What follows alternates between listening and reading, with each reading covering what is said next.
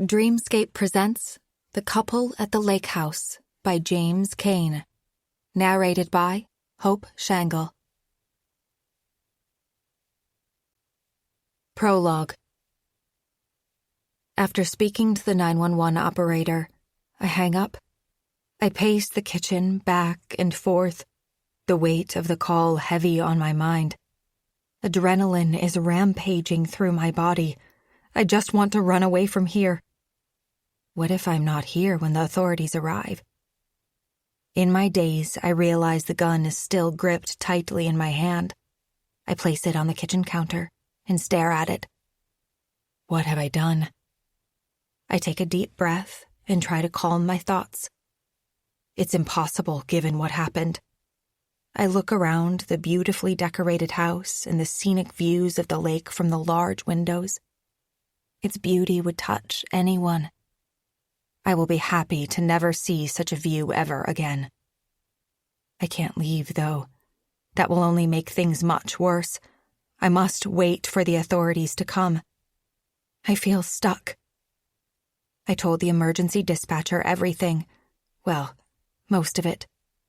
I wonder how the police will react when they arrive and discover what's happened.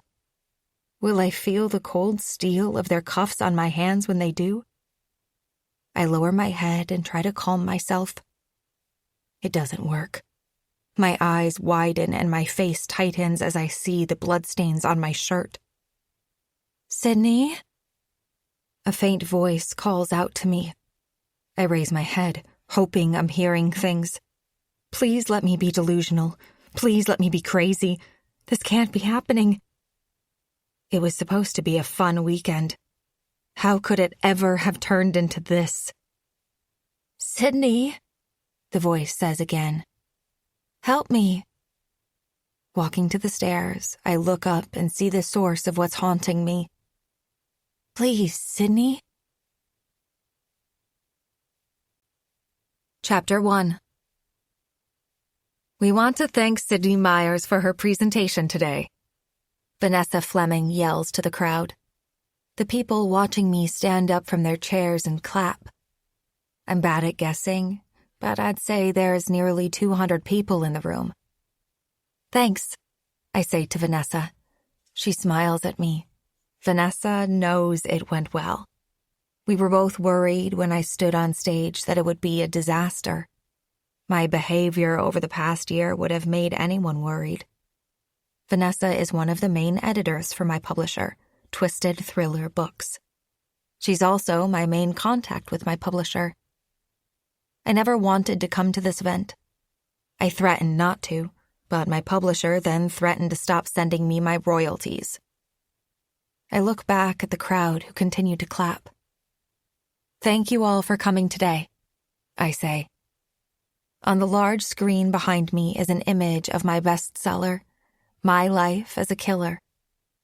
When I wrote it, it was more for fun. I never thought a publisher would pick it up.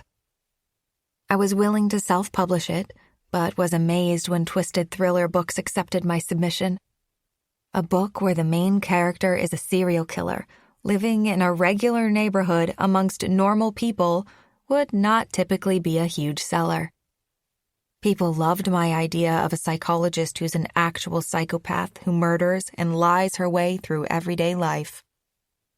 Most authors will tell you that your main character needs to be likable or relatable. Well, my book blows conventional wisdom out of the water. My main character, Tracy Mocker, is a killer. She's a terrible person who does terrible things. Yet readers loved to read about her. They were fascinated with her, wondered why she did the things she did. I think what many people wanted to read, though, was her eventual downfall. How would Tracy get caught? In my story, she didn't. My publisher tried to talk me out of the ending I wrote. They wanted Tracy to be discovered for justice to prevail. I somehow won the argument, fully expecting the criticisms readers would have. But they loved it. I was surprised myself. I never expected it would bring me to where I am now, in front of a large group of fans at a huge writing convention in Toronto, Canada. I never thought that anything I did in my life would lead to a room full of people clapping because of something I did. I smile and try my best to take in the moment. When I agreed to be the keynote speaker at Readers Unite, I knew I'd struggle. My publisher reminded me of the obligations I had when I signed with them.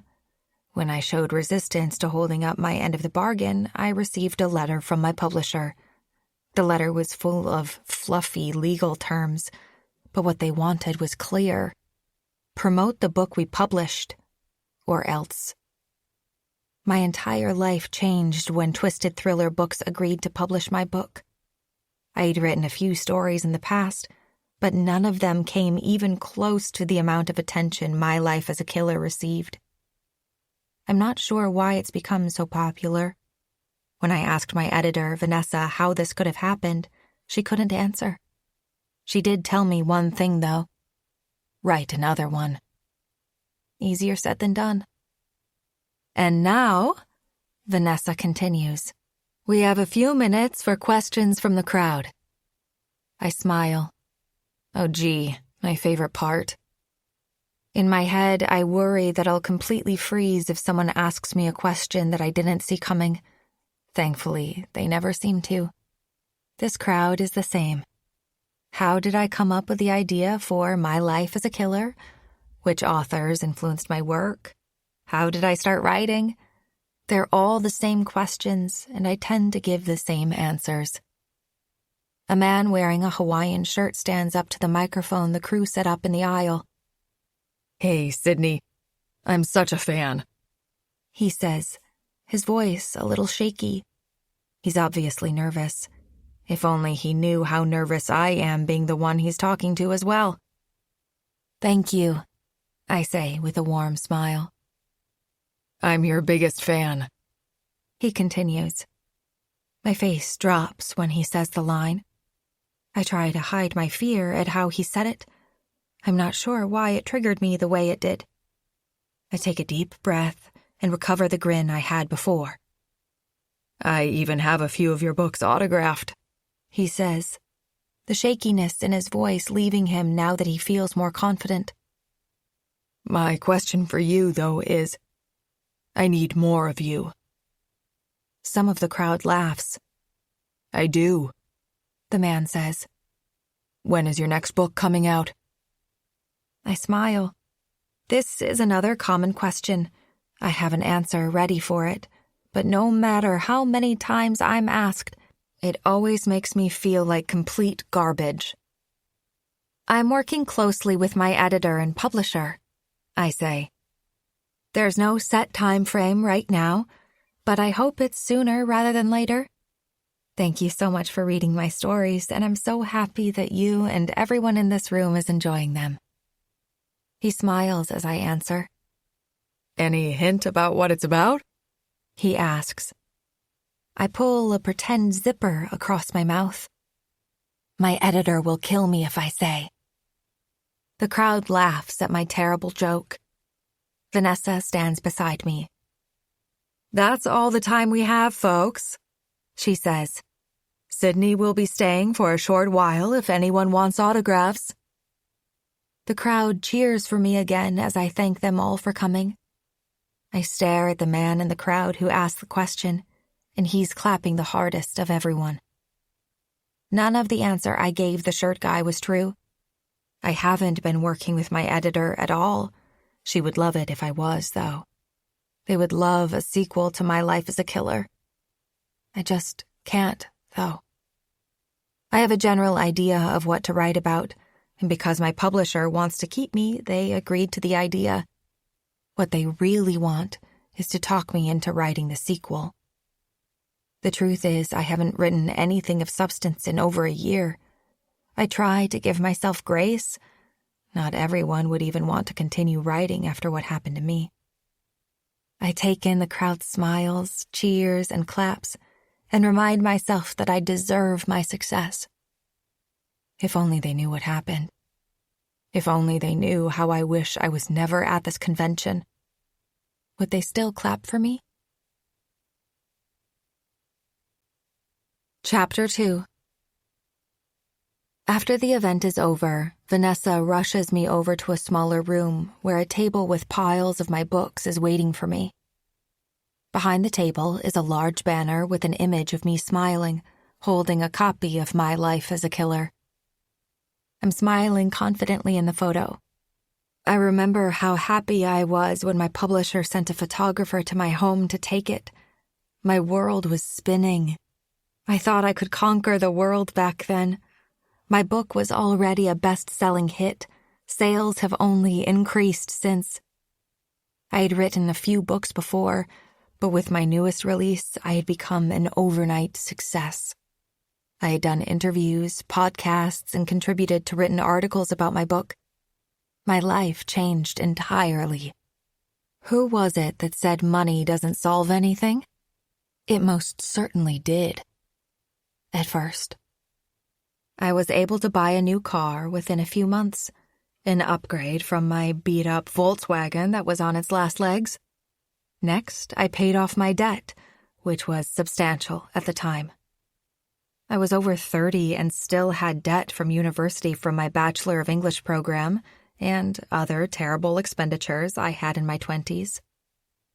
After 8 months, I'd saved up a substantial down payment for a new home.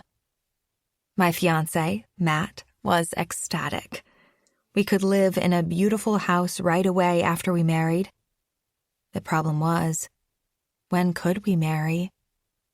Matt had a large extended family. He was used to big weddings and parties. I never cared for them myself. I'd rather have a small, intimate group of friends and family at ours. But Matt was different. It was stereotypes in reverse. He wanted his dream wedding, and he wouldn't settle for less for our big day. Sometimes I think everything about our relationship was in reverse. Matt was more romantic than me. He actually enjoyed cheesy romance movies and would make suggestions on what we should watch together. The man was a clean freak. He would be the one giving me crap about not putting the dishes in the sink or for not folding the pile of laundry in the closet that belonged to me. Even though he made decent money as an accountant, I was the breadwinner now with my newfound success. He was happy about that. But looking back, I should have known better. Matt was never the type to tell me what he was thinking or feeling. He kept it all inside until one night when he would just freak out on me for an accumulation of things I'd forgotten to do. When the publishers asked me to do book tours for My Life as a Killer, they understood that I wanted to limit myself at first because the wedding was planned around the same time. Matt was the one who encouraged me to do the tour, and we would push back our wedding date. I told him our marriage was more important, but he explained that this was a once-in-a-lifetime opportunity. I needed to see this through. How many authors would kill to be in my position right now? We pushed back our wedding date, and now it was to be determined. We still haven't set a date. I tried to get him to change his mind about having a large wedding. Large weddings took time, and with the popularity of my book and my publisher on my back to write another one quickly, I didn't have it. Then, everything happened to me, and life has been a disaster ever since. I sit at the table and take a deep breath. I turn my head, and the taller printed version of myself is mocking me with her smile. Isn't this what I wanted? Vanessa comes up and offers me a bottle of water. I thank her profusely as I open it and take a sip. Some of it spills on my blouse, and I quickly wipe it away. I shouldn't have worn this material. The water stain is larger after I tried to clean it. Great. Just what I need. I'm already anxious enough. Now people will know I don't know how to drink properly. Vanessa asks if I'm ready, and I nod. Yes, you can let people in. She walks over to the double doors and opens them. A small crowd of people with wide smiles on their faces start to approach me, and I already feel a sense of unease. I take another deep breath. wondering if the smile I initially had is gone entirely. I force one back on my face as the first person walks up to me with a copy of my book in her hand. "I loved this book," the young woman says. She brushes her hair over her shoulder and our smile widens. Thankfully, it's an inviting one and my uneasiness fades a little. "Thanks so much," I tell her. "What's your name?" "Heather," she answers and hands me the book. I take it from her and scribble my name in it, personalized with a small message for her. I've yet to perfect an author signature. I have a few signed copies from some of my favorite authors as well, and they're so pretty compared to the monstrosity I just scrawled in her book. Despite that, she smiles and thanks me. My first signature of the day, and it went well. I was so reluctant to come here today and interact with fans. But after how that one went, I'm wondering why I've struggled. Another woman comes up to me and again is very pleasant. She asks for a picture as well, and I immediately stand up from the table and lean towards her. She takes a selfie and thanks me again. I sign her book before she leaves. Second signing done. Even better than the first. As I sign and make small talk with fans, I begin to let go of my tension and feel more natural. It just goes to show that things never play out as terribly as you think they will. I'm not sure what I thought would happen today, but so far, everything has gone swimmingly. A teenage girl thanks me after I sign her copy. She has such a beautiful smile, and the aura around her is pure happiness to be near me. It truly melts my heart, knowing that she's this way because of something I created. She tells me she's a writer herself and hopes to be like me someday. I love knowing that I've inspired a young reader and writer like her. Next is someone I recognize from the event, the man with the Hawaiian shirt. He smiles at me as I give a thin one back myself. "I know I said this before," he says, "but I really am your biggest fan." I take a deep breath when he says those words again. It irked me at the event when he did, and I tried to play it off. It's harder to do now when he's standing in front of me and repeating it. "Are you okay?" he asks. I catch myself in my thoughts and give a wide smile. "Sorry, I must admit I'm very tired. Long day. Thank you for your question at the event and for reading my book." He hands me a book to sign, and I sigh when I look at the cover depicting the back of a young girl on a swing at night. "The girl I knew," I say. "I didn't even know you could buy a copy of this book anymore." "They don't sell it anymore at stores or online," the man confirms. "I had to scour the net to find a copy. After I read My Life as a Killer, I had to buy everything you wrote. That book was my favorite, though. It was such a page-turning thriller. I've never read anything like it. A whole book from the antagonist's viewpoint? It was astounding.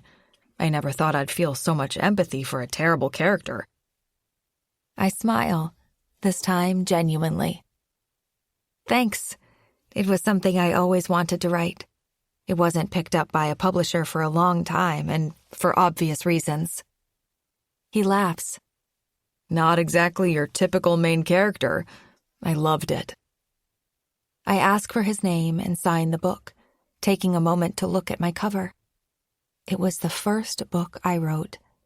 I remember thinking it would move worlds for me after it was published. It made a few dollars, but it was nothing like what I thought a published author would make. Then I wrote My Life as a Killer and made much more than I thought I ever could from writing. I hand the book to the man, who's ecstatic. "Anyway, can I get a picture?" he asks, taking out his cell. I nod. "For my #1 fan? Anything." I stand up from the table and he leans back beside me as he aims the camera. Before taking the picture, he wraps his arm around my shoulder. I try to hide the sensation of fear, worrying he caught my expression in the photo. I'd prefer he didn't touch me. I'd prefer not to be here entirely. My hand begins to tremble. I grab it and hold it tightly, taking a deep breath and try to manage my emotions. He thanks me profusely as he leaves. I watch him as he does, and for a moment, he looks back at me, his smile growing wider before leaving through the double doors.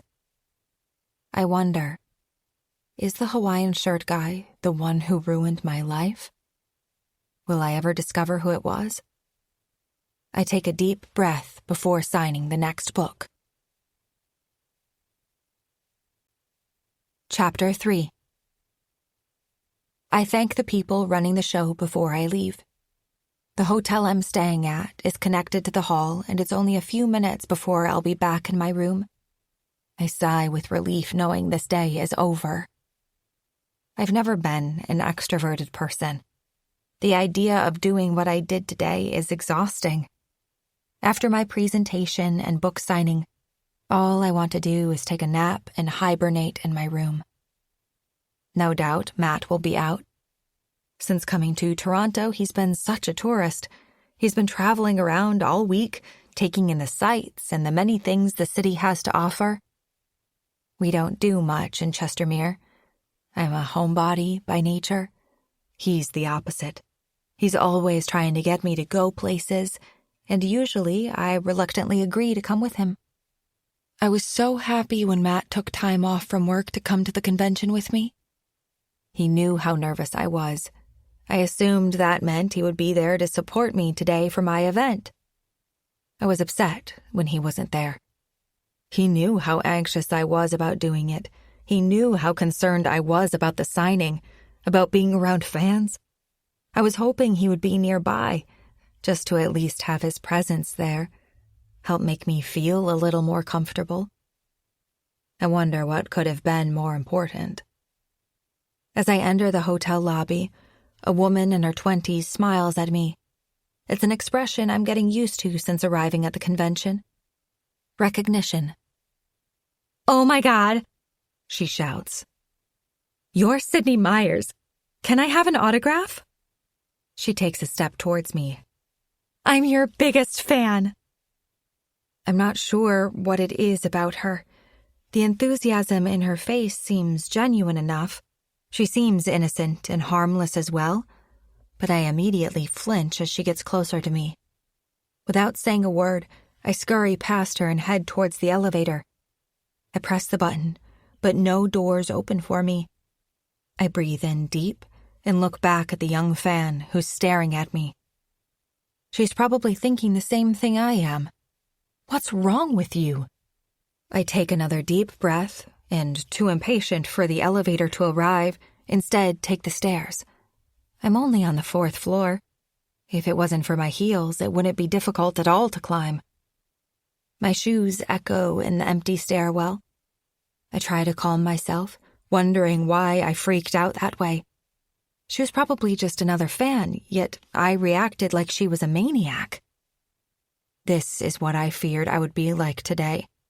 I was worried I'd clam up like a scared turtle and implode on stage. When that didn't happen, I literally thought I'd explode at the book signing. I was scared the entire time being around people.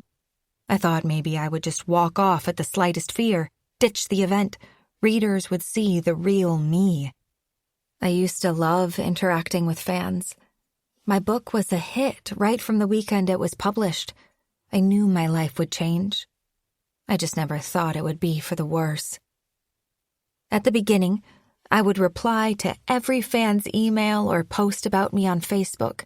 I was so thankful that they loved my writing to the point that they wanted to reach out to me. As I get to the 2nd floor, the stairwell door on the 1st floor opens and slams closed. I hear footsteps coming up. My breathing quickens as I hurry up the stairs. I used to love interacting with fans. I used to love being a writer. The truth is, I haven't written a word in a very long time. I knew that notoriety came with its downfalls. I never suspected it would impact me like this.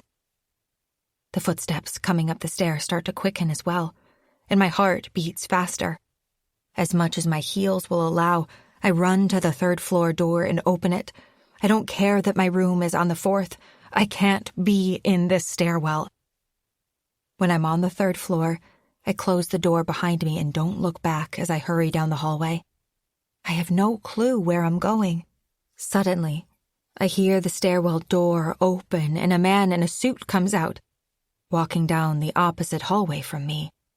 I take another deep breath and lower my head. I never used to be like this. Scared. I'm not even sure what I'm afraid of. Everything changed when I received that first of many emails from one reader. The header read, "I'm your biggest fan." I clicked on the email from someone named I Write Alone 2009. It was from a Gmail account. The fan went into how much they loved my life as a killer. They went over some of their favorite scenes of the book, which for them was the graphic ways people were murdered. It put me off.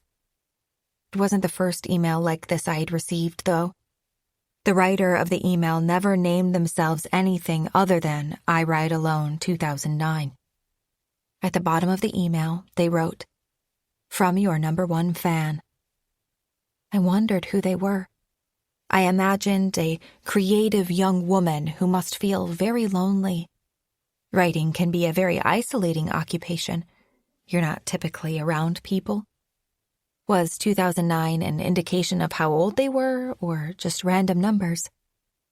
I replied back how I usually do, thanking them for reading and saying how happy I was that they liked my story.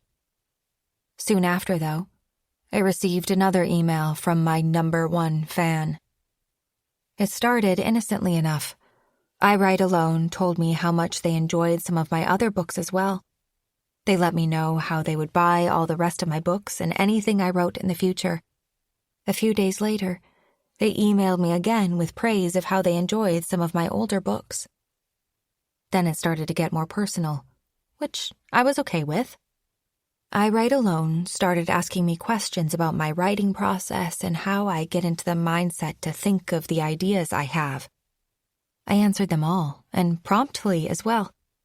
I loved answering questions like this from fans.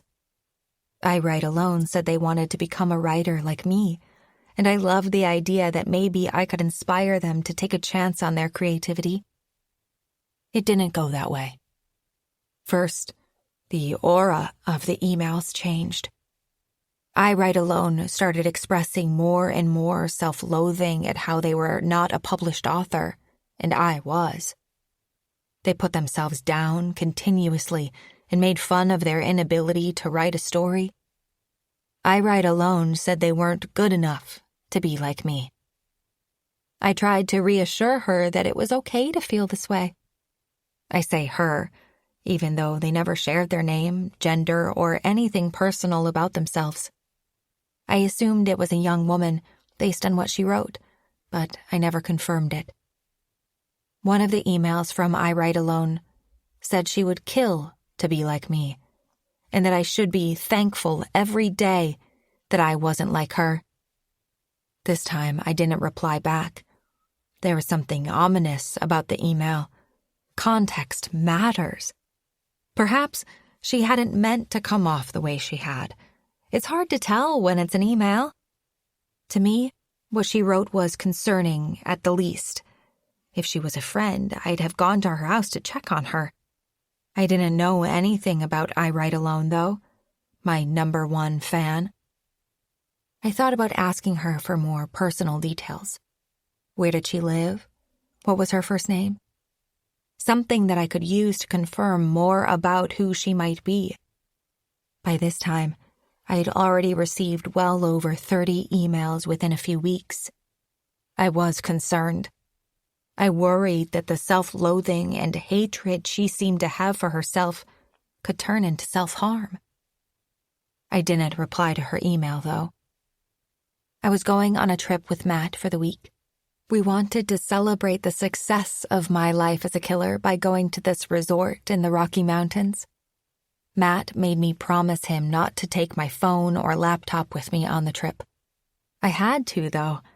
I had tasks I needed to complete, even if I was on vacation. He was getting more and more upset about me and how much time I was spending on my work as an author. I knew even back then that he was somewhat resentful of me pushing back the wedding. But as he told me, this was a once-in-a-lifetime opportunity. I had to make the best of it I could. When we came back from our vacation, I had many emails waiting for my reply. Emails that still make me cringe when I think of them today. Some were from my publisher and fans. I had a few regulars who would email me frequently. I enjoyed speaking with fans. I didn't have coworkers anymore. It was as if these readers had become them. Those didn't bother me. I usually looked forward to replying to them. What did were the multiple emails from I Write Alone. How many emails can one person send in a week? The answer? 41. I counted. The oldest was harmless enough. Hey, I Write Alone wrote. I just finished another of your books. Now I've read them all. You need to write more so I have something to do. Sincerely, your #1 fan. The next was written with a much different tone. Why haven't you replied to me? The email header read. When I clicked on it, I Write Alone said how they took the time to write to me and was upset when I didn't reply. I should have put on an out-of-office reply so that anyone who wrote while I was away would have received an email that I was gone until a certain date. I sometimes wonder what would have happened if I did. Could I have avoided everything that came after? The email that followed was written in all capital letters. I hate you. The email had several swear words sprinkled in. The self-loathing she had for herself was beginning to turn to anger and rage towards me. The emails after seemed to all have the same tone, each in all capital letters. You should treat your fans better than this. I don't deserve this. I wish you nothing but the worst. I read every single one of her emails. I didn't even bother opening the ones from other people. I was so focused on how someone who claimed to be my #1 fan could turn so quickly against me. With each email, I felt my heart beat faster. I felt out of breath, reading her harsh words towards me. If someone had said all this to my face, I'd be terrified.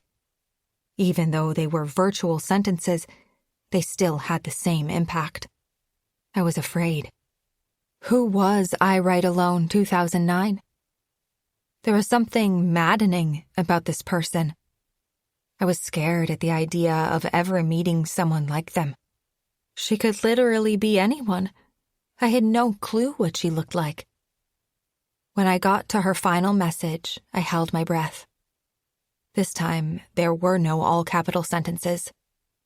The email header read, You're finished. I opened the email, reminding myself to breathe before I passed out. You will get what you deserve. That was it. That was all she wrote. I still remember how frightened I was as I read that last message. If the words she wrote weren't scary enough, beneath the text was a picture. I recognized the location immediately. It was a cafe near where I lived. I enjoyed writing there sometimes. I'd always sit in the same location if I could. The cafe's large windows faced the street, and I enjoyed watching the activity outside as I wrote. As I examined the picture, my mouth dropped. I could see myself sitting at the table in the cafe, looking out the windows. I catch my breath in the hallway on the 3rd floor of the hotel, remembering what happened to me. I look down the empty hallway. When I'm confident that the man who is behind me is gone, I work up the courage to go back to the stairwell door. I take a deep breath as I open it. When I step into the stairwell, it's quiet. Too quiet. It's so echoey that you could hear a pin drop. It's only a few steps to get to the 4th floor, but I can't get myself to take a single one. My hand is trembling out of control. I close the door and go back into the third floor, striking the elevator button hard. I slow my breathing, checking my pulse with my finger. I can feel it slow down with my longer breaths.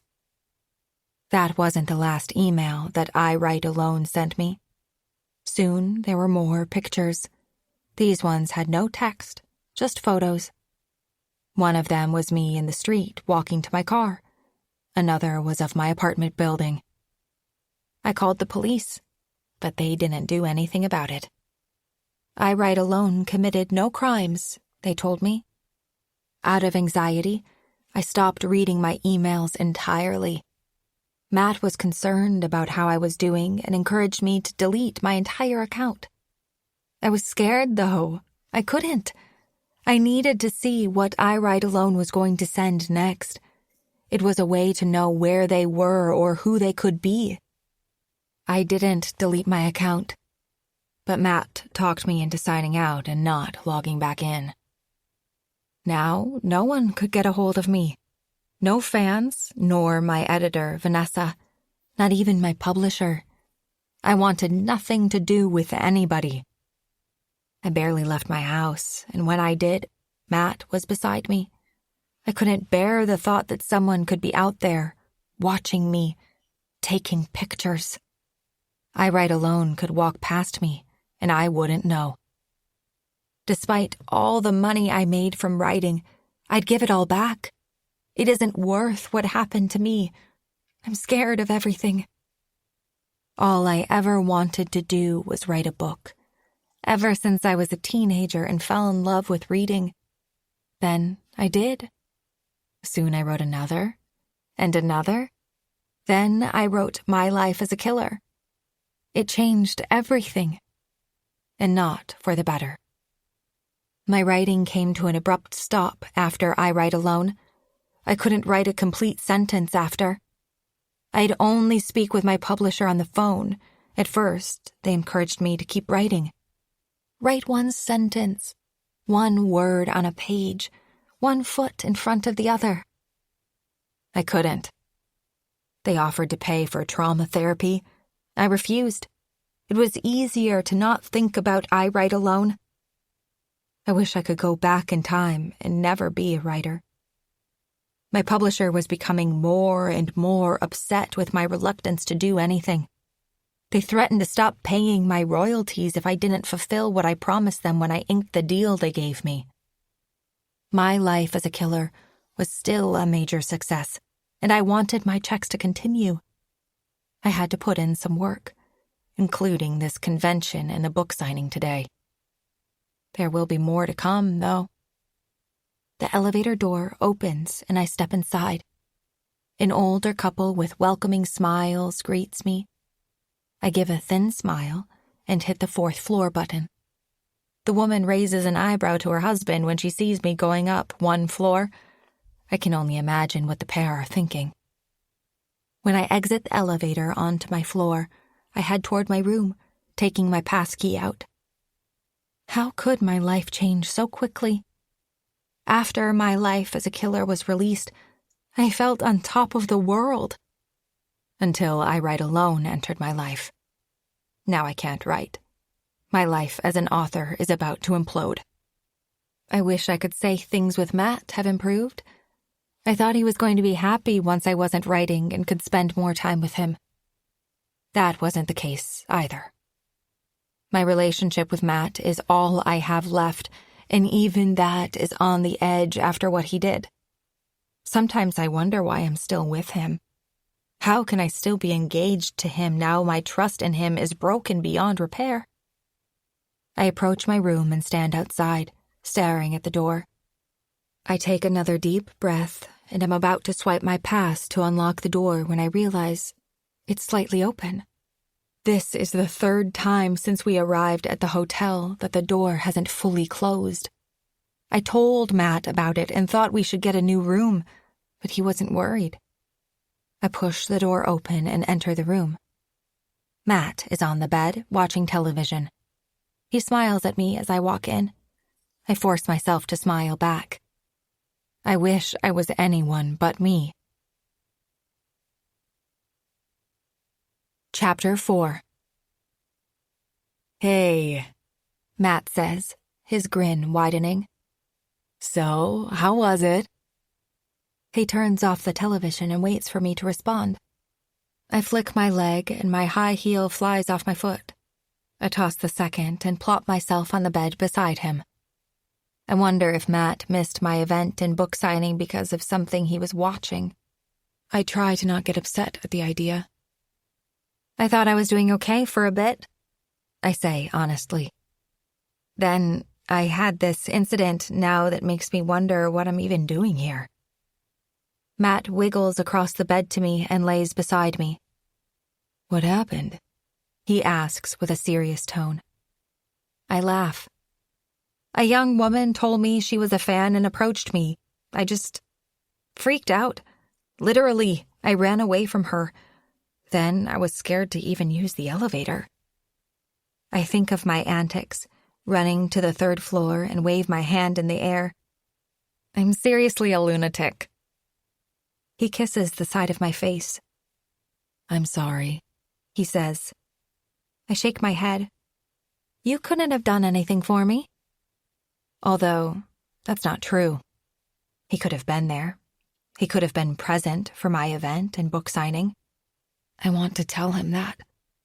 I could yell at him for not being there. Instead, I take a deep breath. "I hate your publisher," Matt says, staring at the ceiling. "Look what they're doing to you. Making you do this after what you went through? How many more do you have?" "A few next week," I say, shaking my head. I sigh. "I have to talk to Vanessa about them. We're supposed to meet tonight. They won't be anywhere near as large as today's, though. Signings at smaller bookstores." Matt shakes his head. "I really hate your publisher," he repeats. "If it's too much, don't do it, okay?" I look at him with a thin smile. "So how do I get paid?" "Who cares about that?" Matt says. "You've made enough money. Maybe they won't even stop the royalties. It could have just been a threat. Let me talk to them for you." I shake my head.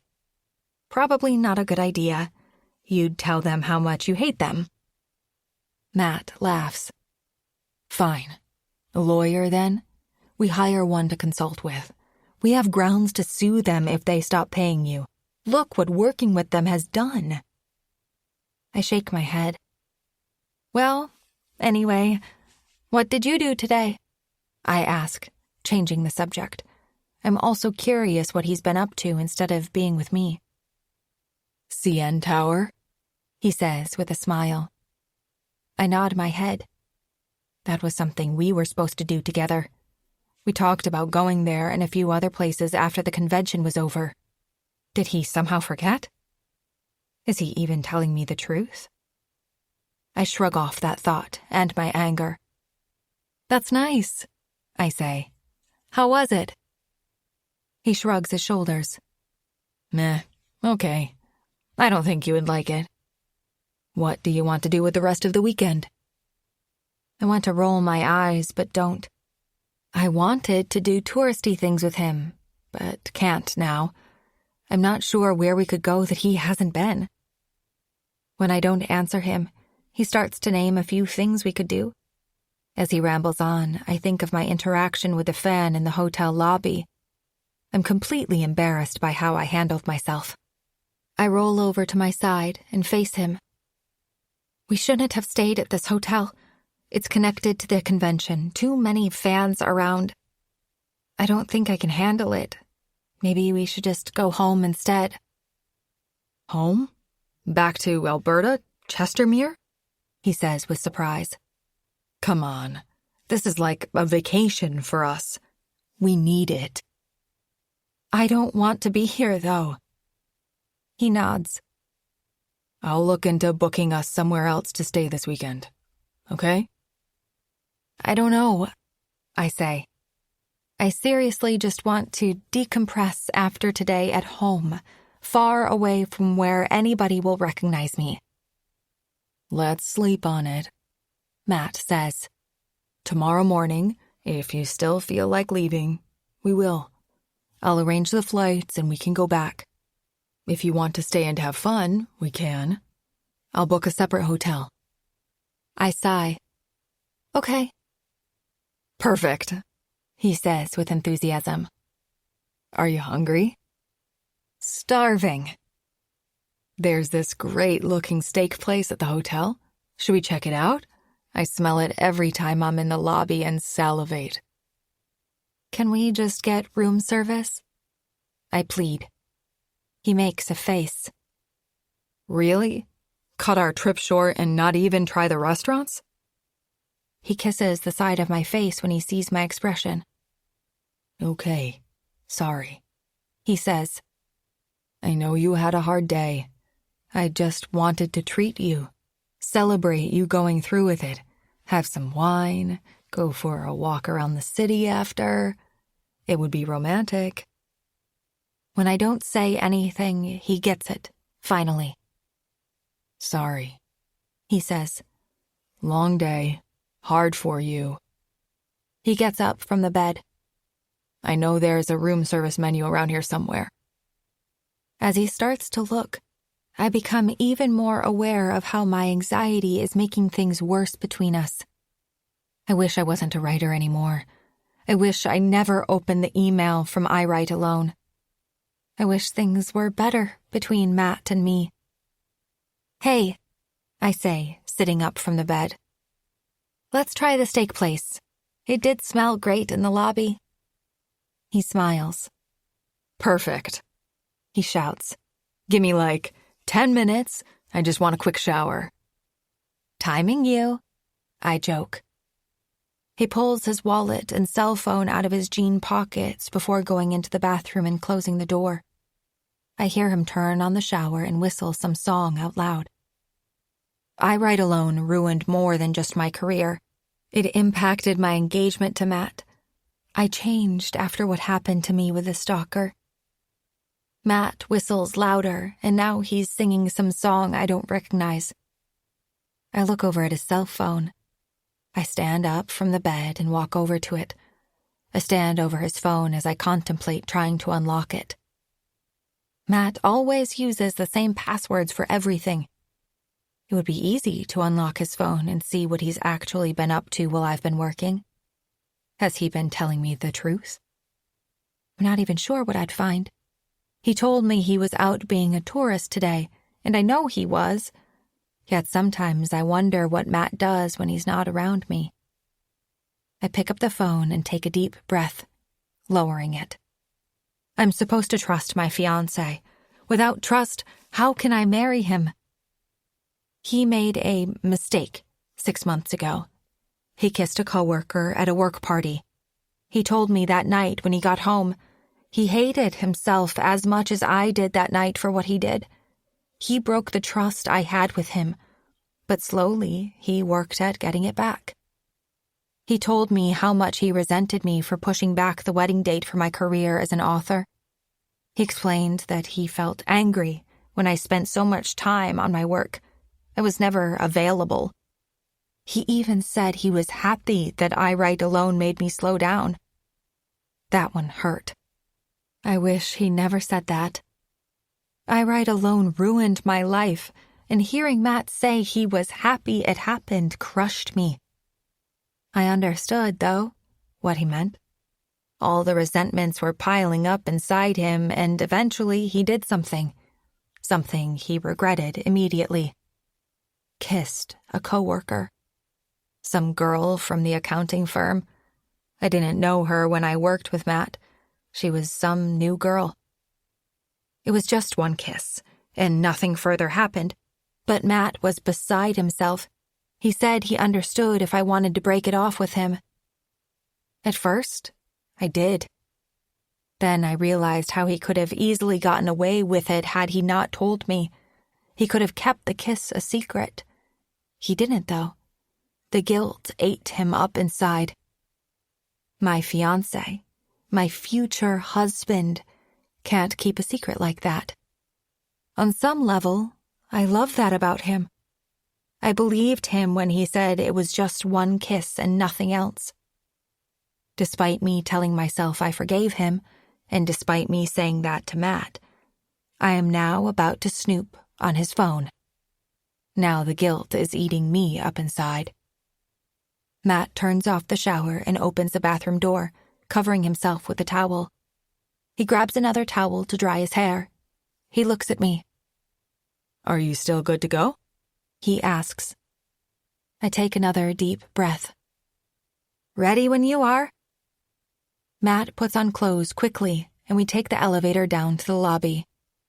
We enter the steakhouse and are immediately welcomed with a rich aroma of sizzling beef. My shoes squeak against the polished wooden floors as I step inside. I feel slightly out of place amongst the men in their tailored suits and women in their cocktail dresses. I should have kept on my outfit from the convention. The lighting is low, casting a glow over everything. Matt tells the host that he has reservations. As we follow her to our table, I'm slightly annoyed that Matt held a spot for us at the restaurant without asking me. He glances at the plates of food and smiles at me. This place looks great, he says. He's like a kid in a candy store, only it's beef. He really is in full tourist mode. The host stops at our table and we thank her as she hands us menus. I saw some guy with a T-bone that looked amazing, Matt says, skimming through the menu. What are you thinking? No clue, I say, glancing around the restaurant. I can't help but have a feeling of uneasiness. The convention just finished. Readers and fans will certainly be nearby and some likely eating here. I'm not sure how I talked myself into coming here with Matt. Sydney? A deep voice says. Sydney Myers? I turn and a handsome man is staring at me. His jawline is sharp and his curly hair is styled effortlessly. Whoever this fan is, he is drop-dead gorgeous and has a commanding presence about him. I thought that was you, he continues. I look at my fiancé, who doesn't notice the stranger at our table. He's not interested in a fan's interaction with me, only the steak he's about to order. I'm sorry, do I know you? I ask. The man laughs. It's me, Cole. Chapter 5. The handsome man smiles when it doesn't register immediately. When his light blue eyes connect with mine, it suddenly hits me. Cole, I say, sharing his smile. Cole Murphy. Well, how are you? He laughs. I thought that was you. It's been what, a decade? Almost, I confirm. Matt looks at me, waiting for an introduction to the stranger. Sorry, this is my fiancé, Matt Wilson. Cole turns to my fiancé. Nice to meet you, Matt. Likewise, Matt says, and they shake hands. How do you two know each other? Cole laughs. We go back to the Stone Age together. I sigh. We're not that old, Cole. Barely over 30. We were friends in high school. Friends? Cole says with a suspicious tone. You don't give me any credit. Technically, ex-boyfriend since we dated for an entire month. I laugh. Well, 3 weeks, but still pretty good by high school standards. What are you doing here in Toronto? I've been out here for a little while now, he says. Do you live here too now? No, just visiting. What are you doing out here? I ask, completely interested. I haven't seen Cole Murphy since I was a teenager. I admit I haven't thought about him in years, but he was always a fun guy to be around. Well, I'm pre-med. I went back to school late in the game. I have 1 more year left, and next time I run into you randomly, I'll force you to call me Dr. Murphy. He looks back towards a younger woman sitting alone at a table. "That's my girlfriend, Tess." He waves at her, and she shakes her head and shyly waves back. I smile at the young woman. She's easily 6 or more years younger than Cole. She's pretty, with long blonde hair tied with a ribbon. She looks around the restaurant, and I can tell she's not sure if she should come over and introduce herself or stay in her booth. If Cole is anything like how I remember, he likely didn't tell his girlfriend where he was going before abruptly leaving to say hi to me. He was so spontaneous. You never knew what Cole would do next. It was something that I found attractive back in the day. Cole waves awkwardly at his girlfriend again. "Well, I don't want to bother you guys, and Tess has given me that look that screams, 'Stop waving at me awkwardly and being embarrassing.'" Matt laughs. "I know that look," he says and glances at me playfully. "By the way, the steak here is fabulous," Cole says, making a chef's kiss gesture. "T-bone for sure," Matt says. "Perfect. I'll leave you guys alone. But hey, it was great seeing you again, Sydney." "You two have a great night," Matt says. "It was great seeing you," I say. I watch him as he goes back to his table and sits on the same side as his girlfriend, Tess. He whispers something in her ear. She quietly laughs, and I hear a faint snort. "So, ex-boyfriend?" Matt says, his eyes wide. I know he's kidding. Matt's not the jealous type at all. He's the type of guy who will have a beer with anyone, will talk with anybody, and will always find a way to get along with people. "Yeah, a long time ago," I say. "He's such a funny guy. Can't believe we ran into him here. Toronto, of all places." I can hear the quiet giggles of Tess as Cole and her secretly talk between themselves, holding hands. It's cute seeing them sit at the same side of the table. Cole has certainly grown to be a handsome man. His personality may be the same, playful and charming as it was back in the day, but his appearance has definitely improved. When we dated, he was a little overweight. He had braces and bad acne. Now he could pull off a modeling job. And he's going to be a doctor.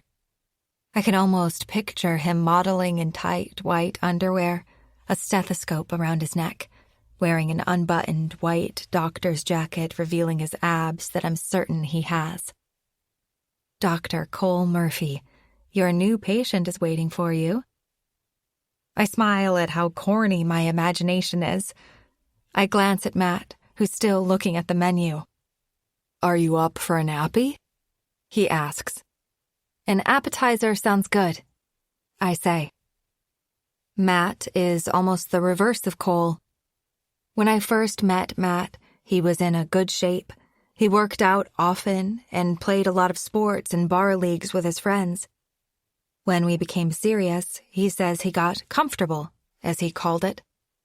Soon after we started dating, he gained over 20 pounds. He's still a handsome man. The extra weight makes him slower in all facets of life, though, especially in the bedroom.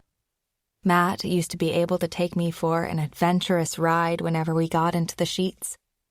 It's a bit of a dull ride these days. That is, when we actually engage in sex. My mind runs wild again. Dr. Cole is the attending physician. "Next patient, please." I imagine Dr. Cole Murphy taking off his white doctor's jacket, revealing his chiseled chest and large shoulders. "You want escargot?" Matt asks. I shake off my thoughts. Yeah, that sounds great." Tess snorts louder this time, catching the attention of another table nearby. "Sorry," Cole says to the man at the table. "My girlfriend is not allowed at comedy shows because she's too loud." The older man smiles back, and Tess smacks Cole on the shoulder. "We're also not allowed out in public," Cole says, due to how violent she is. Tess rolls her eyes playfully. Matt laughs at the interaction and looks at the menu. You're right, he says to me. He's a funny guy. I look at Cole. He's saying something to Tess, and she's looking at him with sultry eyes. I wonder what the two are talking about. Cole looks away from his gorgeous girlfriend, and for a moment, his smile drops from his face as he looks directly at me. We gaze at each other for what feels like a lifetime before he turns his head back to Tess. The waitress comes up to the table. Can I get you any drinks?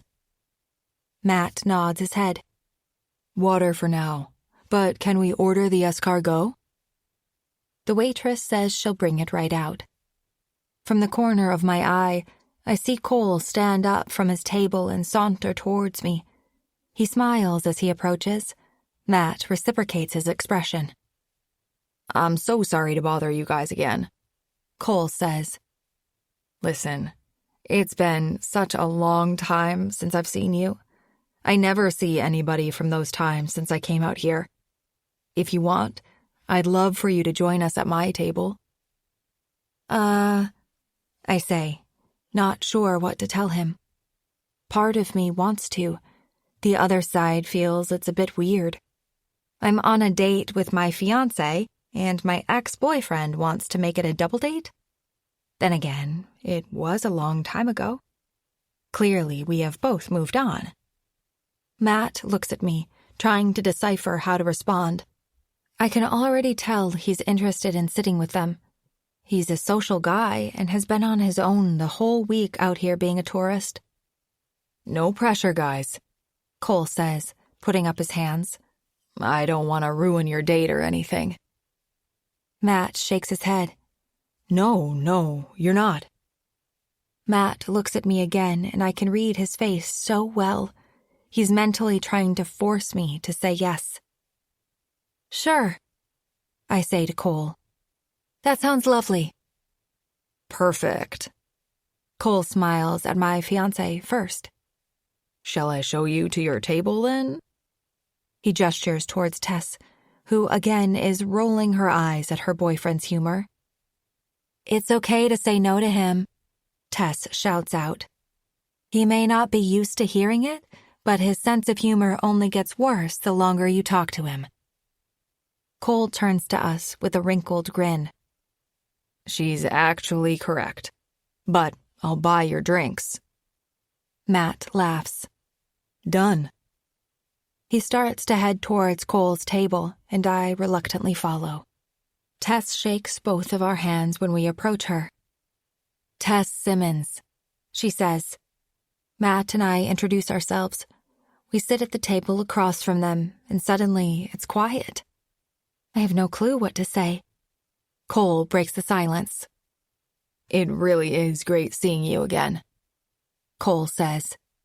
He stares into my eyes for a moment, and I'm captivated by how blue they are.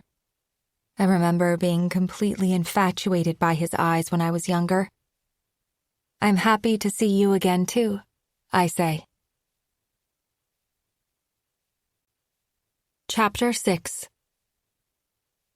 So, Matt says, looking at the couple. How did you two meet? Cole smiles at Tess.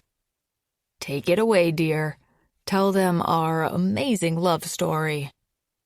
She rolls her eyes playfully. We met online. Ah, yes, Cole says. Truly a romance made in heaven. We talked online for quite some time before I worked up the courage to ask her out, and she said no. Tess snorts again. You always tell people that. I want people to understand the rejection I've been through, he says. It's not easy being me. Tess looks at Matt. He's older than me, as you can tell. Cole squints his eyes at her. I wasn't sure about him at first. I mean, he's certainly different from any man I've dated. By that she means that I'm really annoying, Cole says. Well, there's that, Tess says, smiling back. Thankfully, my heart wasn't completely broken after she tore into it, and I eventually asked her out again, to which she reluctantly agreed. And almost 4 months later, we live together now. Congratulations, Matt says. That's great. Thanks, Cole says. We're staying at her folks' place. Tess sighs. It's their vacation home, she says. We don't live with my parents. You don't have to share that it's not mine. Cole laughs. Right. Well, it's not our home. Someday I hope to own a house like it, though. It's right on the lake. Really beautiful. I did well hooking up with a rich girl. Tess sighs again and looks at me. Was he always this terrible? In high school, he was even worse. I joke. The waitress brings us our drinks, and Matt thanks Cole for buying them. So, Matt says, taking a sip of his wine. Why did you two break up? He looks at me and back at Cole. I can feel my cheeks turning red. Why does my fiancé have to go out of his way to ask awkward questions? I remind myself it happened over a decade ago, and it's not a big deal. Good question, Cole says, looking at me wide-eyed. What exactly happened? Before I can say a word, Tess speaks up. She obviously came to her senses. Matt laughs, followed more loudly by Cole. Well, Cole says, looking at my fiancé. We just weren't really into each other, I think. I don't think we had that spark, romantically. We were better off as friends. How did you two become friends? Tess asks. This time, I answer. He was my English tutor. Matt raises his eyebrows. You struggled in English? He laughs at the irony. She did, Cole says and looks at me. I saw the ad your mother put on a bulletin board at school and called. I was looking to make some extra cash. I started working with her on her grammar and spelling. You got me into reading, too, I say with a wide smile. Cole's face drops momentarily before a smile returns. That's right. You hated everything about English class. I got her to read a few chapters of this old true crime book, and she was hooked. What book was it? Tess asks. I smile at her. In Cold Blood by Truman Capote. So, what do you do now? Cole asks. I'm dying to know what your life is like now. Obviously, you've moved on to more mature men. He smiles at Matt, and my fiancé laughs. Actually, I'm a writer, I say. Cole's mouth drops. No way. Really? She's being modest, Matt says. She's a New York Times best-selling author, actually. Cole looks at me and smiles. That's incredible. What's the book that you wrote? I clear my throat. I've written a few, but the best-selling one is called My Life as a Killer. It's a psychological thriller told exclusively from the villain's point of view. An entire book written from the bad guy's view? Cole asks. The killer? Yeah, it's very different, but many readers love it. Cole slams the table. Well done, Sydney. Thanks, I say, giving a shy smile. That's wonderful, Tess says. Cole's always wanted to write a book. I guess you'll have to ask your old friend for pointers. He gives a thin smile in reply. Not very serious about it. My manuscript is several years in the making, but only a handful of chapters. Not anything like you. Don't give up, I tell him. I'd be happy to help if you want to reach out. Email me anytime. Matt looks at me, and I realize what I said. Or give me your number. You can always text. Thanks, Cole says. Do you still read a lot?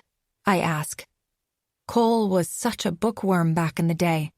He would always have his nose in something. Unless you've written a medical textbook, I haven't read it, Cole jokes. But now, I'll have to read yours. He looks at Tess a moment and back at me. You're not here for the convention, are you? I nod my head. I was actually a speaker at it. Matt coughs. Being modest again. More like a keynote speaker, the main event of the convention.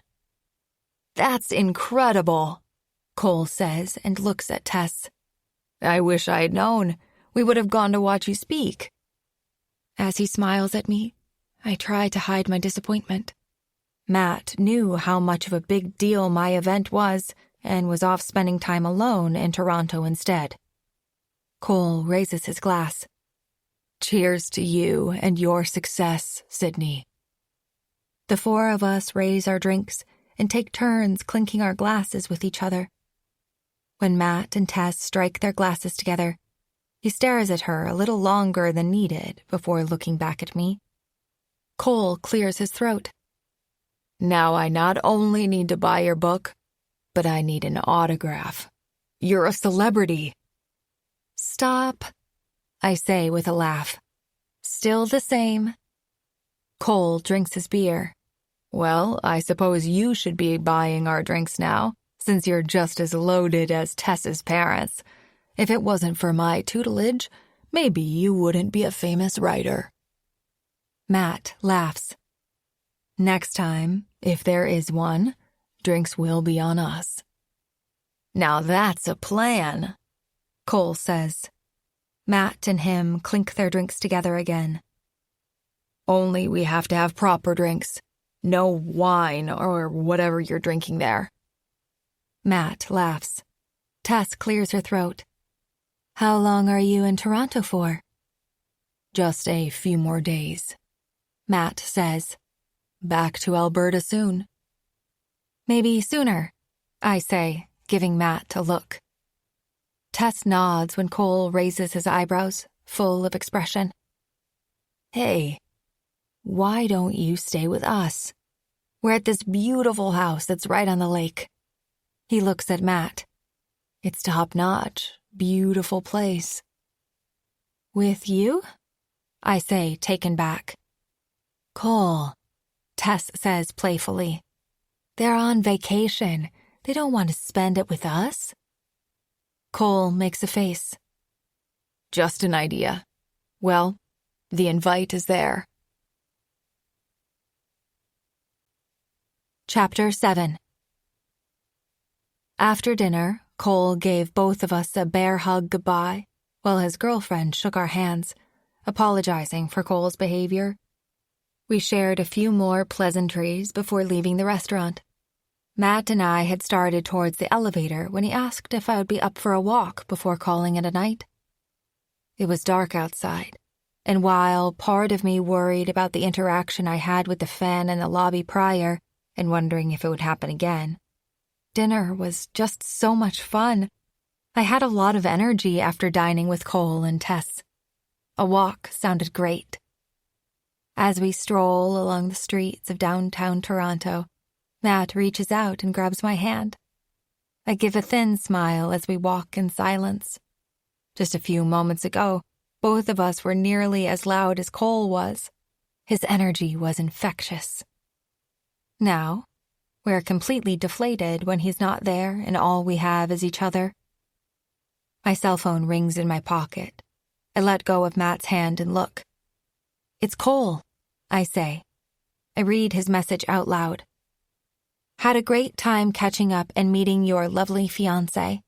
Now you need to invite me to the wedding. I know you declined, but if you want to come by the lakehouse for dinner or something, you're welcome to. Just let me know if you change your mind. If not, I'll see you in about 15 years at another random place. Take care. Matt laughs. What a fun guy, he says. He just has this energy about him, doesn't he? Was he always like that? I nod. Oh yeah, He was always loud and trying to entertain the entire room. Matt looks at me and holds my hand tighter. Doesn't really seem like the tutoring type. I'm surprised. I laugh. Well, he wasn't a very good one. He did help me find my love for reading, though. Doesn't really seem like a doctor, either, Matt says. I always assume they're stuck up and too serious. But Cole has such a fun sense of humor. He looks at me. I'm surprised you only dated him a few weeks. I know that's weird to say, but I can't help but think about it. We were better off as friends. You keep saying that, Matt says, an eyebrow arched as we turn around a corner. You never exactly explained what that means. Cole can be fun in doses. I laugh. He never was a serious guy. He was always on, and it could be obnoxious at times. I think I just got tired of it. A memory flashes of Cole when I told him I wanted to break up. His beautiful light eyes filled with rage immediately as he began yelling at me for being two-faced. He cried out that I was a liar. He was able to flip from happy to angry at a moment's notice. It was the only time I saw him that way, but it scared me. Good-looking guy, too, Matt says. It's a weird comment for him to make. Matt isn't the type to talk about men's appearance. When I look over at him, he's staring at me, waiting for an answer. I wonder if part of him is somehow jealous of a relationship that took place for 3 weeks when I was a teenager. Yeah, I say. He was a bigger guy in high school. Lost a lot of weight from the last time I remember. His girlfriend is beautiful too, Matt says, staring off into the street. This time I stare at him. Yeah, a lot younger than Cole too. Matt rubs his hands together and breathes into them. A bit of a breeze tonight. We could go back to the hotel. He shakes his head. No, that's okay. I miss walking with you like this. Remember when we first started dating? We would walk for hours and just talk. I smile at the memory. We'd always start with a Starbucks and grab another coffee on the way back. Matt smiles. Even when we first met at the accounting firm, we would go for walks on break together. Now, here we are, still together, still walking. He stops suddenly and grabs my hand. I love you, he says softly as he leans in for a quick kiss. His lips are soft and cold at the same time. I'm not sure if it's from the breeze or from my own confused feelings, but his kiss lacks warmth of any kind. I think of Cole and Tess at the restaurant. The two of them sat on the same side of the booth and looked lovely together. You could instantly tell from their aura and from their kisses that they were both in love. If a stranger watched Matt and me kiss, would we look anything similar? Their love is new, though. Mine is stale, slightly bruised after what Matt did with his coworker at the work party. I wonder how Matt felt after he kissed his coworker. Did he have the same enthusiasm as Cole did with his girlfriend? I love you too, I say quickly. I grab his hand and turn away from him, forcing our walk to continue. My phone rings again, breaking the tension. Cole really wants us to come to his lakehouse. Matt laughs. I read the message and sigh. It's not Cole, I say. It's my editor, Vanessa. I read her message. You didn't show up for our meeting. This is completely unacceptable.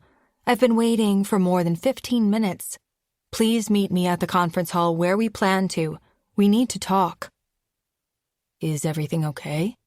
Matt asks. I sigh again. I messed up. I have to go back to the hotel. I was supposed to see Vanessa for a late meeting. You have to leave again? Matt says with a face of disappointment. We just started our walk. I turn and look at the hotel.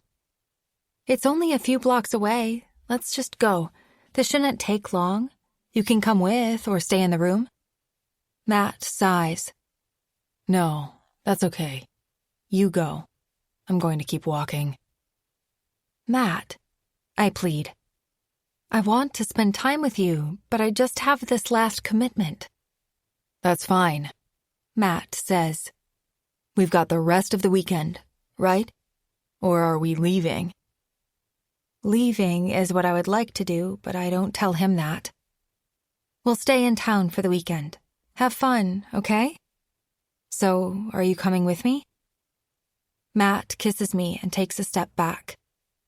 Go to your meeting. I'm not done walking. I'll catch up with you later. He turns and walks down the block. I watch him and take a deep breath, wondering how different things are between us. I wonder if Matt and I ever looked like Tess and Cole. Chapter 8. As I walk into the room attached to the conference hall, Vanessa is waiting for me. She's sitting at the table I was at for the signing, texting on her phone. When she sees me, she lowers it and gives me a wide smile. I hate it when you see a superficial expression like the one she's wearing. It's obvious she's not very happy, especially after the text she just sent me. Hey, Vanessa, I say. I'm so sorry about coming late. Don't worry, Sydney. I'm glad you came. I was worried you might not show. I take a deep breath. It's a fair comment. I didn't want to be there in the first place. So, how was it today? She asks. I know it wasn't easy. I nod. Not so bad, I say. For a moment, I think about sharing my incident in the hotel lobby with the fan, but I stop myself. Vanessa is my editor, not my friend. She works for my publisher, and what they care about is money they've invested in me, not me in general. Vanessa smiles, this time a little more genuinely. That's good. Well, the company wants me to go over how your new book is progressing. I'm pretty sure I stop breathing as she says the words. The answer is 0. Nothing. Nada. Not a single sentence. Sure, I tried to write many times. It was all garbage, though. It was almost as if I forgot how to be an author. Vanessa takes out a clipboard. Actually, we should start by confirming your dates for your next signings. I have them all here for you. She opens the clipboard and hands me a sheet of printed dates and locations. There are all the places we reviewed over the phone. I just want your commitment now to double-check there's no issue. I take a deep breath and look at the name of bookstores with times and dates next to it. I can feel myself getting lightheaded as I do. I'm not even sure I read anything clearly as I confirm with Vanessa that it won't be a problem. Great, she says. So, how's the book going? The mother-in-law story? I take a deep breath before answering. I'm changing things up a bit. I'm thinking of doing something else. Vanessa stares at me in disbelief. We agreed to the mother-in-law story. Stories about in-laws are hot right now. That's what our domestic thriller audience wants. You should have talked to me before changing lanes, Sydney. She catches her breath. Well, what are you writing now? I look around the room as if the answer is written on the concrete walls. I'm thinking about writing a story about a couple. I think of Cole and Tess. This couple gets invited to a secluded cabin by some new friends that they just met. Vanessa's eyes light up. I always love secluded settings. You got my interest. What exactly happens? A lot. I'm still fleshing out the main plot points. Vanessa gives me another look. You're still plotting? When I don't answer, she looks away. Just how many words have you written? Nothing yet, I say. I'm still... I'm not sure what to say here, Sydney. Vanessa shakes her head. I mean, the success of your book is amazing. I thought you'd be so motivated to keep your momentum going. We've already extended your deadline by 6 months. The publisher wants a finished manuscript in less than 5 months. What am I supposed to say to them? I lower my head. I can get it done. Can you? At that moment, there's something about her face that bothers me. It was because of the success of my book that my life's been a mess for the past year. It's because of my publisher that I put off my marriage, and now things with Matt and I are... I'm not even sure what they are, but it's not perfect. I think about what Matt said before. I don't have to be an author anymore. If it causes me this much stress, I don't have to put up with Vanessa. I don't have to put up with my readers. I don't have to do signings. I don't have to do anything. Vanessa, I say in a stern tone. After what happened to me, I don't like your tone. You know what I went through, and what did you do about it? What did your company do about it? Vanessa stands up from the table and puts the clipboard down. There was nothing we could do about your stalker. The police couldn't do anything about it. How could I or the publisher do something? She takes a step back. And we offered you therapy. You declined. I'm more than happy to help with that again. I don't need therapy, I say. My blood is boiling now. I'm on the verge of yelling. Vanessa lowers her head. What are you saying here, Sydney? I take a deep breath and think of Matt. I don't want this anymore. The signings, writing, I'm done. I'm done. Vanessa stares at me for a moment. I wonder if I look as intense as I feel right now. Please be kind to return the advance my company provided you for the second book, then, Vanessa says. If you're not doing the work, you shouldn't be paid. I'd like to tell her where I'd like to put her company's money right now, but I bite my lip. I watch Vanessa as she leaves. I stand alone in the room now, white walls surrounding me.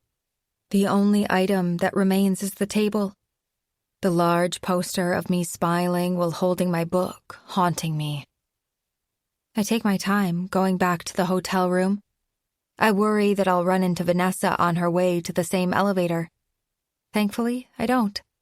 Thankfully, I don't run into any more fans either. All I want to do is lay down in the bed and wish this bad day never happened. When I walk up to the door, it's partially open again. I wonder if Matt's back from his walk. I open it and realize something much worse. Someone has been in my hotel room. The sheets, pillows, and my clothes are scattered across the room. My laptop bag is open. The laptop is smashed on the ground near it. I step inside, taking in our trashed room and my stuff everywhere. When I move, I hear a crunch at my feet and see ripped paper. It takes me a moment to realize it's copies of my book that's been shredded to pieces. Chapter 9. I sit in the hotel room bed and try my best to maintain my cool. Matt sits beside me and pats my leg. It's okay, he says. The policeman standing over us jots a few notes in his book. So, you're an author at this convention from out of town? You believe you were the target of this incident? I nod my head. I point out all of the items of mine that were destroyed, tossed about, or broken. I pick up what's left of my book as an example to show the officer. Whoever did this definitely had me in mind. Matt clears his throat. None of my things were targeted.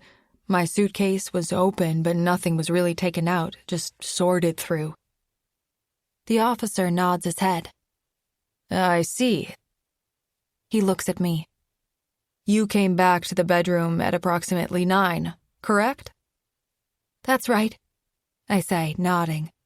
I had a meeting with my publisher right before.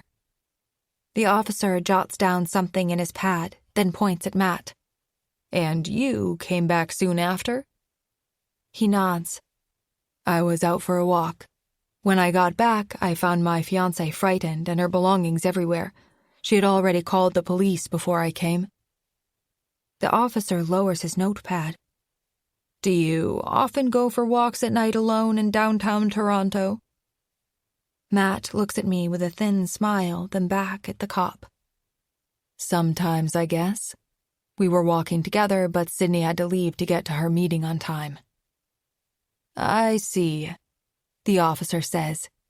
He paces around the room and notices a pair of panties on the ground. I agree with you, Miss Myers, he says, looking at me. I think you are the target here. Seems like a weird thing to do, shredding your books like this. Do you have any inclination about who may want to target you like this? No, I say quickly. I don't see who would. No poor interactions with a fan at the convention today or any other day? The officer asks, putting the pen to his lip. Anything out of the ordinary for an event like this? I think of the woman in the lobby. I ran away in fear from her when she approached me. I think about why I was scared to begin with. There was a reason why I never wanted to come to this convention.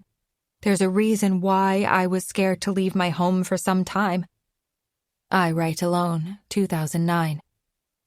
I haven't opened my email account in forever, though. I wonder if I did, would I find a nasty email from my stalker again? Would there be a recent one of an image of my hotel room? A caption that read that they did this to me? Even after all this time, could I write alone still be taunting me? My popularity as an author has only grown since my last email with her. This is a popular convention, and many readers know of it.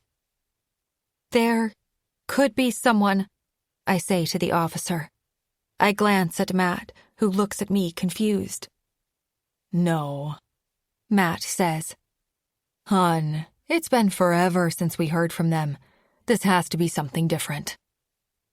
Who are you referring to? The officer asks. Matt looks at the officer. My fiancé had an internet stalker. I see, the officer says. It was more than that, I say. They followed me in real life, too. They took pictures of where I went for coffee, of me in public and my house. They did it through email, though, and I never saw them. I have no clue what they look like, or if they're a woman or a man for that matter. I Write Alone 2009 was the name of their email address. The officer writes in his pad. And when was the last time you heard from this person? Over 9 months ago, I say. I stopped checking my emails completely. I was getting too upset. Why's that? I look at the cop, trying to maintain myself. Because the police, nobody would do anything to help me. Matt wraps his arm around me and holds me tight. It's okay. I'm here. It's okay. He repeats. He looks at the officer. Sorry, this is a touchy subject. He'd really had an impact on Sydney. The officer nods. Do you think it may be worth checking your emails to see if there's been any more from them? Maybe they're still writing to you. It may be worth a shot, Matt says. I can't look at it, I say, shaking my head. I won't. Matt takes a deep breath. I'll check for you, okay? The officer puts the notepad in his pocket and fixes the gun belt around his waist. I have what I need for the report. If you log into the email and find anything, let me know. For a moment, I worry the officer will leave. Wait, is that it? What do I do now? The officer looks at Matt and back at me. Have you reported this to the hotel as well yet? Matt nods his head. I did. As soon as I came to the room after calming my fiancé, I called the front desk. They told me to talk to them after the police arrive. Did they say what they can do? He asks. Matt shakes his head. I don't suppose they're going to pay for any damaged belongings of ours, but I'm sure they will at the very least give us a new room. New room? I repeat. There's no way I'm staying at this hotel another night. No thanks. Matt pats my leg. Okay, we can check into another hotel or something. I lower my head. I just want to go home. I don't want to be anywhere near this convention. I'm just done. Matt tries to calm me. Okay, what do you want to do? I just want to go home, I confirm. That's it. There's no flights home tonight. We'd have to wait at the airport. I'd rather put my head down on a pillow. The officer interrupts us. Here's my card, he says. He stretches out his hand to me, his card firmly in it, but I don't grab it. I look away from him and my fiancé. Matt grabs it. Thanks, he says. If you find anything else out, let me know, he says and turns to leave. That's it? I say to the officer. Let me guess, you won't do anything about what happened tonight? The officer turns to me again. I'll be honest with you, there's very little we can do here. I'll be checking in with the hotel to see what camera footage they have, but unless one is pointing directly at your room, and of course there isn't one, there's not much I can do. All I can do is recommend you stay somewhere else, like your fiancé suggested. What a surprise, I say, shaking my head. The police are useless. Again, something terrible has happened to me and you are powerless to do anything again. He looks at Matt, who again apologizes for me. The officer nods and walks out of the hotel room. I turn to Matt. I bet he wouldn't even check the camera footage if there even was a camera pointed at our room. I sigh. I'm sorry, he says. He hugs me tightly. I'll figure out where we can stay the night, okay? I'll talk to the hotel and get us checked out.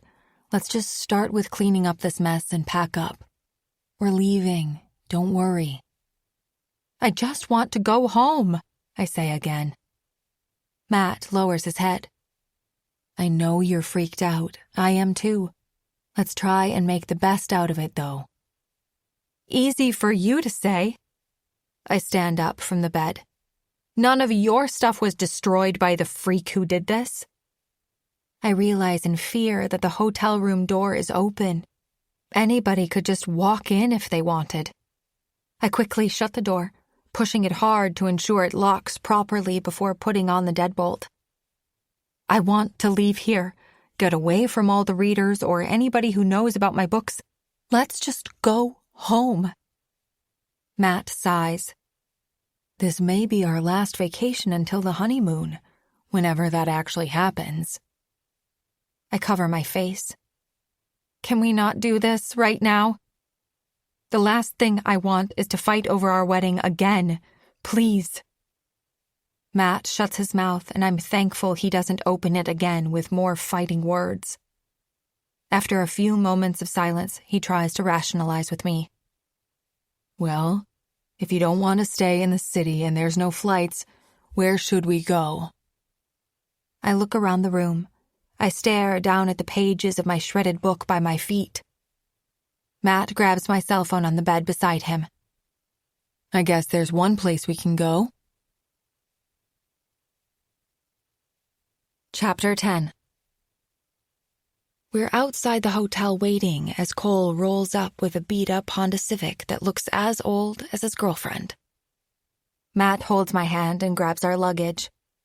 It will be okay, he says reassuringly. I grip his hand. Thanks for understanding, I say. I know you didn't want to leave. It's fine. Now I get to find out more about my wife-to-be from her ex-boyfriend, he says playfully. I roll my eyes as Cole steps out of the car and opens his trunk. Good evening, he says, tipping an imaginary hat. Your chariot awaits. Matt whistles. And what a chariot. Cole looks at his car and back at my fiancé. Well, tuition isn't free.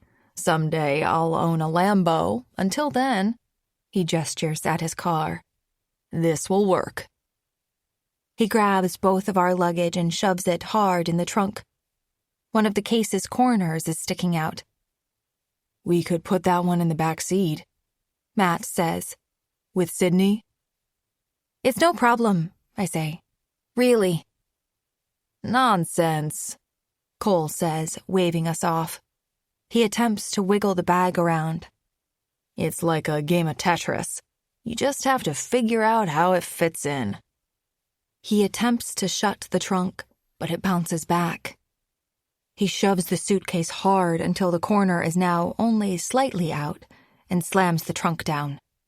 Even he looks surprised when it fully closes. See? He says proudly. Now, let's hit the road. We have at least an hour before we get to my place. I sigh. You drove an hour to get us tonight? I'm so sorry. I wish I would have known. We could have figured something else out. Matt looks at me. You didn't want to spend the night here, he says, confused. Well, we could have gotten a taxi or something, I say. Nonsense, Cole says. You're our guests. I wouldn't care if I had to drive for hours today. He looks at me. It's worth it. And after the night you had, it's the least I can do. I can't believe someone broke into your room like that. But try and forget about it for the next day or so. The lakehouse will help with that. Wait till you see it. Matt smiles. Thanks again, man. So, you drove all the way back home and then back here to pick us up? Now you're driving an hour back? He looks at me and back at Cole. What can I say? Thanks. Well, I do expect a 5-star review on our vacation rental page, he says with a laugh. And you buy the first beer run. Deal, Matt says, laughing. I can't help but join them. I haven't seen Matt like this in some time. The way he talks to Cole, you would think they've been friends for some time. They are already beyond chummy. Matt opens the front passenger door and steps in. As I go to the back, Cole beats me to it, opening it wide. And for the lady? He gestures. As I climb inside, I smell a faint aroma of beer coming from Cole. I thank him, and he closes the door. As we begin our drive to the lake house, the reservations I had about calling Cole and asking him to stay at his place are entirely gone. Never would I have thought that I would be staying at the house of a former boyfriend with my fiancé. I sit in the back quietly as Cole and Matt chat about some of their shared interests. It turns out that Cole may be a bigger movie lover than Matt is. The two go back and forth about movie trivia from horror and thriller movies. Have you ever watched Misery? Matt asks. He turns his head to me. Sydney doesn't like it because it's about a writer forced to write. He laughs. Cole stares out the windshield. You know, that one's been on my list for some time to check out, but I haven't. Matt shakes his head. Just when I thought you were the coolest guy, too.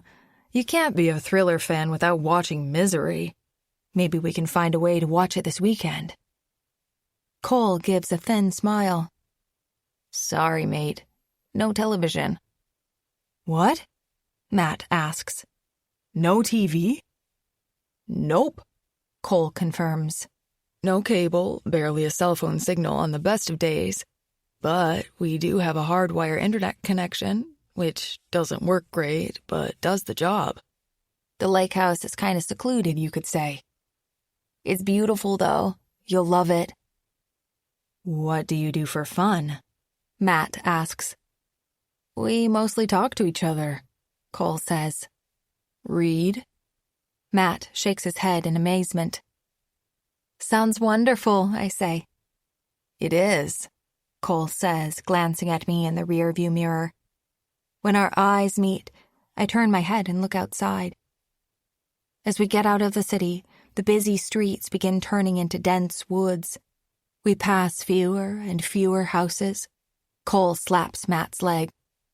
All Tess and I do is talk, and, well, you know. Matt shakes his head and smiles. So that's the secret to a happy relationship. I turn my head and look at my fiancé, wondering what he meant by that comment. Was there something personal attached to it? We hadn't had sex in some time. I can't even remember how many weeks it's been now. Is this Matt's way of throwing a verbal jab my way? He already threw a sucker punch at me with his misery joke. I look outside again at the bright, full moon hiding behind the dense trees in front of it. A chill runs down me, and when I turn back, Cole is looking directly at me in the mirror. Everything okay back there? He asks. I give a thin smile. Yeah, I'm just enjoying the ride. Cole nods. Matt takes a deep breath. I think Sydney's still a little shook up after what happened. Cole nods and glances at me again. Of course. Who wouldn't be afraid? Don't worry, though. You'll love it at our place. Nobody's around for miles. Nobody bothers you.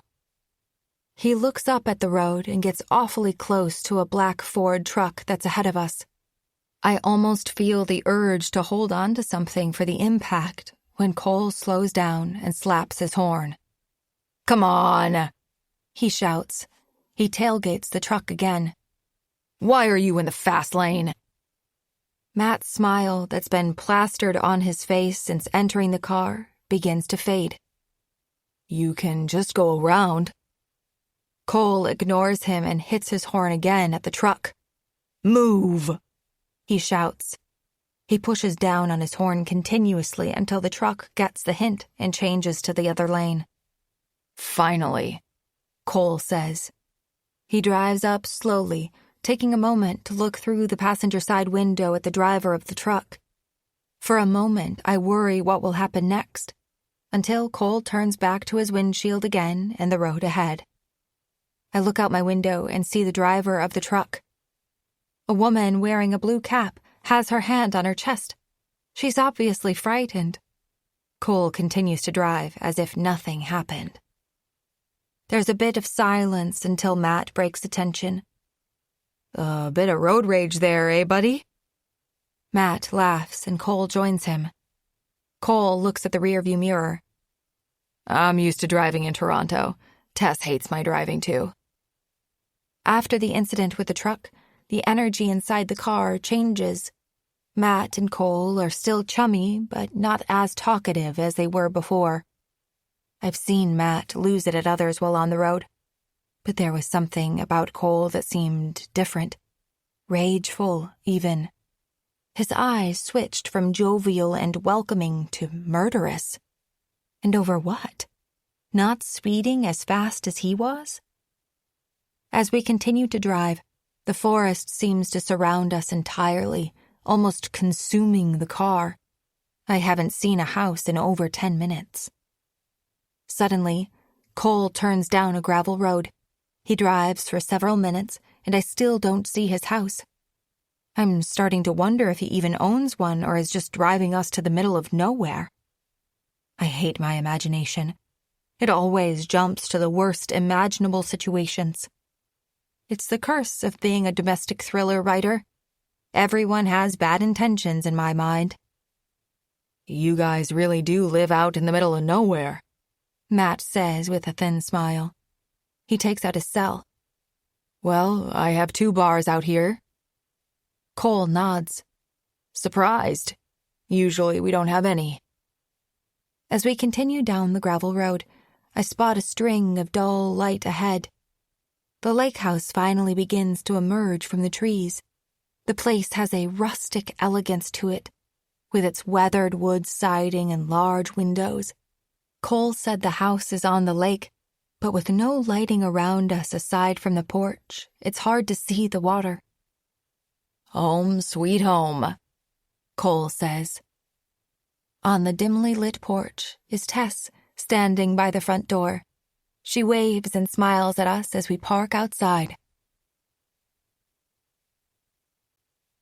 Chapter 11. Please help yourself, Tess says as we sit at the dining table together. Once I found out you guys were staying over, I quickly rustled a little something up. I look over at the charcuterie board. Piles of sliced meat and cheese surround a bowl of black and green olives. Looks great. Cole kisses the side of her neck, making her flinch. She comes off like a good hostess, but wait till you see her other side. Tess gives a thin smile and shakes her head. Not true.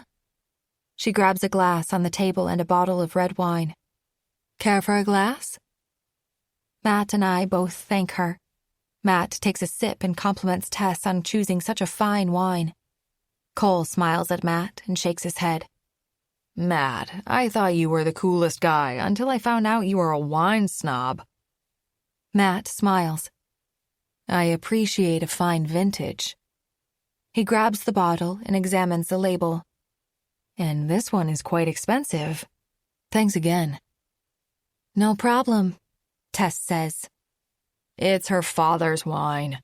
Cole interrupts. I suppose we should be thanking him, too. He opens the fridge. Matt, can I grab you a beer, too, or are you happy with your girly drink there? Matt looks at me a moment and back at Cole. I'm okay. Cole grabs 2 bottles of beer from the fridge. He twists off the caps with his other hand before sliding one of the bottles across the table.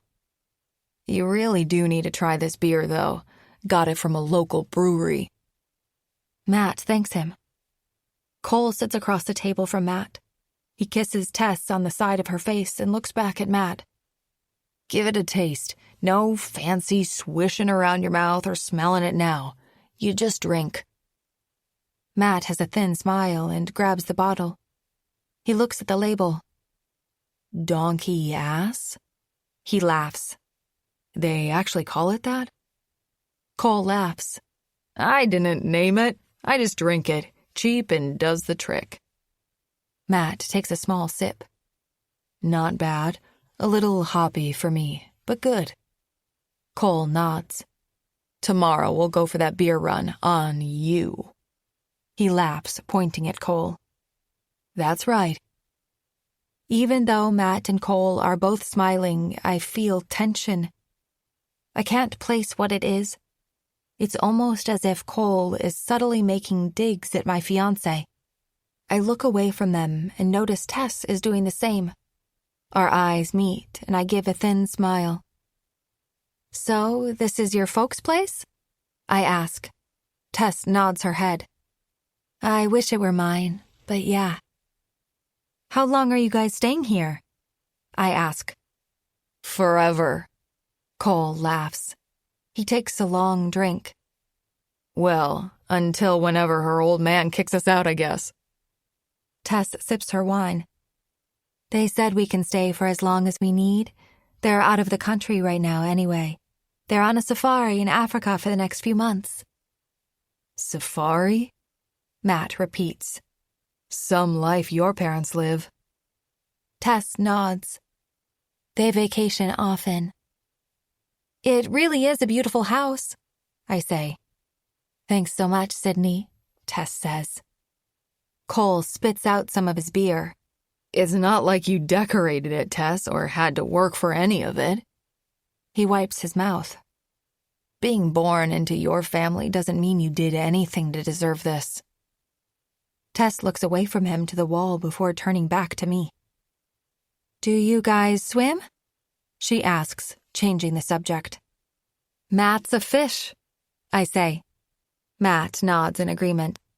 We didn't bring anything, though. You can always borrow a pair of swim trunks from Cole, Tess says. She looks at me. I have an extra bikini, too. Sounds great, Matt says, answering for me. He grabs a piece of deli meat from the charcuterie. Can we get the tour? My pleasure, Cole says, standing up. his beer bottle firmly in his hand. Follow me. He walks to a door beside the edge of kitchen cabinets. This is to the backyard balcony. Just wait until you see the lake tomorrow. You can't see anything out here at night, but it's a sight. He walks past another door. This leads to the basement. Whole bunch of boxes and other useless stuff her parents hoard, but there's a wine cellar. Cole makes a clicking sound with his lips. Sydney, Matt, help yourself to the cellar. Help yourself. Tess looks at Cole for a moment. I wonder if she feels the way I do. Cole seems off.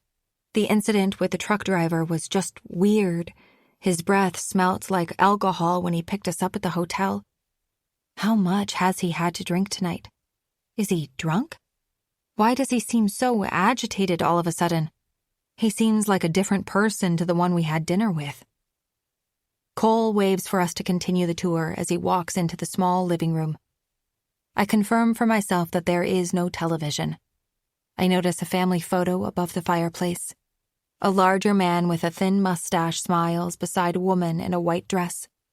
Below them is a young girl with short hair, smiling awkwardly for the photo. The girl has light brown hair. Tess stands beside me. My parents, she says, and me when I was a bit of a tomboy. Cole stands on the other side of me and wraps his arm around my shoulder. She was quite hideous as a child, I must say. She's definitely had a glow-up as an adult. The stench of beer is stronger now on his breath. Tess shakes her head at his comments. As Cole begins to walk upstairs, he takes a step, nearly missing it and losing his balance. I guess the bar needs to cut me off, he jokes. I look back at my fiancé and wonder if he can read my mind right now. How many drinks had Cole had before coming to pick us up at the hotel? Has he been drunk the whole time? The issue with the truck on the road. He comes off slightly irritated right now, too. We just have the 2 bedrooms upstairs, an office and the bathroom, Cole says. He passes by our room. That's ours. He points at another. This is the bathroom, and the office is the room next to it. He stops in front of a door and opens it. And your room. He opens it and gestures for us to walk inside. The room is small, with a double bed taking up much of the space. A small window is near a closet. It would be cozy if not for the unsettling picture on the wall of a disheveled man biting into a child. Cole smiles at me. I had to look it up. It's a print of a painting that's apparently famous. It's called Saturn. I look at the child's face, screaming as the man's teeth dig into its chest. Weird, right? Cole says. It's supposed to represent fear or jealousy. Whatever. Matt looks at the painting and turns to me in disgust. Some taste Tess's parents have. Cole smiles at me. I don't usually like art, but this one speaks to me. Chapter 12. I stare at the wood-paneled walls in our room, trying not to lock eyes with the painting on the wall. As I toss and turn, Matt is breathing heavily into his pillow, nearly asleep. I'm always jealous of his ability to nod off wherever he is without much issue. I sleep in a hotel room instead of my bed, and I can't get a good night's rest. Matt could doze through a war and get amazing sleep. I turn again, taking some of the comforter with me. Can you stop that? Matt says into his pillow. What's wrong? He turns on his side to look at me. Are you still upset about the hotel? He yawns. Still? It just happened. How can he be so nonchalant about an intruder breaking into our room? Sure, he was upset with the hotel staff as we checked out. He complained about the bedroom door not locking properly. One of the young customer service agents at the desk asked him why Matt didn't report the issue with the door when he noticed it. That got Matt really upset. Thankfully, Cole came soon after to pick us up. As I've been tossing and turning since we climbed into this small double bed, I've been trying to figure out why I can't sleep either. Part of me still wishes we had just gone home on the next flight. There's a hotel beside the airport. I could have possibly slept better there knowing I'd be on one of the planes leaving the next day. I should have said that. Instead, I let what Matt wanted to do decide for us. Part of me is still upset about that. The other half of me is wondering what the hell I'm going to do with the rest of my life now that I've ruined my author career. Not too many writers can go crawling back to their publisher after the meeting I had today. Maybe it felt good in the moment to tell Vanessa how I felt. But was it worth it? I'm okay, I say. I roll over to my back and stare at the ceiling. So I have sort of a career update for you. What happened? Matt says, placing a nearly limp arm around my shoulder. You never told me what went on with Vanessa. I take a deep breath. Well, it seems like we may need to get a lawyer, and I may need a new job. Matt sits up in bed. I tell him what happened with Vanessa, and I explain how she demanded the advance back that was paid to me. Everything's going to be okay, Matt says, blankly staring at the wall. Part of me wonders if he's somehow falling asleep with his eyes open until he turns to me. I know how hard it's been for you lately. I know. We'll figure it out. You can always come back and work for me. My company would love to hire you back in a minute, especially now that you're famous. I sigh. I'm not even sure what I want. I turn to my side. That's not entirely true. I think about what life would have been like if I Write Alone never messaged me. I think about what would have happened if I married Matt last year instead of putting it off. I wonder what my life would be like if I never found out about Matt and his coworker. I think about how upset Matt was today with the hotel staff. I compare that to Cole with the woman in the truck. What do you think of Cole and Tess? I ask. He nods. Fun couple. Can't believe this house. Imagine living in a place like this every day. I breathe in deep. Wasn't it weird how angry Cole got at that truck driver today? Matt yawns and nods his head. I've seen worse. When I was a kid, my dad would flip the bird at many drivers with me in the car. I still remember how angry my mom would get at him when he did. Matt laughs. He seemed a bit off before we went to bed, too, I say. Matt raises his eyebrows and pulls the blanket from me, taking more of it for himself. Just too much to drink, I guess. He yawns again. Let's just get some sleep, okay? I fidget under the sheets and my leg leans against his. I still think maybe we should leave tomorrow. Matt rubs his face. I thought we said we'd stay the weekend. I breathe in deep. I'm feeling out of it. I don't know. I still just want to go home. Matt sighs. We said we would stay the weekend with them already. I don't want to be rude. I feel a flash of anger come over me. I swear, Matt, the only thing that matters in this relationship is what you want. Matt groans. Fine. Let's just enjoy the day tomorrow. If you still feel like leaving, just give me the face and we'll make an excuse to leave. Face? I repeat. Matt smiles. Give me that not-so-subtle face you have when you're not happy. When I don't laugh, he turns to my side. Okay, tomorrow. You tell me and I'll make up an excuse and we can go. Matt kisses my forehead and turns back. I continue to stare at the ceiling, wondering why I'm so uneasy. I almost feel physically sick, but I don't have any symptoms. I think about the feeling I had when I stepped on the shredded pages of my book in the hotel room. I think of Cole's face when he lost his cool at the woman driver. Finally, I hear the sounds of Matt's heavy breathing, bringing me back to the present. I'm not sleepy whatsoever. I wish I could be the light switch that my fiancé is and be as restful as he looks. Instead, I'm stuck in my head as usual. I suppose that's what authors are always like. I remind myself that's not even who I am anymore. I'm no longer going to be a writer. So what does that make me? Who am I? I'll be restarting my life in my 30s. I feel like a teenager in senior year desperately trying to figure out what they'll do for the rest of their life before school ends. I slide out of the bed and take a moment to look at my fiancé before opening the bedroom door. The door creaks so abnormally loud that it makes me jump. I look at Matt, but he's still sleeping. Like I said, a bomb could go off and he'd wake up wondering why everything around him was destroyed. I don't bother closing the door out of fear of the noise it would make.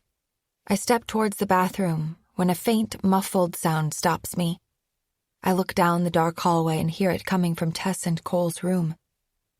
As I take a step down the hallway, the muffled sound becomes louder and more identifiable. Someone's crying. A woman. Tess. Part of me wonders why, but then my next step creaks loudly on a floorboard. I nearly gasp and quickly walk into the bathroom and close the door behind me, managing to make only a few more squeaks along the way. I look at myself in the mirror and take a deep breath. I remind myself whatever is happening in their bedroom is none of my business.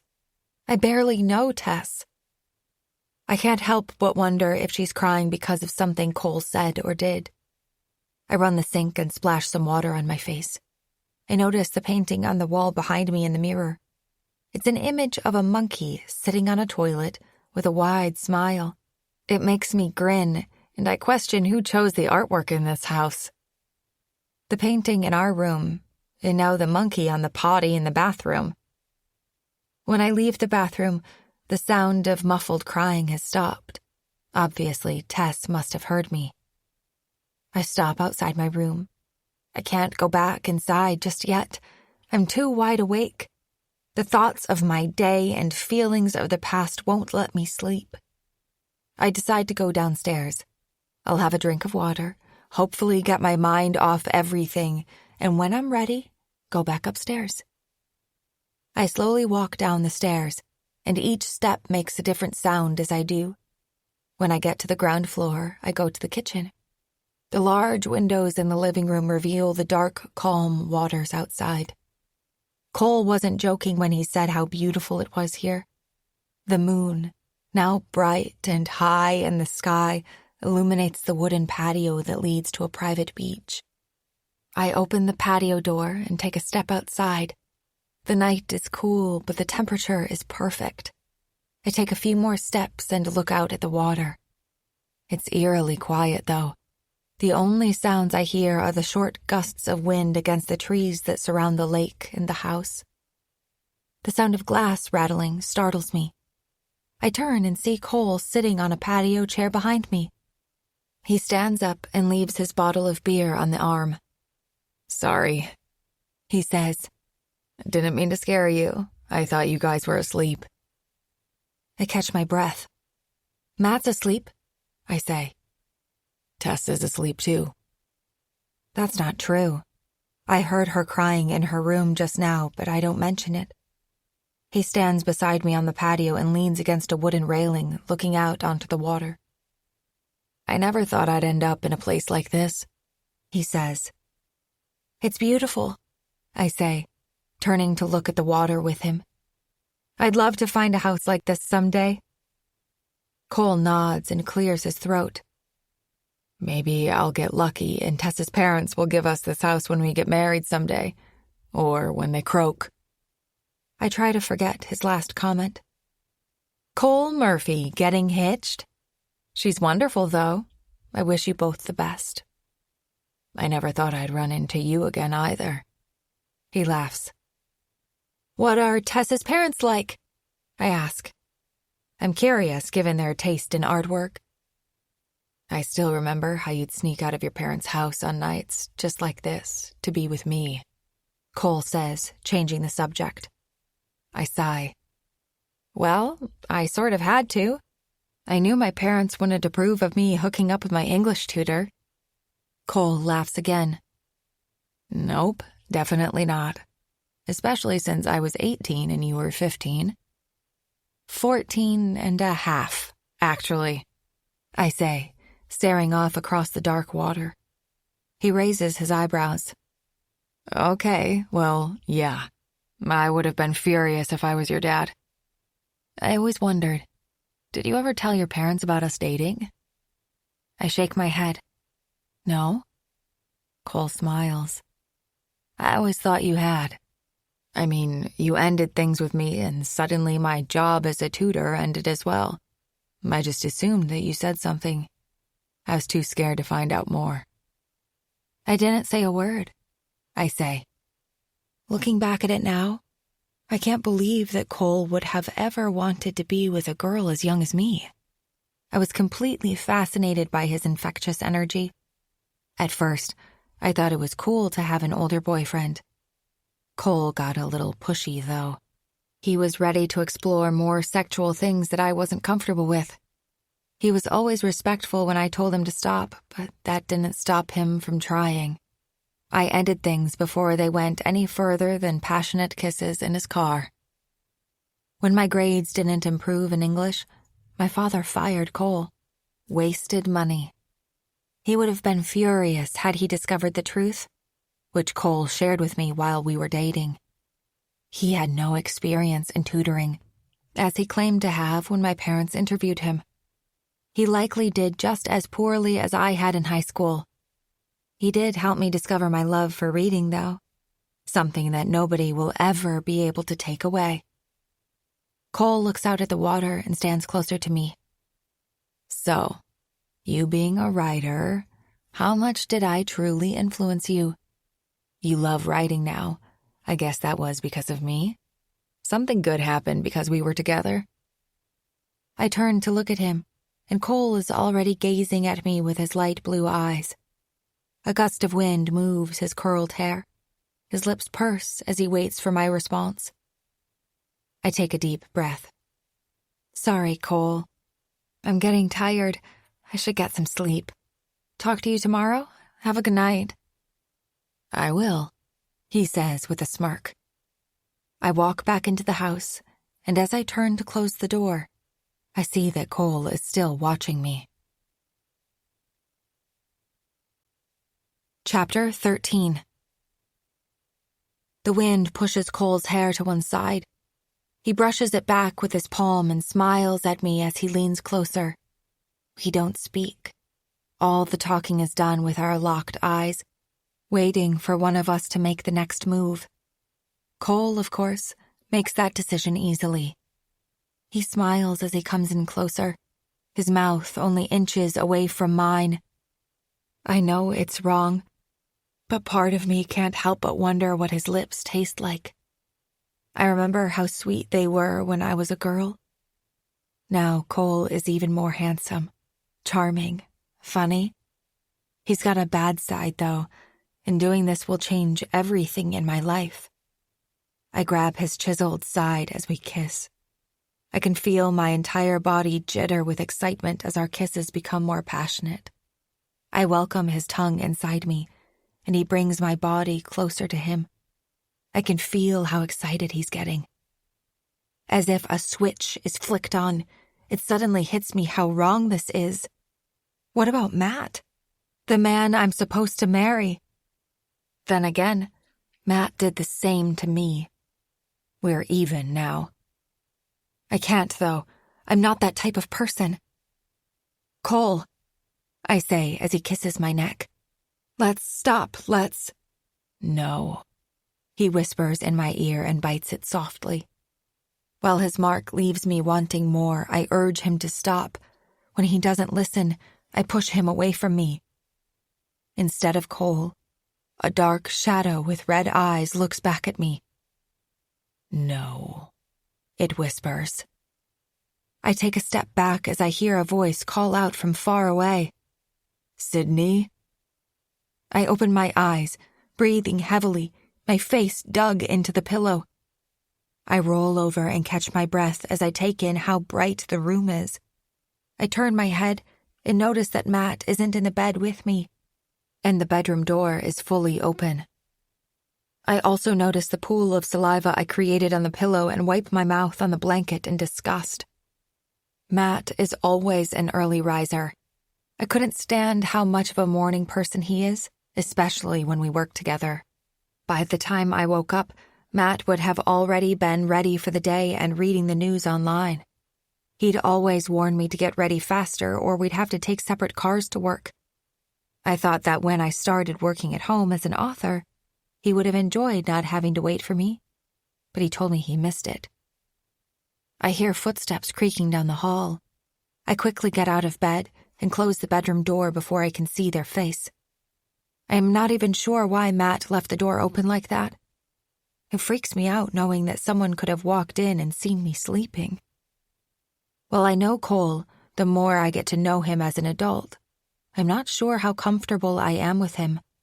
I certainly was comfortable with Dream Cole, though. Dr. Cole is ready to see you. I imagine Cole shirtless in a hospital setting, waving me into an exam room. I smile at how cringeworthy my own fantasies are. It's like the setup for one of the sleazy pornographic movies I would see in Matt's browser history. I got changed and opened the bedroom door.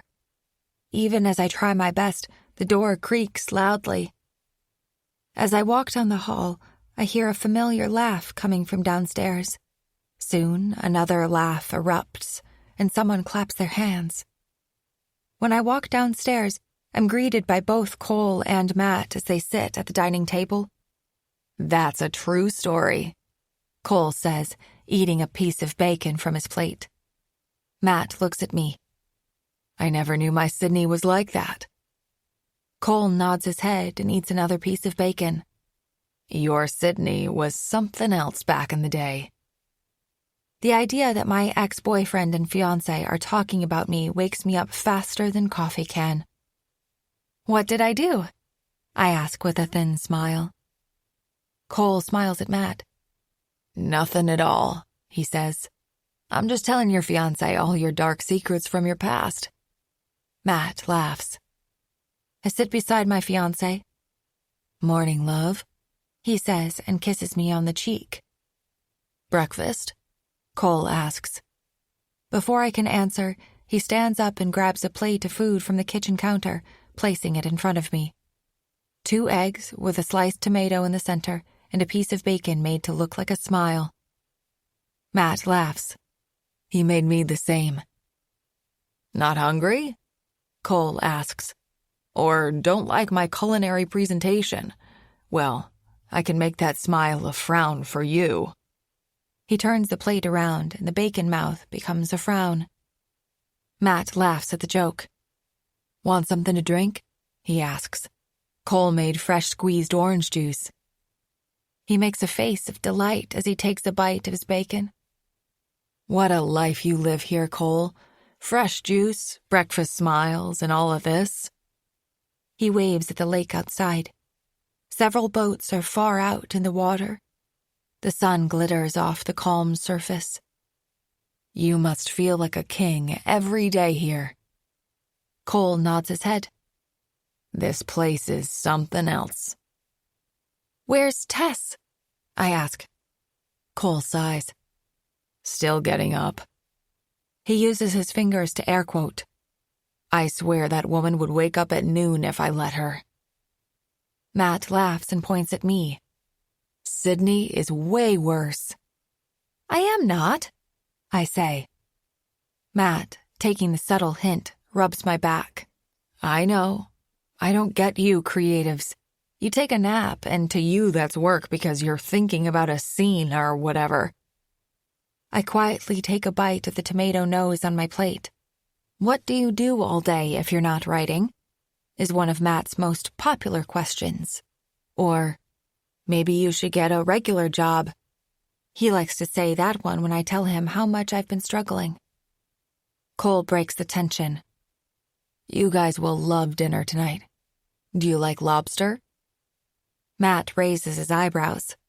"Yes, love lobster." "Dinner?" I say, swallowing my tomato piece. Did Matt not get the hint last night? I don't want to stay another night. The plan was to leave. I stare at my fiancé. He said he wanted me to give him a look when I wanted to go, yet my gaze seems to go over his head as he and Cole laugh on about something else the pair were talking about. Cole? A small voice calls from the stairs. Can you come here? Cole raises his eyebrows as well. The Queen beckons me. He stands up from the table and walks upstairs to Tess. I take the opportunity to talk to my fiancé. I wanted to leave today, I remind him. Matt takes another bite of his bacon and nods his head. Right, we will, after dinner. I roll my eyes. I thought we talked about this. Matt nods. Right, we did. Come on, Sydney. The man invited us to stay for dinner. What was I gonna say? Say, sorry, but we have to leave. Now Matt rolls his eyes. Check-in at any hotel isn't until after 4 in the afternoon. What are we gonna do at an airport hotel until then? He gestures outside. Just look at that.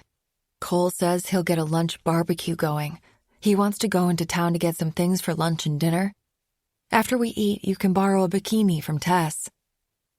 I don't exactly want to borrow someone else's bikini. Do you want to borrow Cole's underwear? Matt takes a deep breath. I'm borrowing a pair of his swim shorts. Let's just do that thing that people do when they're on a trip. You know, enjoy ourselves. Besides, Cole says he'll drive us to the airport after dinner. He did? I say, half amazed that Matt bothered to ask him. Matt nods. So let's just enjoy today, okay? I don't answer him. Instead, I take another bite of the tomato nose. Is everything okay with Tess? Matt shrugs his shoulders while taking another sip. I don't know. I haven't seen her today. I heard her crying last night in her room. Before I can say another word, Cole walks up to the table, holding Tess's hand. From her tone of voice when she called out for Cole to come upstairs, and after hearing her muffled crying last night, I assumed she'd be upset. But Tess smiles brightly at Matt and me. Morning, she says. Chapter 14. We pile into Cole's car again. He tells us there's a small town nearby. I sit in the back seat with Tess. She's staring out the window and isn't giving off a talkative vibe today. Yesterday, she was somewhat reserved too, but today is much worse. I'm not sure why she was upset last night and what she and Cole talked about before we left, but whatever it is, she must be thinking about it hard. She's barely acknowledged the fact that I'm sitting beside her. The aura of the front of the car is different. Matt and Cole have been joking and laughing nearly the entire trip. Their bromance continues to thrive. Matt is an outgoing guy. I knew that immediately when I met him. He's always jovial and looking for a conversation, even if it's with people who aren't talkative, like me. Somehow we've made our relationship work, even though I'm very much an introvert. Cole is like Matt in that way, only multiplied by 100.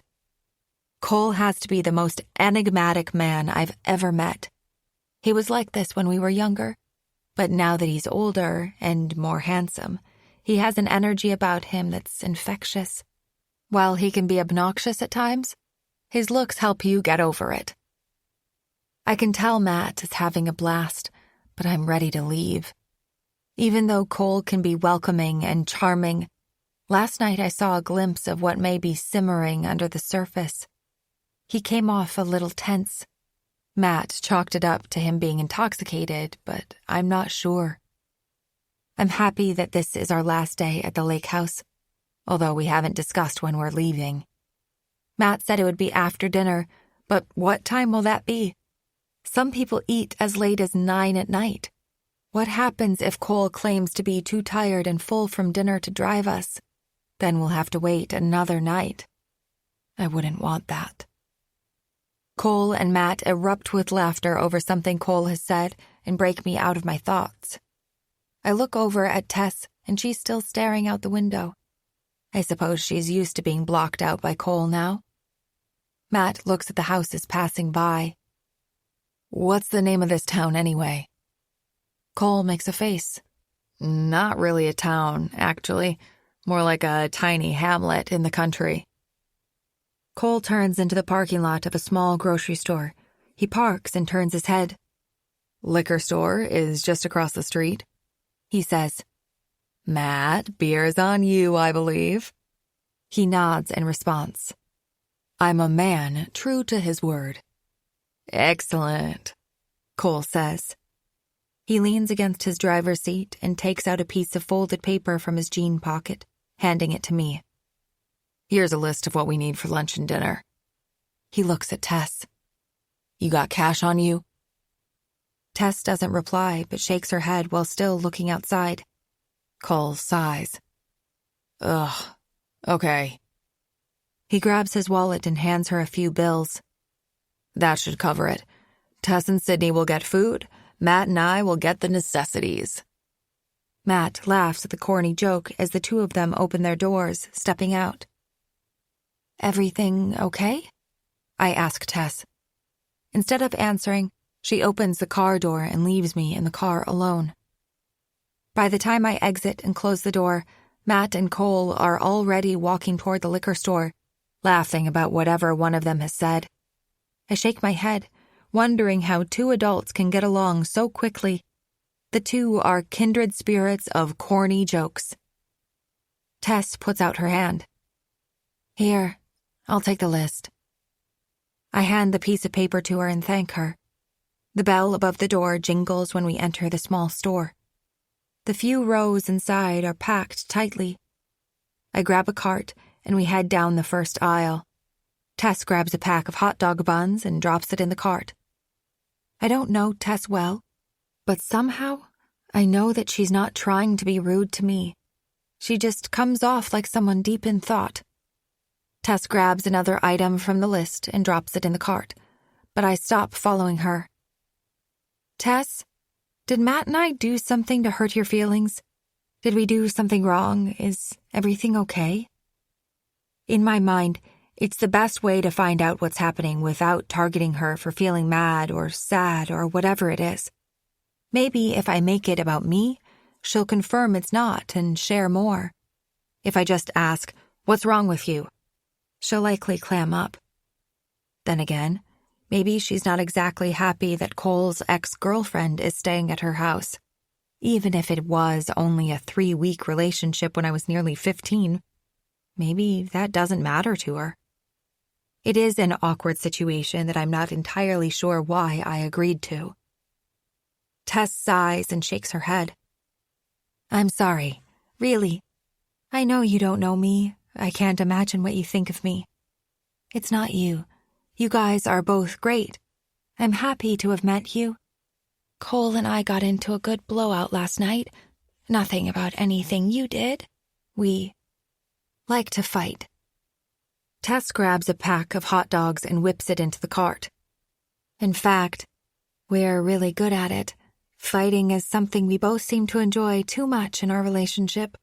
We both just trigger each other all the time. But then we make up.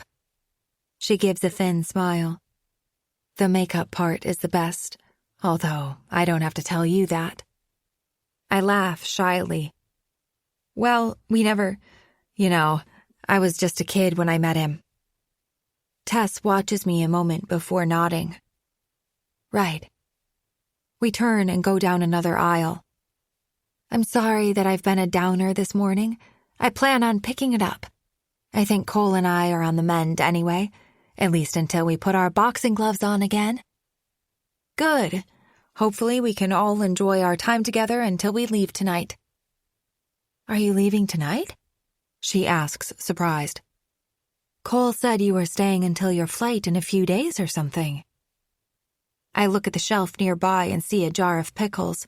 Remembering it was on the list Cole gave me, I grab it and put it in the cart. Well, we're not sure, I guess. Tess lets out a breath. I hope it's not something Cole or I said or did. I shake my head. No, of course not. I'm just exhausted from the convention. I can see from Tess's expression that she's taking it personally. Her face looks exactly how it did on the stairs when she was talking to Cole. I try my best to change the subject and highlight something they did that was nice. I'm so thankful that you guys let us stay with you, though. After the break-in at our hotel room, I was a wreck. It took Matt forever to calm me down. I'm so happy you opened the door to your beautiful house for us to stay at. Tess waves me off. My pleasure. Besides, now I get to tell people that a famous writer was my guest for a weekend. Actually, it'll just be for a night, but I won't correct her. Instead, I keep trying to praise things she and Cole did for us to make it less awkward that we are leaving tonight.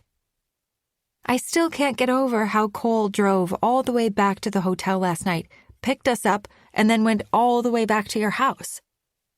Tess turns her head and goes quiet again. Cole wasn't at home when he left to pick you up. He was still in Toronto. He was? I say, confused. I'm certain that Cole said differently. Cole and I got into one of our famous fights the night before as well, she says. She looks at the cans on the shelf. She finds the one she wants and places it in the cart. For a moment, our eyes meet. We got into a bad fight after dinner with you guys. It was so bad that I took an Uber home. Cole stayed, and I don't know what he did. Probably drink, she says, tilting her head. It makes sense now. I could feel tension last night with Cole's behavior. He must have still been amped up from the fight. I'm still surprised, though, that the pair fought. At dinner, they were both so happy. They appeared so in love.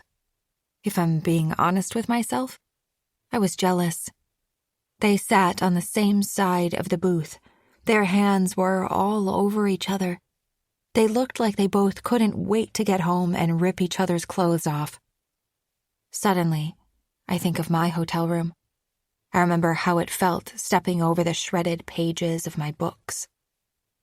So Cole never came home until after he picked us up? I ask. Tess nods. When I found out you guys were coming, I was happy. You seem like such a great couple, and we don't have many guests. And you don't know where Cole was after the restaurant? Tess nods again. He stormed off into the street after our fight. He didn't seem to care how I was going to get home. She sighs. Sorry, I still get pissed off just thinking about it. We fought last night too, so hopefully you didn't hear us. I shake my head. I truly didn't hear a word. If the two were fighting, they did it very quietly. Cole can be so loud when he's upset, Tess says. Me, though? She laughs. I'm like a mouse. He wouldn't hear me at all. She tightens her bottom lip. So, I know you wouldn't have heard me, but if you heard Cole, I'm sorry. She takes a deep breath. That's why we don't have many people sleeping at our house. Tess turns her head, but I can see her wipe her cheek. There's something about her in this moment that hits me. She's so vulnerable, and her trying to conceal it makes it even more fascinating to me. There's something ironic about her. Cole and Tess are so different. Cole is so loud and obnoxious, while Tess comes off more delicate and inward-thinking. The couple would make great characters in a book. I try not to think about that. I hate how my brain works. I could be witnessing something tragic and think about how great of a scene it would be to write. I pat Tess on the back. I'm sorry, I say. You've done nothing wrong, she says. I know, but I feel like we're invading your space or something. I feel bad. You probably didn't even know we were coming to stay with you, and after the fight you had, I'm sure you'd rather have had that time to make up with Cole. Tess nods. None of it was my idea, it's true. She breathes out. And I'm sorry about what will happen. Her words make me catch my breath. Did I hear her right? What did she mean? Before I can ask her, She hurries down the aisle. Chapter 15. With a quick pace, Tess goes down the aisle and stops at a magazine stand. On a shelf beside it are some books. She grabs one that I recognize immediately. "This one is yours, right?" she says with a smile, showing me my bestseller, My Life as a Killer. Of course, she knows it is, but I nod my head shyly. "Yeah, that's mine," I say. She tilts her head. "Well, you have to do me the honor and sign a copy for me.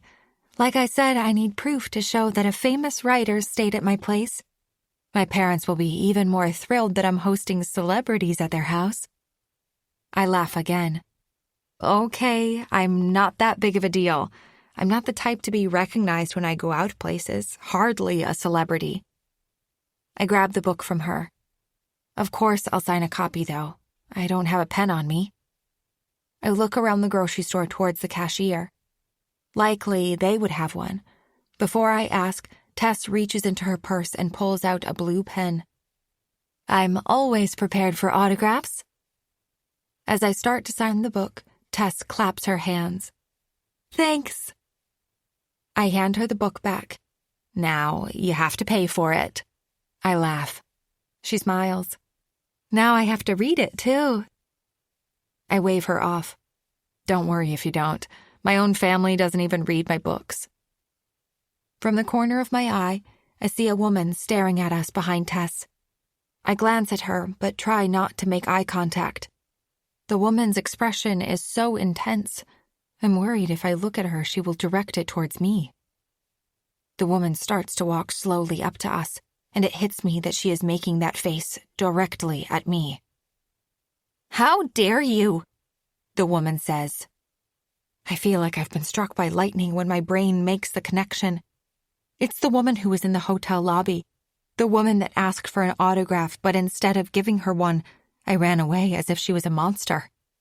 I open my mouth, but can't find the words. The woman from the lobby finds them easily.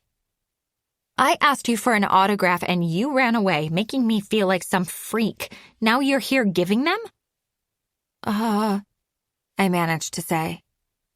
"I'm sorry, but who are you?" Tess asks. "Screw off," the woman says. "You got your autograph." "She's my friend," Tess says. She points a finger at the woman's face. "Please leave us alone. Stop harassing us." The woman stares at Tess a moment before taking a step back. "Whatever," she says. She looks at me. "This is how you treat your readers?" She scoffs. "I was your biggest fan." As she says those words, I cry inside. I can't help but think about the first email that I Write Alone sent me. I can't stop myself from thinking about the many emails that followed. The woman storms off but looks at us one more time before leaving the grocery store. "What a wacko," Tess says, shaking her head. I wonder if she's from this town. "Do you know her?" I ask. "Never seen her before," Tess confirms. She turns to look at me. I can feel my hands trembling. I try to calm my nerves as Tess grabs my hand. "Are you okay?" she asks. "You're so pale." I'm not able to answer, but I manage to nod my head. Did that woman even have a cart or groceries with her? Chapter 16. Now it's me who's quiet in the car ride back to the lakehouse. My hands are no longer trembling, and I must not look so pale anymore because not even Matt is asking me if I'm okay. Although, if I was still pale and looking unwell, he likely wouldn't have noticed given how much he's into the conversation he's having with Cole at the moment. The two of them are laughing like idiots in the front seat. I notice Tess glancing at me every so often. I try to ignore her. I don't want to talk. I don't want to say how I'm feeling. I just want these emotions to leave. I want to leave. I just want to go home. I want to go to the airport hotel, find a way to change our flights, and go home. I don't care what it costs. I don't care what Matt says. I'm done. I'm checked out. What are the chances that I ran into that woman again?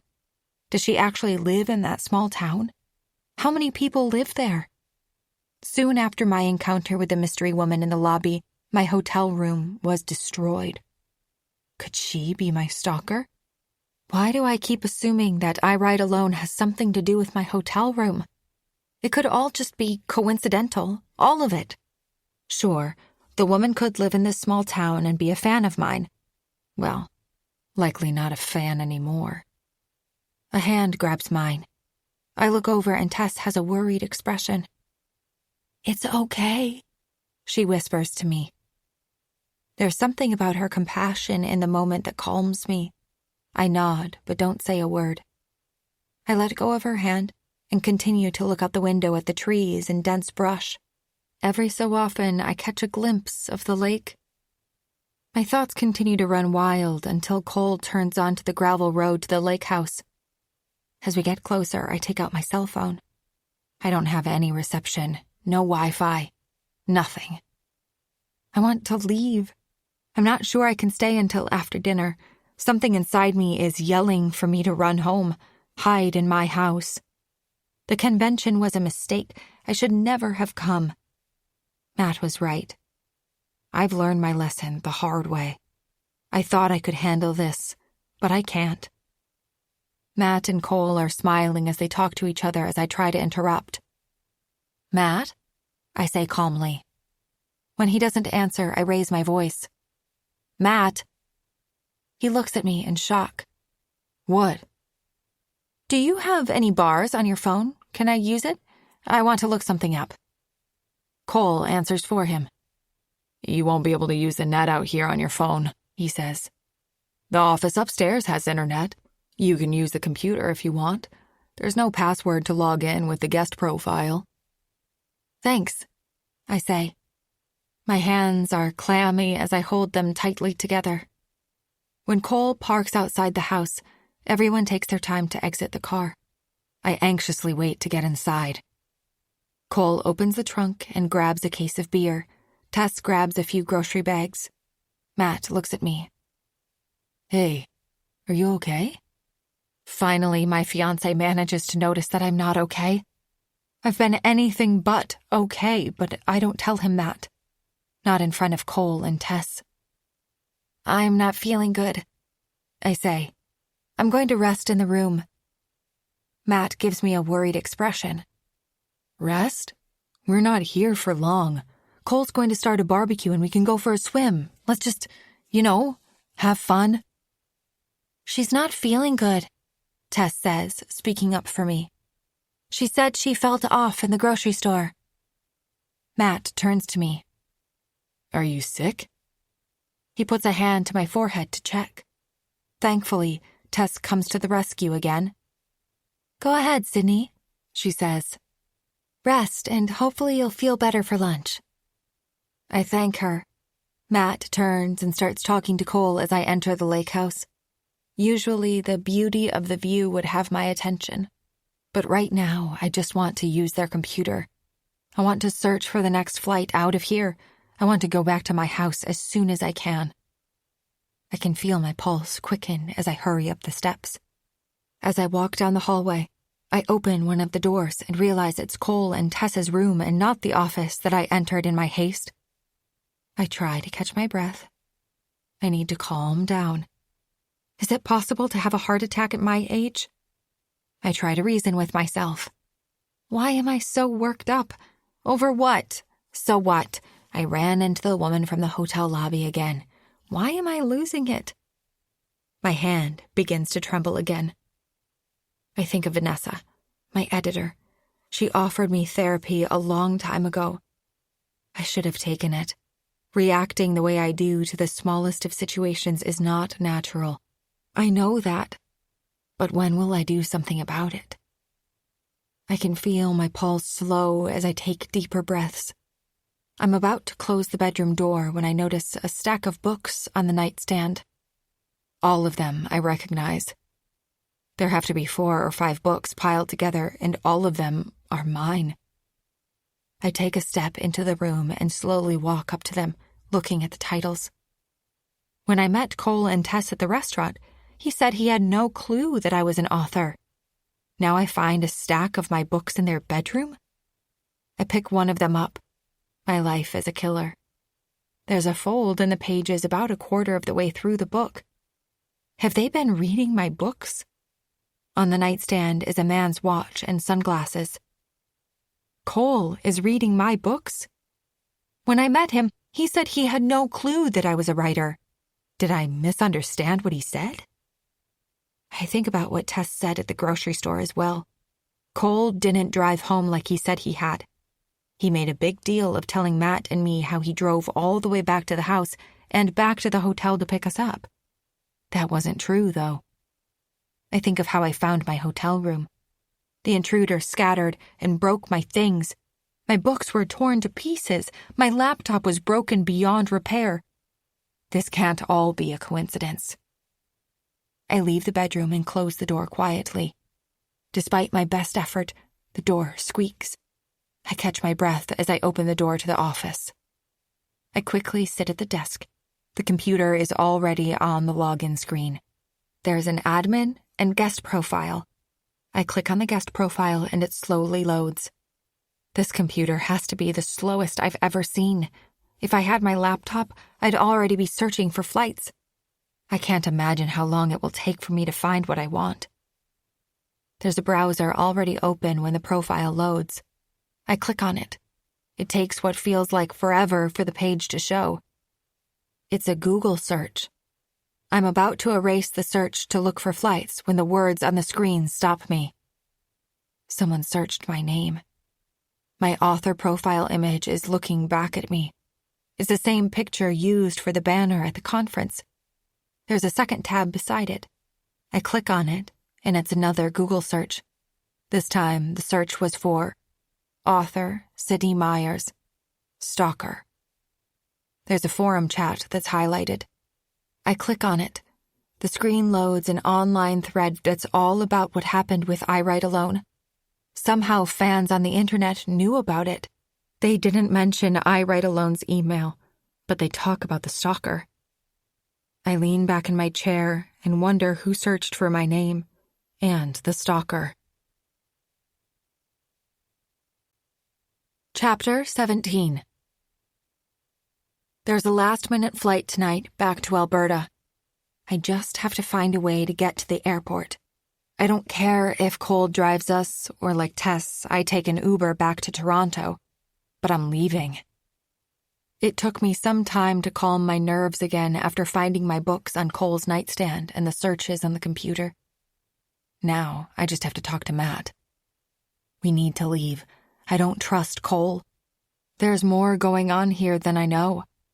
This all can't be a coincidence.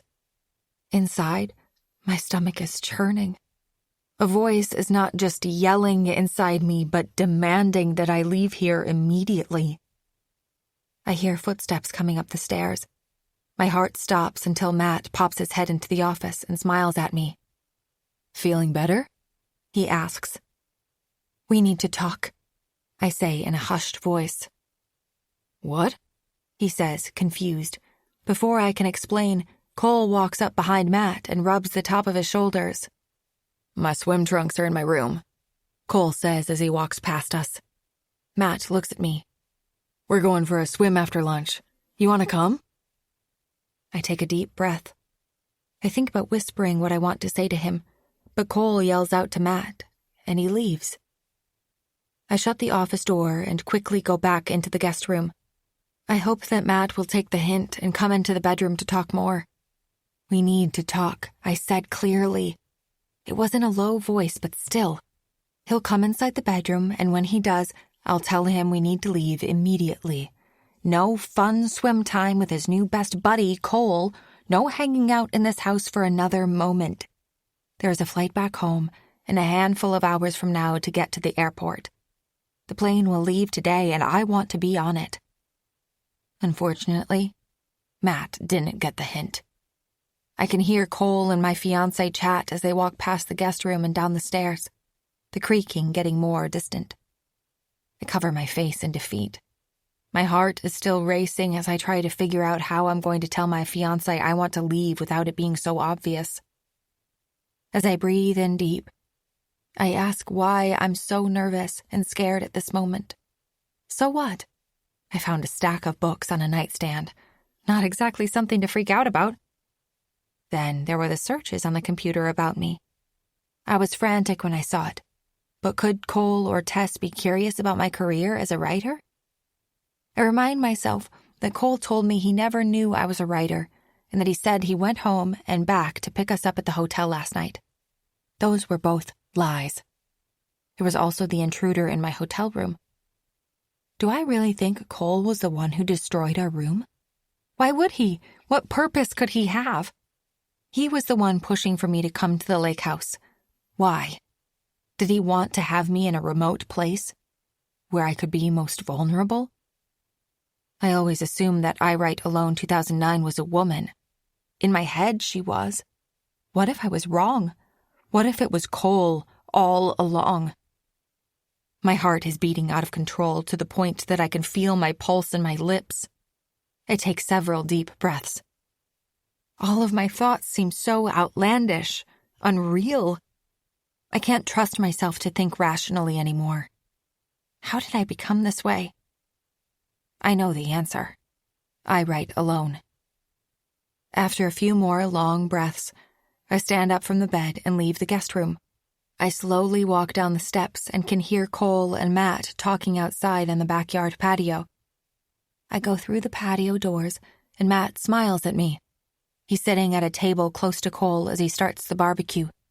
The two of them laugh about something as Cole opens a package of hot dogs and tosses them on the grill. Tess is sitting at the other end of the table, looking out at the lake, sipping tea. How many do you want? I take a deep breath, trying to calm myself, but I can feel my heart beat faster again. Even the beautiful scenery of the lake can't stop me now. How many do you want? Matt laughs. I turn to him. What was that? Now Cole joins in the laugh. How many hot dogs? I'll assume 2. I mean, you're a skinny one, Sydney, but if you're anything like Tess, it will be more than 1, even if she doesn't admit it. 2's good, I say curtly. I sit beside Matt. I put my hands together and they're clammy again, just how they were at the grocery store. So? Cole says, taking his tongs and turning some of the hot dogs on the barbecue.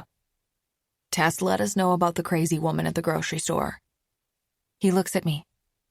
That is just intense. Are all your readers nuts? He looks at me, staring, and waits for my response. Yesterday, his light blue eyes were mesmerizing. If I could have, I would have snapped my fingers and turned my fiancé's eyes to his color, just to look at them all day. Now it's different. His look gives me the chills knowing that I've discovered his lies. She's had other crazies before, Matt says to me. Really? Cole says, turning another hot dog.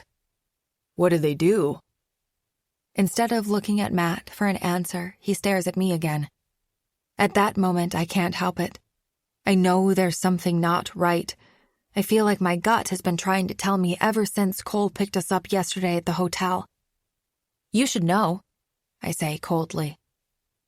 Cole's permanent smile vanishes from his face as he realizes I'm talking to him. Sorry, what? It was you who destroyed our hotel room, wasn't it? I say, raising my voice. Cole looks at Matt a moment and back at me. You think I broke into your hotel room? Now I have Tess's attention as she takes her sunglasses off and looks at me. I stand up from the table. You told me you never read any of my books, but you have a stack of them in your room. You went into my bedroom? Cole says, surprised. I ignore his comment. You searched up my stalker on your computer. Cole raises an eyebrow at me and again looks at Matt as I continue.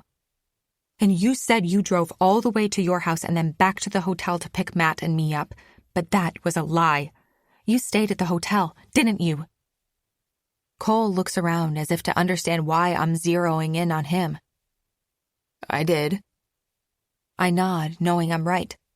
You broke into our room after we turned down your offer to stay here. Cole laughs nervously. He looks at Matt again. This is what? A prank or something? Matt doesn't answer. The look of disgust is plastered on my fiancé's face that he's trying to hide with his hand. I'm so sorry, guys. Ask him why he lied, Matt. I demand. Ask him. Tess leans in. I don't understand. Cole laughs again. She thinks we destroyed her hotel room. He shrugs. For what reason? I don't understand yet. To get me to come here, I answer. Cole shakes his head. Okay, you got me. My plan was for you both to come here and... He grabs a hot dog with the tongs and wiggles it at me. Feed you fatty food and take in some nice scenery. He gestures out to the lake. I Write Alone 2009, I say in a low voice. Cole peers at me.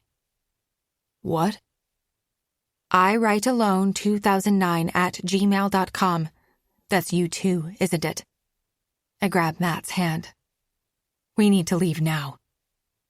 Matt whips his hand away from me and shakes his head. He looks at me and covers his face again. I can't believe you're doing this right now. All I wanted was a nice weekend. I realize he's not going to see what I do. She had a hard day, Tess says. That woman at the grocery store grilled her. She was frightened the whole car ride home. She looks at me. It's okay, Sydney. I swallow my own spite and find myself the center of attention as all three of them stare at me.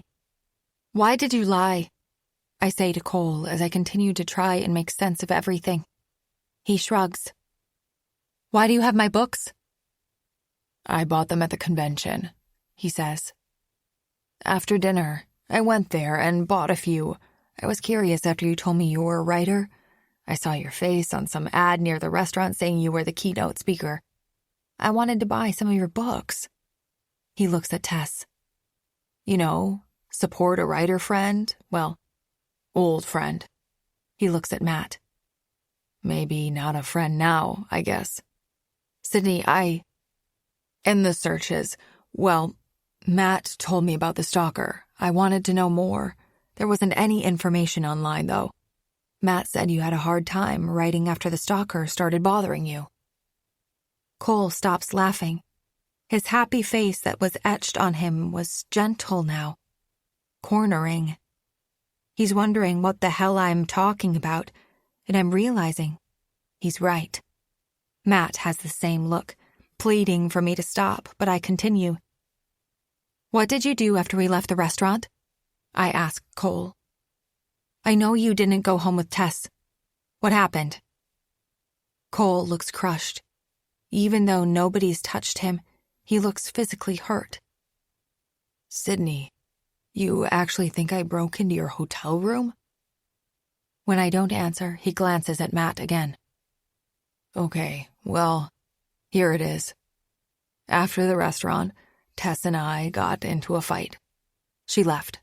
I stayed at the bar at the hotel, had some drinks, bought some of your books after, he says, pointing at me.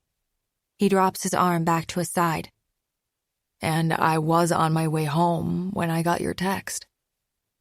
I turn to Matt. He looks completely disgusted. I know he's going to ream me out later for this. It's okay, Sydney, Tess says. She stands up and places a hand on my shoulder. I sit back down on the chair. All the anger in my face drops. I probably look just as disgusted with myself as Matt does. Why did you two fight? I ask. I look at Cole and then at Tess. Tess takes a deep breath. Cole shakes his head. That's no one's business, he says curtly. I am so embarrassed, Matt says, finally joining the conversation. I can't believe her. He looks at me. Seriously, Sydney? You're coming off like a psycho. She's been through a lot, Tess says, sticking up for me. It's okay, Sydney. Really, I get it. I still don't, Cole says. Matt stands up from the table and shakes Cole's hand. Thank you for letting us stay the night and for the meal you had planned, but I think we should just go. Cole makes a face. I really thought we were having a fun time, guys. I really don't know what to say. I cover my face with my hands, hoping to hide my own disgust with myself. Suddenly, I remember what Tess said to me at the grocery store. Why did you tell me you were sorry for what you would do to me? I speak. Matt sighs. And she's still going. Sydney, let's go. Stop embarrassing me and these people. I ignore my fiancé and look at Tess. My eyes beginning to water. I am not crazy. I heard what Tess said. At the grocery store, you said to me you were sorry about what will happen to us. What did that mean? Tess looks down for a moment before meeting my eyes. I meant it as a joke. Cole's a big idiot. I know he was going to keep saying a lot of dumb jokes to try and charm you both. Cole raises the tongs in his hands. I am charming. He lowers his hand and looks at Tess. And pretty dumb. Let's pack our bags, Matt says. He turns to Cole. I'm sorry again, man. Really? Don't worry, though. We won't ask you for a ride. You've done so much. We'll figure something out. Cole scoffs. Guys, let's not do this. Tess pats my shoulder. It's okay. Really, this was just a misunderstanding, Cole says, finishing her sentence. I look at Matt, and for a moment our eyes meet. I can tell how upset he is. Upset is the wrong word. He's pissed off. He's probably wondering what kind of basket case he got engaged to. As Matt apologizes to Cole and shakes his hand again, I clear my throat. Sorry, I say. I put my hand to my chest. Really, I, had a moment. After what happened with the, life's been hard. A New York Times best-selling author? Cole says, amused. Sounds terrible. Tess gives him a look. I'm just as embarrassed with myself, I say. It's okay, Tess tries to reassure me. I nod my head and look at my fiancé again. This time, Matt is regarding me sympathetically. Really sorry, I say to Cole. That was one hell of an accusation to throw at Hugh. Cole clicks the tongs in his hands. Well, what? You're traumatized after that stalker? Makes sense. I'd be too. I look at the barbecue and the blackened hot dogs that are being burnt because of me. I give Cole a thin smile. Actually, I'll take 3 hot dogs. Chapter 18. I sit in the beach chair, watching the scenery. It's beautiful here, truly breathtaking. Several sailboats are further out in the water. The only thing ruining the scene is the playful banter between Cole and Matt. The two are obnoxiously loud as they play soccer on the beach. Goal! Shouts Cole as he kicks the soccer ball between 2 rocks which they're using as their makeshift net. Matt shakes his head in disappointment as the two continue to play. Aren't they something? Tess says as she lies on the chair next to me. I thought she had gone to sleep. With her dark sunglasses on, I couldn't tell. Yes, they are, I admit. I haven't seen Matt connect like this with someone in some time. He has many friends in Chestermere, but I don't think I've ever seen him have as much fun with someone as he has with Cole. Tess shifts in her chair, fixing her bikini top. A ball flies past us and Tess shouts. Sorry. Matt pleads as he runs past us. He smiles at me a moment until he notices Tess shifting in her chair. His gaze holds on her just a few moments more than it should before he looks away. Do men really think it's not obvious when they're checking out a girl? Matt was harmless enough about it, but it was completely obvious and right in front of me. I try not to get upset at the idea. Just a moment ago, I noticed how beautiful Tess was. Should I blame my fiancé for seeing what I do? He has functional eyes. Am I really one to talk as well? I noticed how handsome Cole was immediately when he approached us at the restaurant. I've certainly noticed him today. It's hard not to when he's running around in his swim trunks with no shirt. His body is just what I thought it would be, chiseled with an actual six-pack. Paging Dr. Cole. Your next patient is waiting. This is the same man who I accused of doing terrible things. How can my imagination go from spicy thoughts to him being a monster? I watch him now as he runs down the beach with Matt, kicking the soccer ball. Sweat is glistening off his chiseled body. Dr. Cole, your patient is ready. I take a deep breath and wish I could remove my brain from my body at this moment. Here I am, mentally slighted by Matt, checking out Tess when I haven't been so innocent myself. Cole and Matt tire after a few more goals, Cole getting the better of my fiancé, and lie on the sand together. It's weird watching them. It's almost like a before and after photo, only reversed. When I first met Cole, he was much larger. Now he has a slim and athletic build. My fiancé's story is the complete opposite. When we first started dating, he was thin. Not very muscular, but very handsome. While he's still good-looking today, he's not as eye-catching as he was when we first met. Sometimes I wonder if we would have hooked up all those years ago if he looked how he does now. Are you sure you don't want to borrow a bikini? Tess asks. I'm fine like this, I say. I'm wearing a tank top and shorts, and while the water does look nice, I feel uneasy about everything.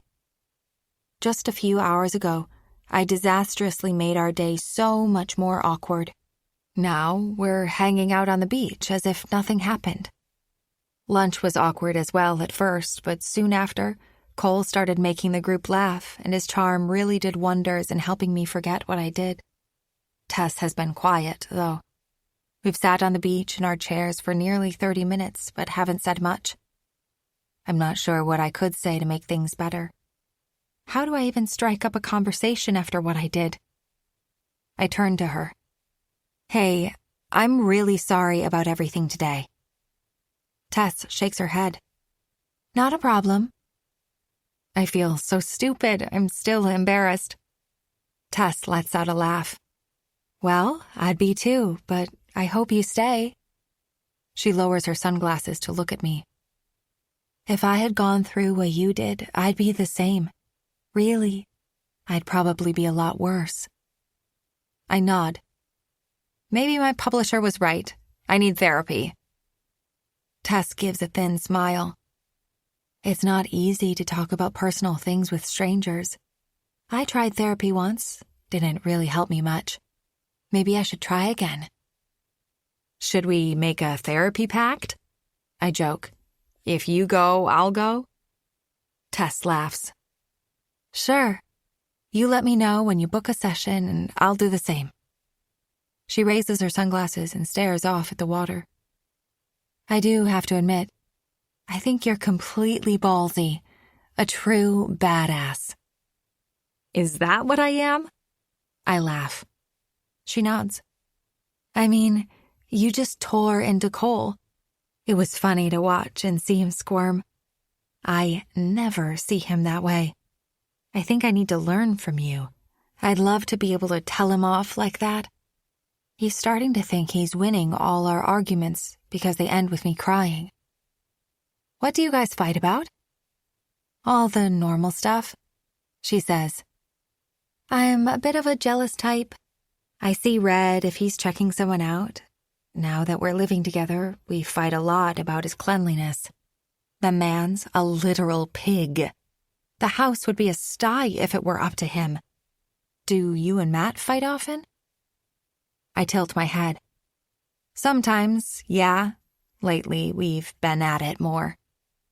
Why? Tess asks. For a moment, I feel like answering. Where do I even start? My career as a writer has ruined my relationship. Matt making out with some office skank ruined our relationship.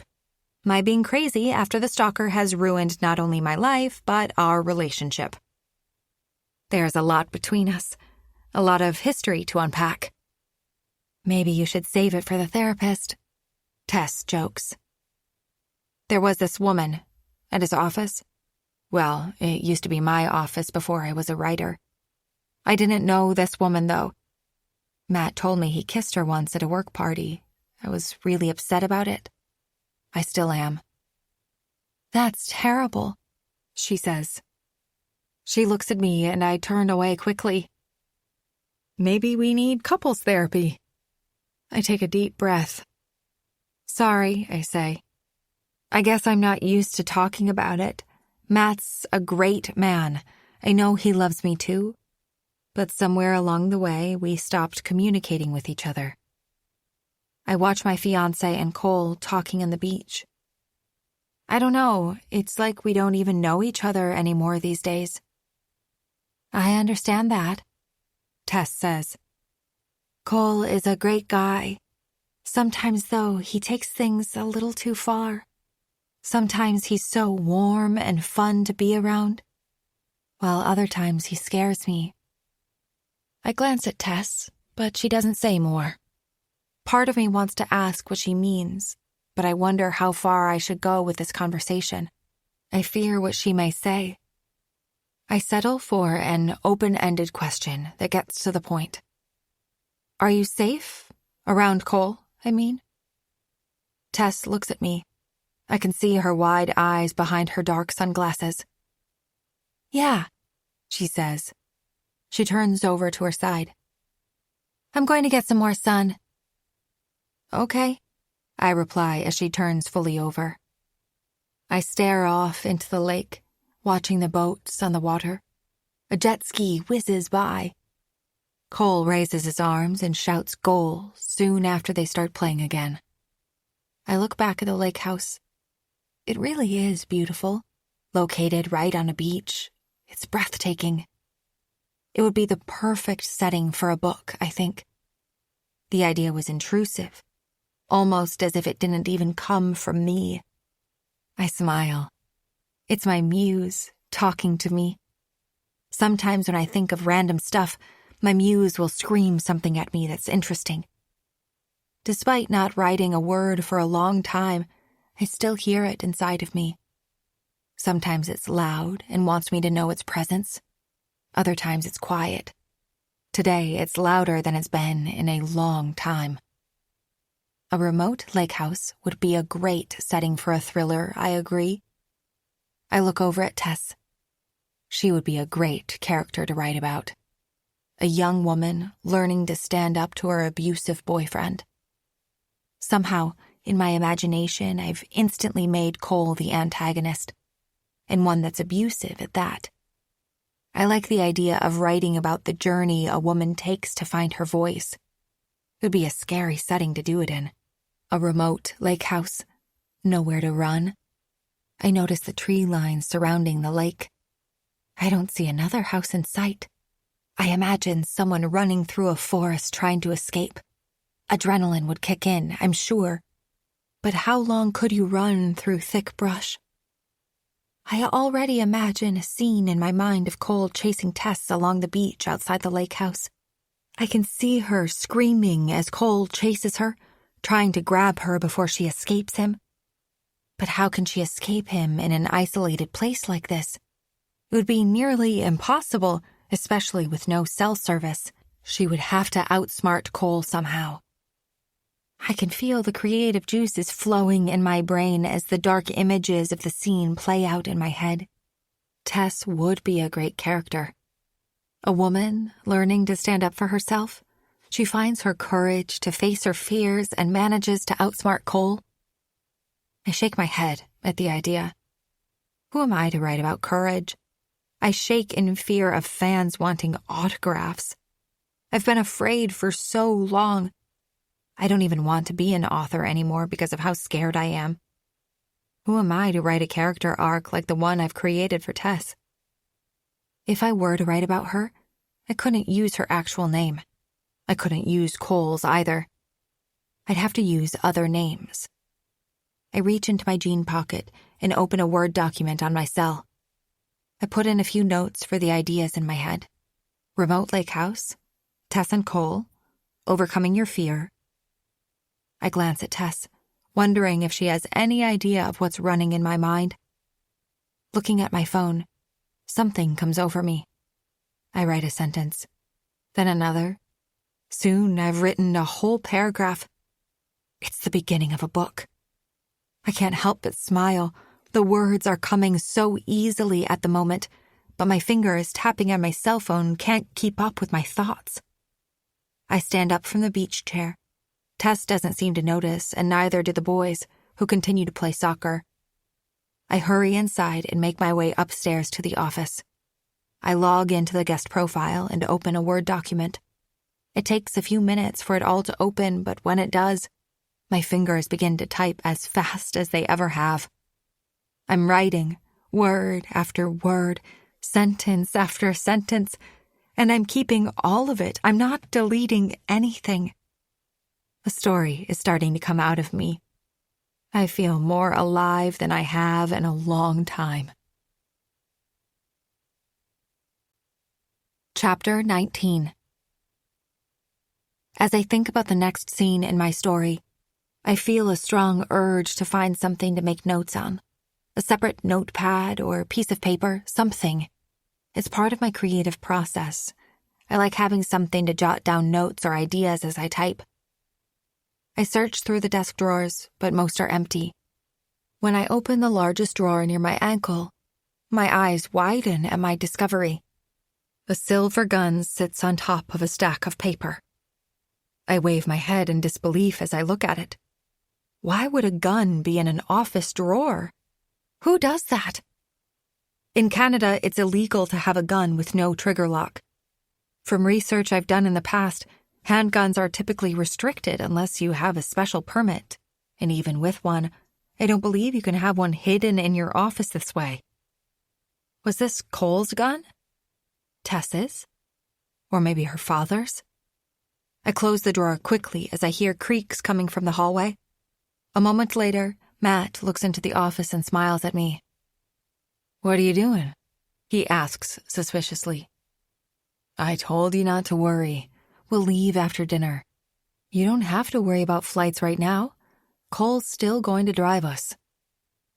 I look up at my fiancé with a serious face. "Over 3,000 words," I say in a hushed voice. "What?" "Over 3,000 words. I just wrote it now. I can't believe it. I mean, how long has it been?" I look at the clock. Almost 2 hours, and I've written that much already. I even managed to edit a little bit of it. "You're writing again?" he asks. I nod and stand up from the chair. Yes, I can't believe it. The story is just flowing out of me. I can't contain it. It's like this book is just jumping out onto the page. I haven't written like this since, well, last year. I smile and look down at the computer. Okay, I need to save this. Imagine me losing my work by not saving. I haven't written a word in so long, and I lose my words by not backing up my work? Ha! The idea is somehow amusing, although that would be a nightmare. "You're so excited," Matt says, confused. "The other night you told me you were finished with being a writer." I was, until today. I walk over to him and grab his hand. I was worried that I'd never feel this way again. I needed this trip. "That's great," he says. "So, what's it about? Your story?" I don't dare tell him it's about our hosts. "You know," I say, "people getting murdered and yada yada." "Yada?" Matt laughs. His smile widens when he looks at me. "I haven't seen you this happy in some time. This is great. Now we need to thank our hosts. Yes, we do, I think. In more ways than one. They're essentially the main characters in my book. Even though the story is coming out of me, I still have no clue how it will end or what will happen within it. I want some kind of a twist, something big that will make readers' jaws drop. Nothing's come to me yet, but I know it will. It always does. I just need to let the story marinate in my head a little and something will jump at me. Let's stay an extra night, I say. Maybe a few? We can leave in a few days when it's the day of our flight. I could use this inspiration. That is, if our hosts let us. I did embarrass them and myself not too long ago. I need to stay here now. My muse is on fire and the story is rolling in my mind continuously. In a few days, I could write a quarter of my book at this rate. Easy. I know Cole will let us stay, Matt says. He already mentioned it to me at the beach today. Perfect. I can't contain how happy I am right now. Well, if your Yada book makes us even more money, I'll be happy to put off our marriage another year so that we could buy a house like this. On a lake somewhere, you'd be inspired every day. I take a deep breath. In an instant, my happy bubble has been popped by his comment. Why'd you have to say that? We're not going to put off our wedding any longer, okay? I won't do that again. I'm just joking, he says with a smile. He leans in and kisses me on the forehead. I'm happy for you. I am. Congratulations. You've written more than a few sentences. He makes a woo sound. He looks at the computer. So, I guess you're going to be in the office for a bit? I go back to the computer and save my document again, ensuring it will be there when I come back. No, I say to him. Let's have some fun. Chapter 20. Chicken fight, Cole shouts. Tess smiles at me, slowly circling her fists as she sits on Cole's shoulders. Cole walks through the lake, coming closer to us as he pounds his chest like an ape and shouts. Matt tries his best to keep me on top of him as he heads toward Cole.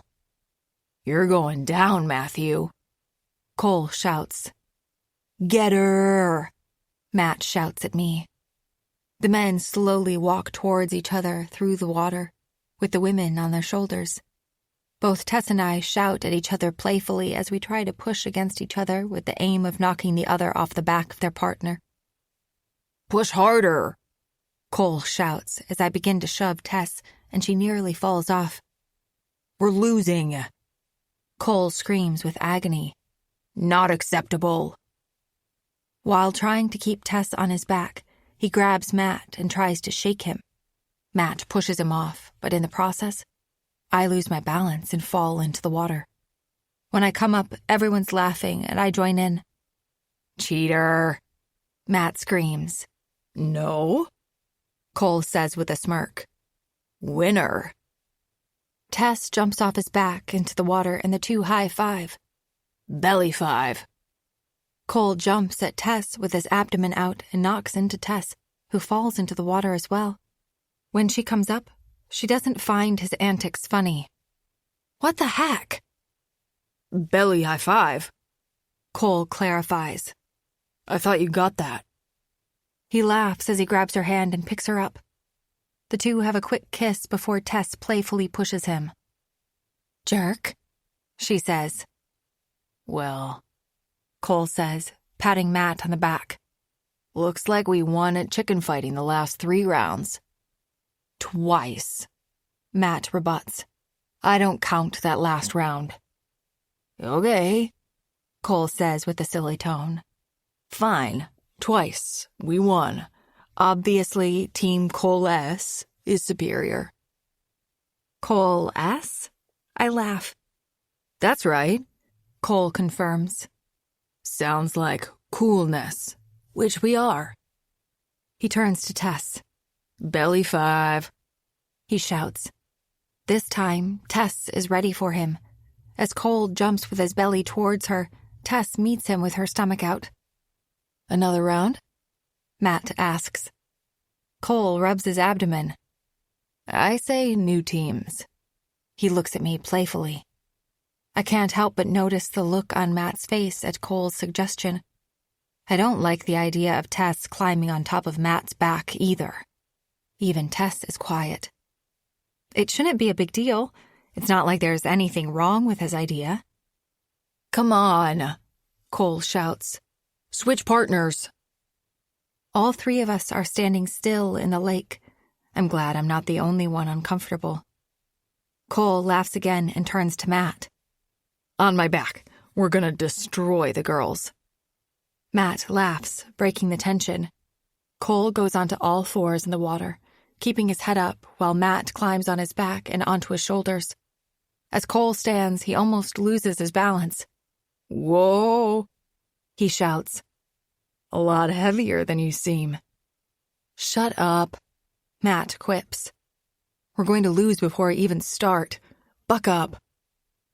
Tess and I agree that she should be the one on my back since she's thinner and lighter weight. A basic strategy that the men seem to have not thought out. Cole shouts like a gorilla as he attempts to come closer to us, nearly falling in the water as he does. Tess laughs and puts her hands up as she makes contact with Matt. As Matt tries to push her, Tess moves to the side and with all her might shoves Matt, causing him to lose balance. To aid her, I splash water in Cole's eyes. He screams and the two fall into the water. The women are undefeated, I shout. As the men come up from the water, they both playfully give us sour faces. You're right, Matt, Cole says. Cheating is wrong. I see that now that I've watched your fiancé flagrantly violate the rules of chicken fighting. After the men admit defeat, the four of us relax on the beach on our chairs, drinking. The sun beats down on us. I take in the smells of the beach and the blue water. Life feels good, especially now that I've rediscovered my lost ability to write words. I sit on the first chair with Cole beside me, then Tess and Matt. The four of us laugh as we talk about random things. Cole sits up. He looks over at me. Even with his sunglasses on, I can see his eyes wander on my body. I try not to notice his stare and move in the chair, grabbing the towel from behind me and using it as a blanket. Getting cold, I say. Cole nods. Well, I need more beer. Do you need another drink? I shake my head.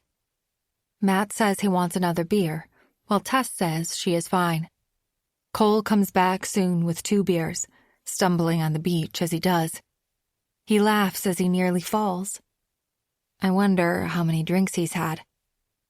Matt's giggling just as much as him. Cole hands him a beer and sits back down on the beach chair beside me. I have to ask, he says, looking at me. How do you come up with this stuff? I laugh. You mean my stories? Cole looks at Tess. I've been reading her book, and man, it's just nuts. The serial killer main character girl, she's straight up murdering people in the most messed up ways possible. I'm only like a dozen or so chapters in, and she's killed somebody by throwing a pot of boiling sugar at them. He turns to me and smiles. I mean, how do you come up with that stuff? I laugh. Us mystery writers are all messed up people. I point my finger at him. So don't mess with us. Matt laughs. One time, I had to use her laptop to search for something. I discovered her browser history as I typed in Google, how to get away with murder, best place to hide a body. If something ever happens to me, please just assume Sydney had something to do with it. I laugh. I'm most definitely flagged by the police at this point. Cole nods his head. As you should be. I'll have to pick your brain, though. What do you mean? Cole opens his beer bottle and flicks the cap into the water. I told you, I want to be a writer. Here we go again, Tess says playfully. Cole quickly looks at her and she turns over in her beach chair. I mean it, he says, looking back at me. I've got some ideas outlined. I'm just trying to make it all connect, and it's just not.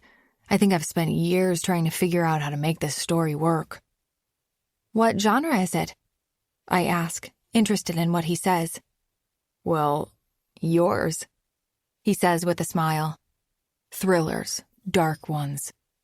I love your story from what I've read so far. I can see why you're so popular. You seriously have a natural skill. I smile. I have you to thank, I suppose. You're the one who started my love for reading. I guess I should give credit. Cole grins. You can pay me back by helping me with my novel. Anytime, I say. I sit up in my beach chair, the towel falling to my abdomen. Matt sits up in his chair and takes a sip of his beer. Sydney's writing again, he says with a smile. She took a bit of a long break. Writer's block? Tess asks. I don't feel it was, but I don't want to get into that with them. I guess, yeah. What's it about? Cole asks. Well, I say with a laugh. Kind of about this place. I gesture at the lake and the house. I think a secluded lake house is a great setting. What about your characters? Cole says. Tess sits up in her chair now, waiting for my answer. I say, trying to find the right words. It's about a couple who are at a lake house. The girlfriend suspects that her fiancé is up to something. There's going to be a lot of misunderstandings and clues that support her and why she feels so strongly that something is wrong. There will also be events that make her second-guess herself. Eventually, she turns out to be right. The boyfriend is the bad guy? Cole says with a smile. I nod my head slowly. That's right. It's going to be a survival thriller. What's the character's name? Cole asks. He turns to Tess. I always wondered how authors come up with them. I don't have them yet, I admit, while not telling them the full truth. Oh, Cole says. You've been writing this book for a while and don't have names for your characters? I smile and look out over the lake, wishing I could get out of this conversation, but I don't see a way. I sort of give them names for now, until I come up with something better. So what are you temporarily calling them? Cole asks. I squirm in my chair, wondering what to say. I'm a terrible liar. Well, this is just for now, but I'm calling them Tess and Cole. Tess looks at me and Cole smiles. Wait a minute, he says. I'm the villain in your story? His grin gets larger. Awesome! It makes me feel terrible, and you have my permission to kill me off. Make it one of your crazy, messed up ways like in the story I'm reading. You're writing about me? Tess says, confused. Is it bad? Why would you do that? I shake my head. No, it's just for inspirational purposes. I can't think of anything, and sometimes I use the names of people I know until I do. She used my name in some of her books before, Matt chimes in. And I was the husband in one of her rough manuscripts. The husband who died tragically, by the way. He lowers his sunglasses and smirks at me. I shake my head. It's not meant to be an insult to either of you. When Tess doesn't answer, I shake my head. Sorry, I didn't mean to hurt your feelings. We're fine, Cole says. Honored, really. I get to be a villain. He burps loudly. Make me an awesome one. Chapter 21. Cole makes a seafood boil on the beach for dinner. It's amazing. Lobster, shrimp, potatoes, salted and boiled in butter over a fire. I'm stuffed after. I'm surprised he was capable of cooking dinner near a fire without falling into it. All 4 of us had too much to drink. It wasn't just Cole and Matt giggling like long-lost brothers. Tess and I were too.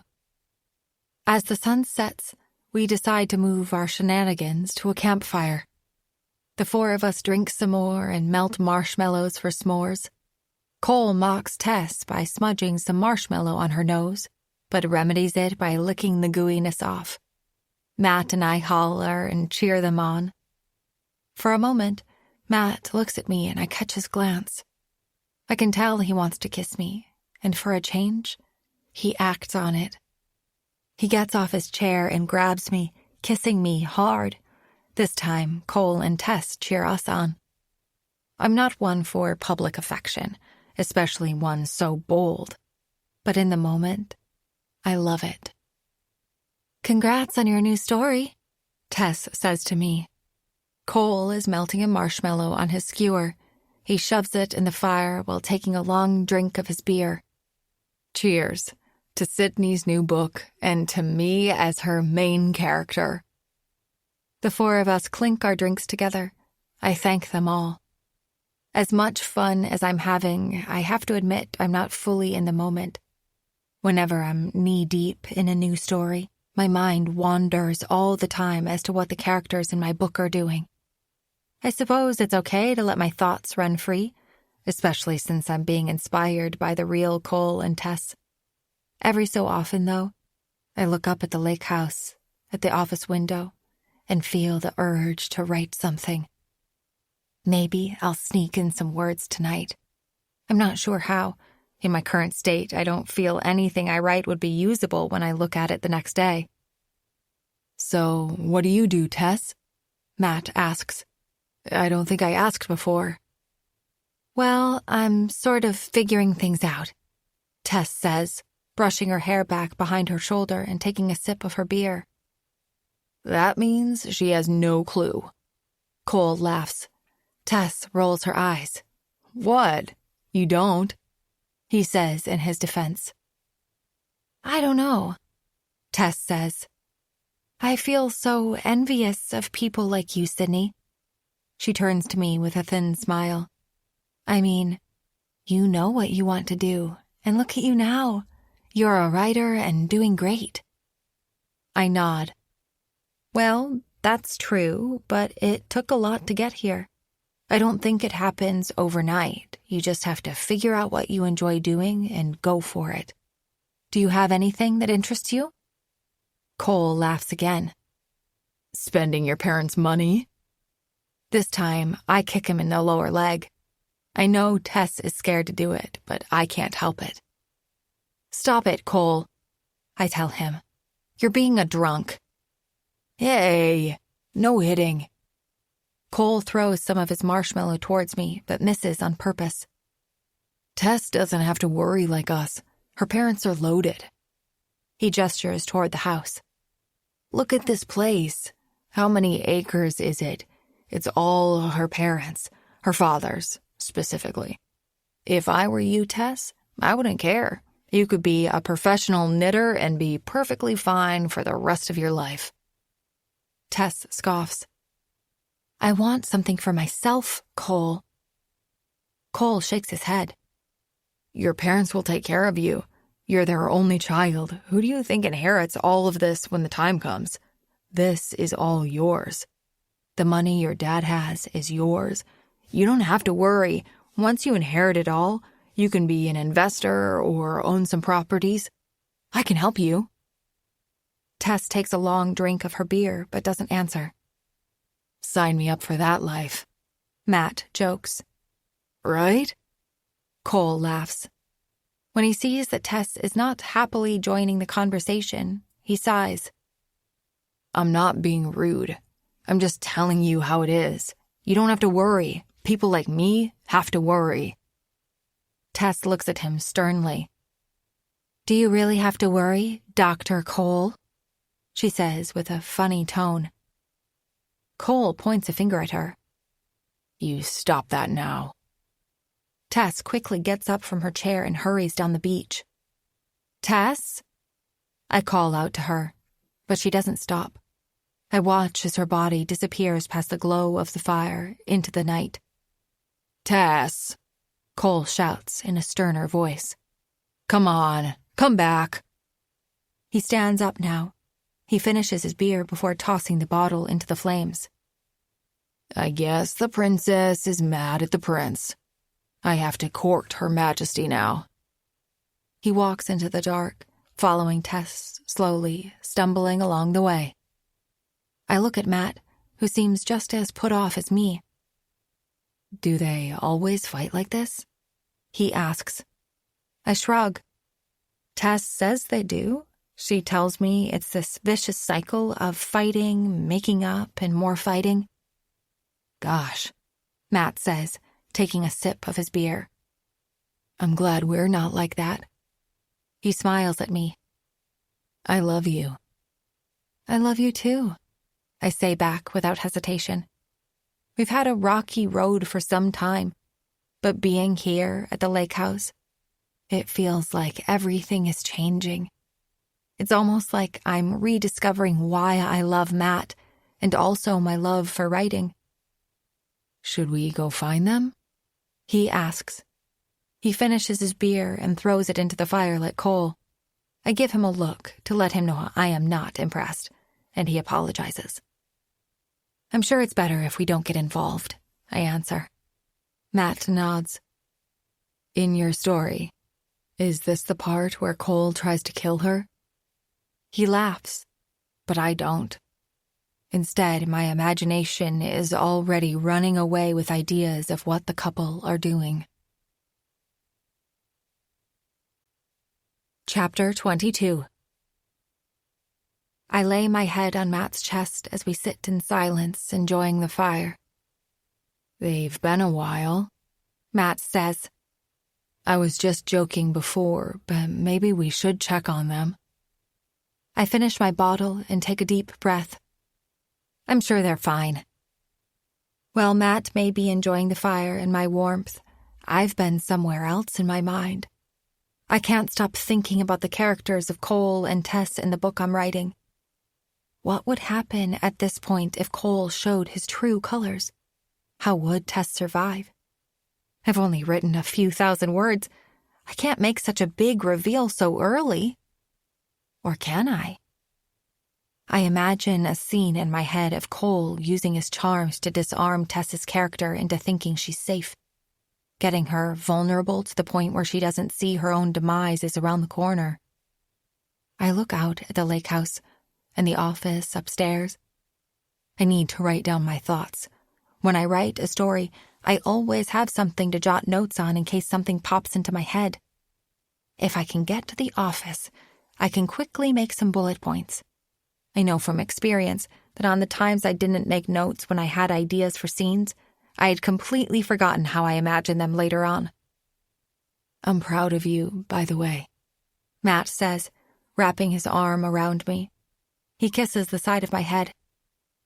"I know how hard it's been for you to write, and look at what you've done." "Thanks," I say, looking into the fire. "Maybe, for the rest of your time here, you should take a rest from writing, though. You know, enjoy your time like this. This is our vacation, after all." He kisses the side of my head again. I take a deep breath. I don't want to fight with him again. I haven't written like this in forever, and he wants me to stop? I can't. I worry if I do, I'll go back to how I used to be. I'm inspired out here, and I need to use it. "You had fun today, right?" I ask.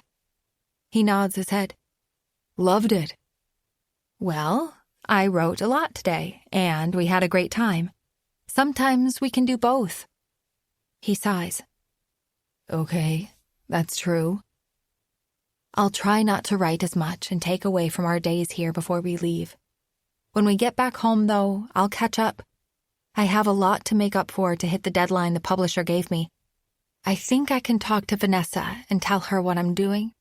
It's not what we talked about, but I think she'll love what I have so far. I sigh, thinking about my limited self-service. I'll have to email her, though. Matt looks at me. Are you sure about that? What if you see something that upsets you? I don't answer him. I'm worried as well. I imagine the flood of email I Write Alone may have sent me since I last checked my emails. If they have, I won't even look at them. I'll delete anything immediately. I can check your emails for you, Matt offers. I just don't want you to get upset, love. I know, I say as I snuggle into his large chest. I get those thoughts out of my mind and think of my story again.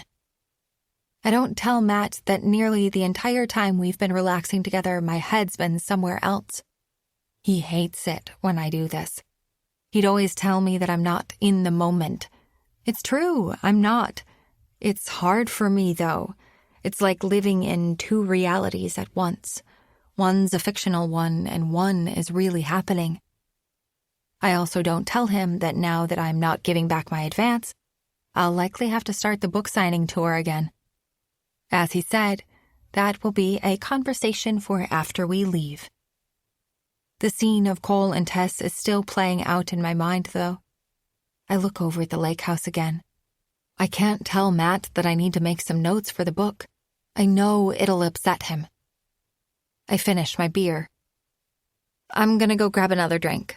Do you want anything? I'm good. I stand up from the chair, but so does Matt. No, it's okay, I say. Enjoy the fire. Matt smiles and sits down in his chair again. I walk towards the lakehouse. Once I'm inside, I'll quickly grab a notepad or a piece of paper from the office and make my notes for the scene that is still running in my mind. I hurry towards the house once I feel I'm out of sight of Matt. As I near the patio doors, I hear a muffled scream. It stops me in my tracks, and I look around the dark patio and out onto the beach. All I see is Matt sitting by the fire. Then I hear a shriek. It's definitely a woman. Tess? I say into the darkness. Then I see a shadowy figure on the beach. I walk closer towards the muffled sounds until I can see a silhouette of a woman. She's arching her head and upper back against a large tree. A leg is raised and pressed against another tree beside her. Below her is another shadowy figure of a man. Nestled between Tess's thighs, I see the head of Cole moving rapidly.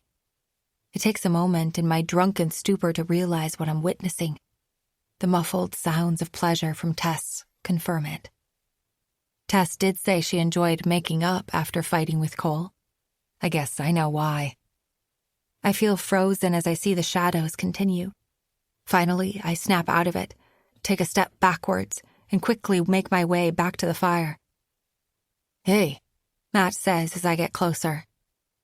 Did you forget your drink? He laughs. I give him a thin smile. Changed my mind. Chapter 23. Tess and Cole arrive at the campfire again. Tess has a grin on her face wider than anything I've ever seen. Cole has his usual smirk. There you two are, Matt jokes. I was getting worried and about to send a search party for you. Cole and Tess laugh. Matt yawns as he stands up. I'm beat, guys. I'm heading to bed. I'll come too, I say. I know what you two are gonna do, Cole jokes, pointing at us. Cole? Tess says playfully. Stop it. Matt laughs. Good night, guys. He grabs my hand as we walk towards the house. We're quiet as we head up the stairs. Once we're in the guest bedroom, Matt closes the door behind him. He makes a face when he looks at it. No locks. Perfect. He comes up to me and kisses me passionately. As his kisses move from my lips to my neckline, all I can think about is the story in my head. I think about Cole's character, how he uses his sexuality to dominate Tess. Or is it the other way around? If only I can start writing this scene. I know I can make it perfect right now. I have the tone in my head. It's like a reel of a movie that I can't pause. If I don't write it now, the show will be over. Let's not, I whisper to Matt. What? He says as he kisses my shoulder. I don't know. It's not our house. It feels weird. I think I drank too much, too. Matt scoffs and sits on the bed. I thought we had a good time today. I sit beside him. We did. So much fun. I'm just tired. Matt kisses me. The passion he had a few moments ago, now gone, and a new expression of defeat on his face. Okay. We kiss again after we change into our nightwear and are in the sheets. It doesn't take long for me to hear his deep breathing as he falls asleep. My plan is working perfectly. Maybe another 10 minutes or so, and I can go to the office and do what I have to do. I need to get the scene out of my head and onto a page. Somehow, patiently waiting for Matt to fully fall asleep, I begin to get tired myself. I did have too much today. Matt moves to his side, and I realize he's not as tired as I thought. I close my eyes and wait until I fall asleep myself. When I hear a creak, my eyes open. I hear it again, louder. I blink a few times, expecting to see Matt out of the bed. He must have left for the bathroom, but when I turn to my side, he's sleeping peacefully. I don't hear any footsteps down the hallway either. The bedroom door is shut. Was I dreaming? I look at Matt and confirm that he's asleep. My fiancé is certainly in dreamland. I slip out of bed and sneak into the office, making the minimum number of squeaks on the floorboards as I can. When I look outside the office window, I see a smoldering fire where we were tonight. I notice that Tess and Cole's bedroom door was shut when I passed. They must be asleep as well. I take in a deep breath and smile. There's something about knowing you have a whole house to yourself that helps the creativity break through. No one can interrupt me. No one can stop the movie in my head from playing. I can put all my attention into my story. I don't tend to skip scenes when I'm writing. I like to write a book from the beginning to end and not jump around. But after what I saw tonight, I moved to write a bit of a spicy scene with my characters. I also don't tend to write sexual scenes as well, but tonight I feel different. I log into the guest profile and anxiously wait to start writing as the slow computer starts up. While I wait, I play the events in my head. A spicy scene with Cole and Tess, something to show how connected they are, but also a hint that something may be wrong. I had it perfect in my head at the campfire, but after waiting to write it for so long and falling asleep with no notes, I feel lost already. I'm almost tempted to go back to sleep as the words aren't coming to me, but I try and replay the scene. Instead, all I see is Cole, doing what he did to Tess. Only in my mind, it's me. I breathe deep and try to get my head back into the actual story. A creak of the office door startles me. It slowly opens, but nobody is there. I wait for someone to enter the room, but all I see is the dark hallway. Hello? I call out. I put a hand to my chest when no one answers me. The door continues to slowly creak open until it stops. I can see into the dark hallway, but don't hear anyone or see anything. Hello? I say again. A hand wraps around the doorframe and waves at me. A moment later, Cole enters the room, giggling to himself. I finally catch my breath. What are you doing? I've come to finish you off, he says, twiddling his fingers, making a ghost sound. I'm working on my evilness. You're up late, writing? I nod my head. Trying. The scene managed to escape me, though. I can help, Cole says.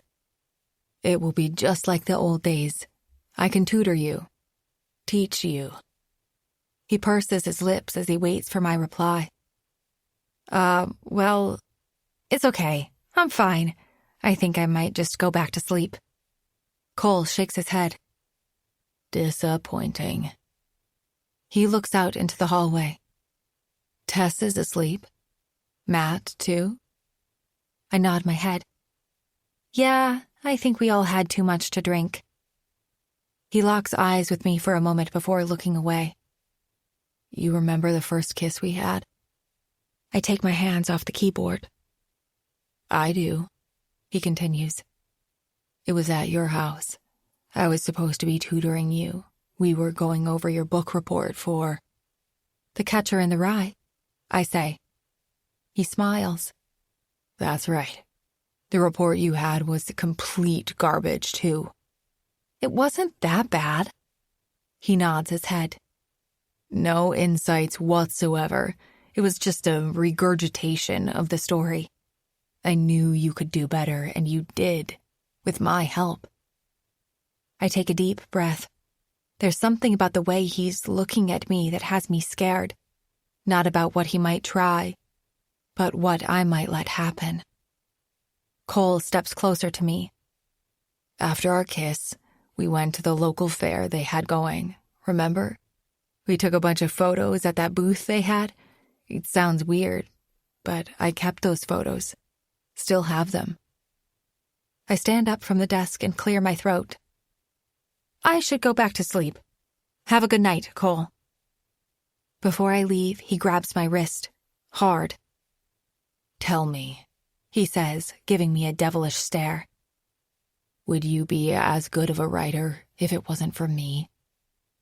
I anxiously laugh, wondering when he'll let go. I don't know. I probably would have failed English. He finally releases my arm. And yet, no appreciation. Nothing about me. What? I looked it up, wondering if you had given me credit somewhere, an interview or something, anything. I even checked your books to see if you dedicated anything to me for what I did for you. I wait a moment, thinking he must be joking. I know I'll see that stupid smirk on his face soon. Instead, he looks at me intensely. I never make dedications in my books, I say, confused by the change in his mood. It feels weird to write about murdering husbands and cheaters and dedicate it to a loved one, or anyone for that matter. He nods. Well, maybe you'll dedicate your next story to me. You better. He locks eyes with me. I mean, it is only right. The story is about me in this house. This time, I should get credit for something I've done. He continues to stare me down. His eyes look so angry. I don't understand how I've upset him, though. Before I can say another word, Cole brushes past me and leaves the office. I hear his footsteps as he walks down the hall to his bedroom. Chapter 24. It takes me a few moments to collect myself after Cole interrupted my writing session. What exactly was his intention? At first, I was worried he would try to make a move on me. Then, for a brief moment, he scared me. I'm not entirely sure how to feel, but I'm left alone now, completely uncomfortable. I look at the computer, and part of me, the creative trooper side of my personality, wants to sit down and use it to write a hell of a scene. The other side of me wants to leave and go back to the guest room with Matt. An inner voice thinks about leaving, not just this office, but this house. We're supposed to stay another night, but I wonder if we should after that encounter with Cole. I truly had a great time today. Up until a few moments ago. The more I stay here, the more I worry about myself. Cole is becoming more and more tempting to me, but on the other hand, more volatile. He's just drunk, I tell myself. And while that may be true, I don't want to be around it. We only have another night here. Then again, there's part of me that's been reborn at this lakehouse. I've written so much in one night. I wonder how much more I would get done if I stayed more than a night. Wouldn't it be worth changing my flight and staying longer if it meant writing another 10,000 words? How much would that be worth? Could be a lot if the book does well. I'm inspired here. Will I find the same inspiration at our place in Chestermere? Or will I go back to my old ways, scared of my own shadow, scared to write a single word? I hear the floorboards creak and quickly make up my mind. No more writing tonight. I save my document before logging off the computer. Too late. I hear a door open and footsteps coming towards the office. I'm worried what Cole will do when he approaches me. Will he reminisce about our romance from our youth some more? Will he make a move on me? Or will he act however he was before he left? It's all so confusing. I don't even know what I want to happen. Part of me wants him to come back to the office, play out the scene I have in my mind in real life. It's just a fantasy. It's okay to fantasize, isn't it? What if it went beyond just thoughts? Matt cheated on me. Is this how I get back at him? The creaking stops right outside the office.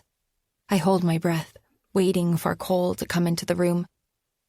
Instead, Tess knocks on the door and gives me a thin smile. "Hey," she says. "Hi." "Are you still writing?"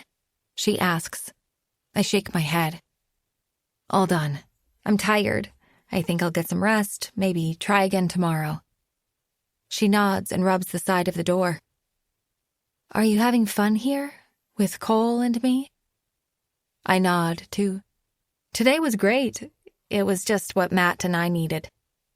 She grins. "Good." She looks out into the hallway towards her room and back at me. "Are you sure you're tired? Want to have some more drinks?" I don't usually drink like I did today. I know I'll pay for it tomorrow. I think I'm done tonight. "Okay," she says. She meets my eyes and looks away. "I'm going back to my bed with Cole." I look around the room. "Well, okay, have a good night?" She nods. "Do you want to join us?" "Join you?" I repeat. She meets my eyes and smiles. "Cole wanted me to ask." I gaze down at the floor, my mouth gaping wide. I can only imagine what I look like in response. "Sorry," Tess says, waving her hand. "Forget it." Tess lowers her head. "Good night." She hurries out of the room and I hear her walking down the hall. I cover my head, hiding my face, hoping that I misunderstood what Tess was asking. No more writing tonight. I feel the urge to scurry back to the guest room and hide under the covers with Matt. Matt. Should I even tell him about tonight? I need to sleep. I let out a single laugh over the silliness of it all. As I leave the office, Tess and Cole's bedroom door is wide open. A dim light enters the hallway, illuminating the guest room. For a brief moment, I wonder what it would be like to enter their room. What would happen if I did? A flash of the silhouettes in the dark of Cole and Tess on the beach hits me. I breathe in deep and stare at the shadow the light from their room is casting on the door where Matt is sleeping.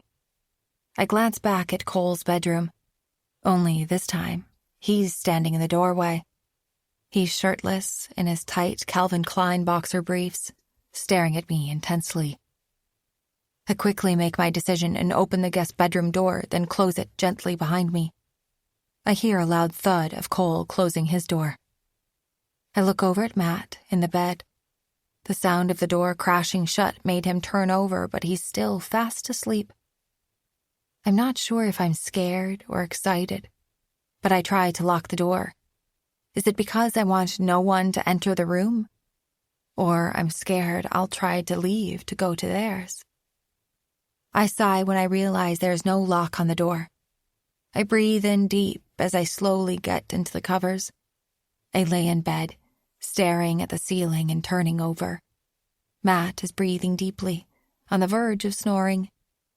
For a moment, his eyes flutter open and stare at me. Our gazes meet for a brief moment before he yawns and turns to the other side. Chapter 25. I toss and turn through the night, finding it difficult to sleep. My mind won't stop racing. What would it have been like had I accepted Tess's offer? What would Cole have done had I gone into his bedroom instead of my own? While part of me felt the excitement of the idea, the other side of me knew it would destroy Matt. How could I do that to a man I love? To a man I plan to marry? I was crushed after Matt kissed another woman. I'm still not over it. In no way would going into Cole's room have made things better between us. I know that. When I wake up, Matt is not in bed. I stretch out my arms as a strong morning light shines through the window. I wonder how long I've been sleeping for. I turn my head to notice the bedroom door is wide open. Why does Matt do that? Yesterday morning he left the door open. Today he's done the same. A thought hits me. Did Cole watch me as I slept? The idea makes me uneasy. What's the opposite of wearing out a welcome? I think I'm ready to leave the lakehouse. We're supposed to have another night here, but I don't think I can handle that anymore. Not after what happened last night. I need to talk to Matt. He needs to agree that it's time to leave. The question I'm wondering is how much to tell him. Should I say everything that happened last night? The odd behavior? The invitation to their bedroom? Certainly, Matt would be upset. No matter how much fun we had yesterday during the day, what happened at night puts a sour taste in my mouth. I get out of bed, close the door, and quickly change. Part of me is nervous the door will open again and Cole will be there while I undress. I open the bedroom door and look up and down the hallway. This morning, I don't hear Cole and Matt laughing hysterically downstairs. It's oddly quiet, but maybe it's the tension in my own mind. I look at the office door and quickly go inside, closing it behind me. Thankfully, this room has a lock, and I use it, ensuring I won't have any unwanted guests this time. I go to the computer and log on. I need to make things right with my publisher. I have a good start to a novel and can expand on the story when I get home, but I need to talk to Vanessa. I'm sure I can turn things around. Our last meeting was terrible, but I hope she'll be receptive to talking again. I'm not able to call her, though. There's no cell service out here. There's only one way to get a hold of her. Email. I haven't been logged into mine for a very long time. Last time I was in tears as I continuously read the multiple emails I Write Alone sent me. I still remember Matt begging me as I cried into his shoulder to delete my account. I didn't delete it, but stopped using it completely. Until today. I open a browser and it takes forever. Despite being a famous author, I still mostly use a Gmail account for my communications. I enter my account name and password and hit enter. The page turns white and thinks about my request, taking forever to access my email. Part of me wonders if I'll even be able to. If I haven't used this account in over a year, will I still be able to use it? The screen stays white while the computer thinks about my request. I'm about to give up on the idea when my account finally opens. I smile as I immediately start an email to Vanessa. I open my Word document and fix a few things before attaching it to the email. First, I write a sincere apology to her for how I was at the meeting a few days ago. I tell her a little about my story and the directions I'm thinking of taking it. I tell her a little about my characters, Cole and Tess as well. I let her know that I believe I can finish the story on time to meet the publisher's deadline. I explain how motivated I am and finish the email with another apology. Before I can hit send, someone knocks gently on the door. "Hello?" I call out. I don't want to open the door. I would rather not. I'd be fine with not talking to Cole again.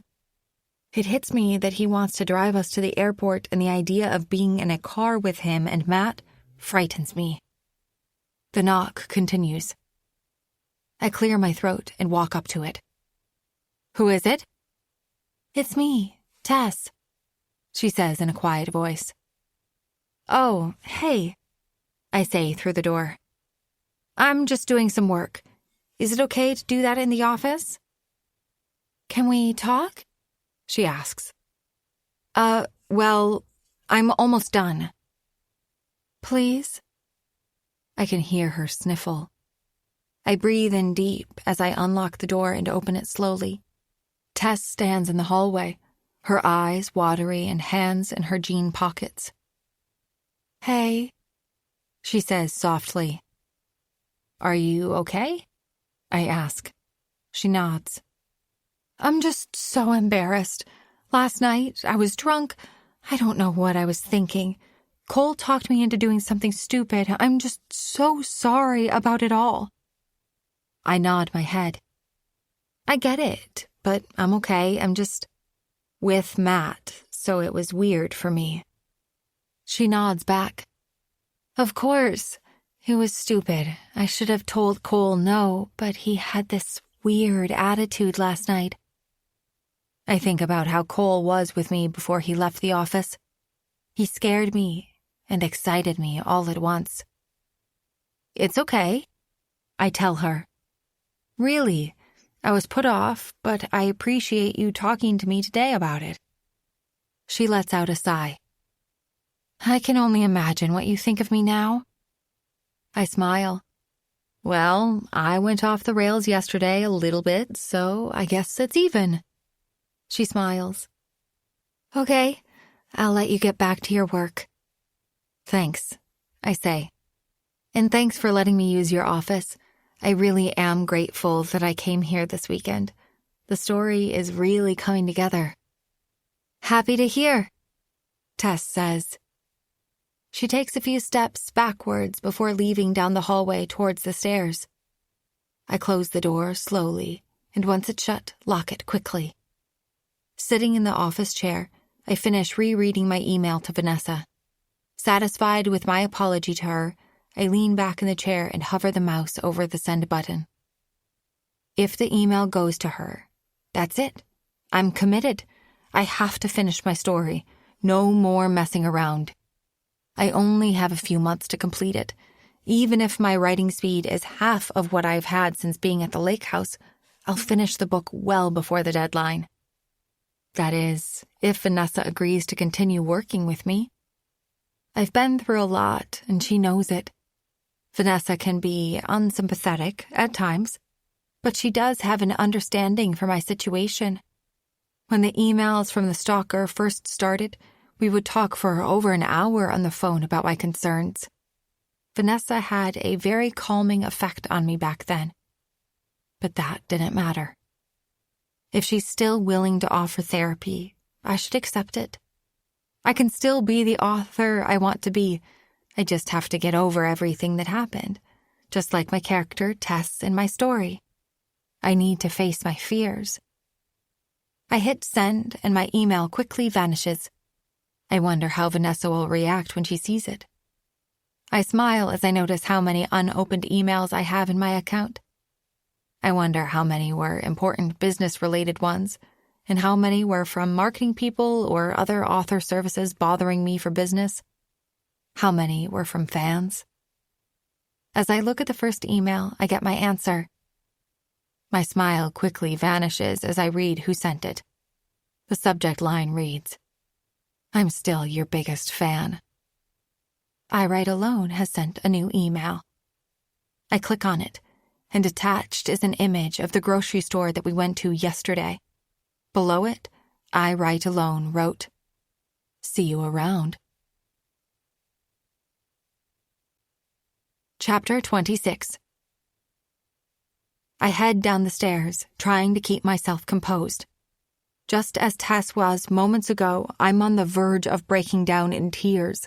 I nearly trip over my feet on one step and only stop myself from falling by grabbing onto the handrail.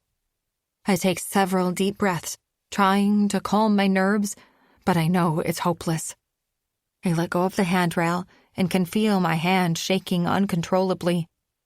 I could curl up in a ball and cry on the stairway if it wasn't for me wanting to find Matt. He wasn't in bed. He's likely up somewhere with Cole. I'm sure Cole's making another breakfast with a stupid face on it. As I get to the bottom of the stairs safely, I see Tess and Cole sitting at the dining table together, speaking quietly.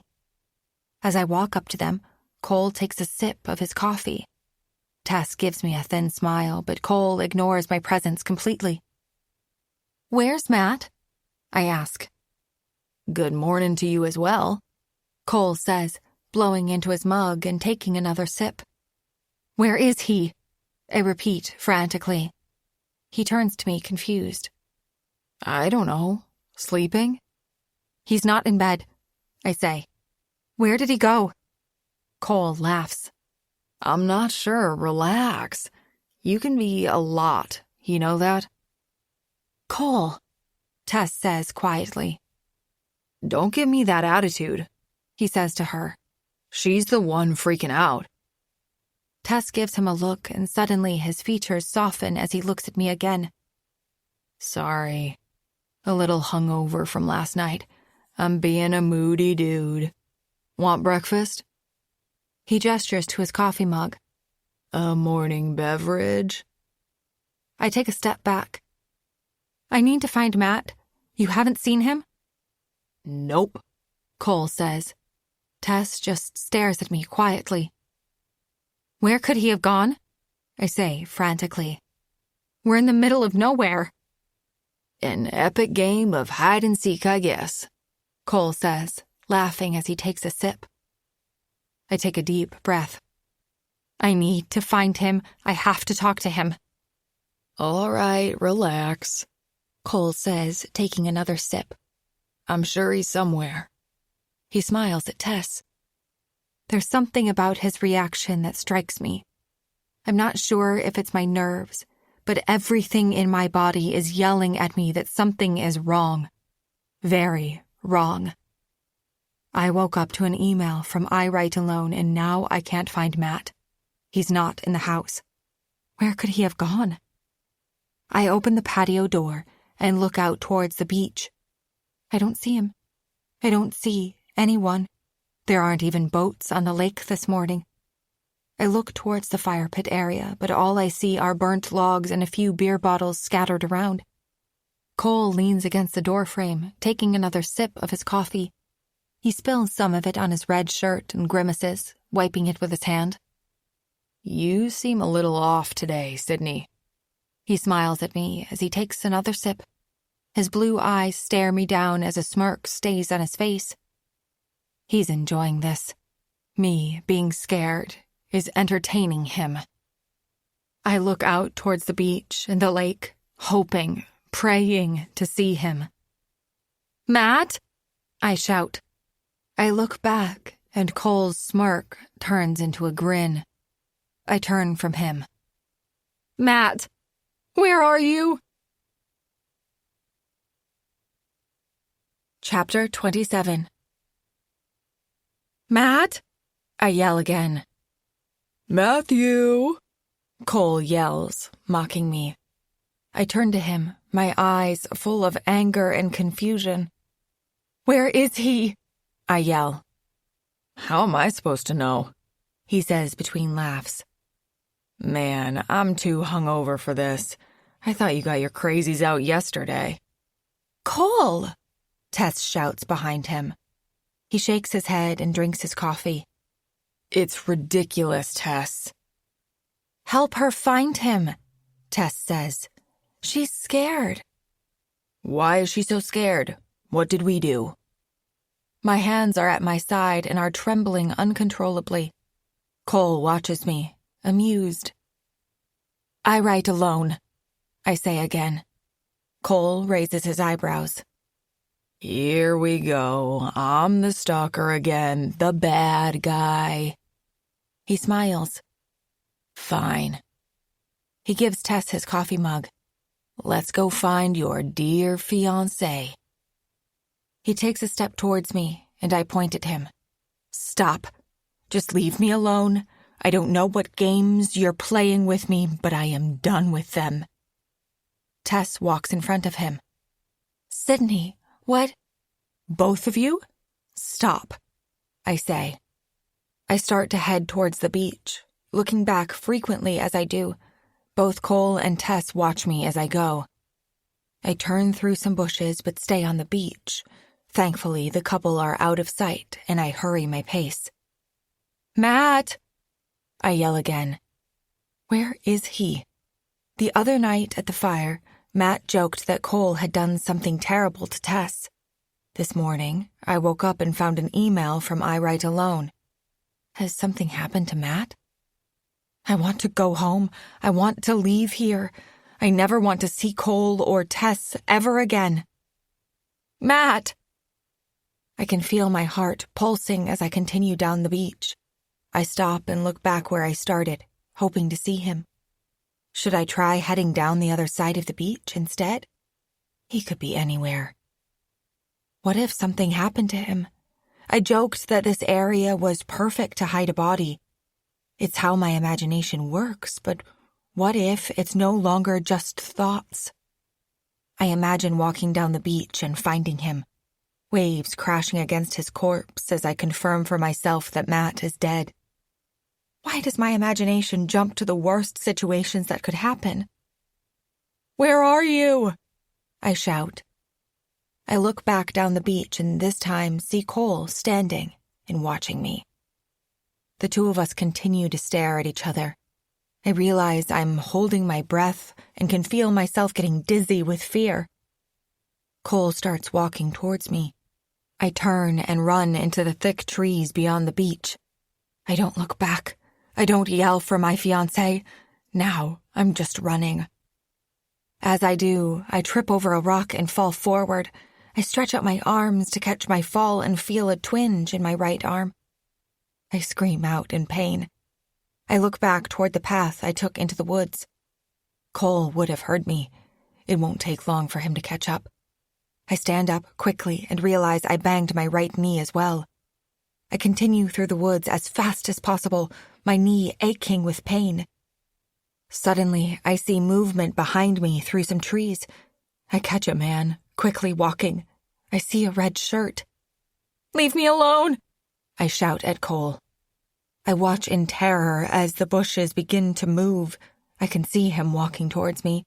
I let out a breath when I realize who it is. "Sydney?" Matt whips his hand past a thick bush as he walks past it. "Who are you screaming at?" He looks at my bruised arm and scrape on my knee.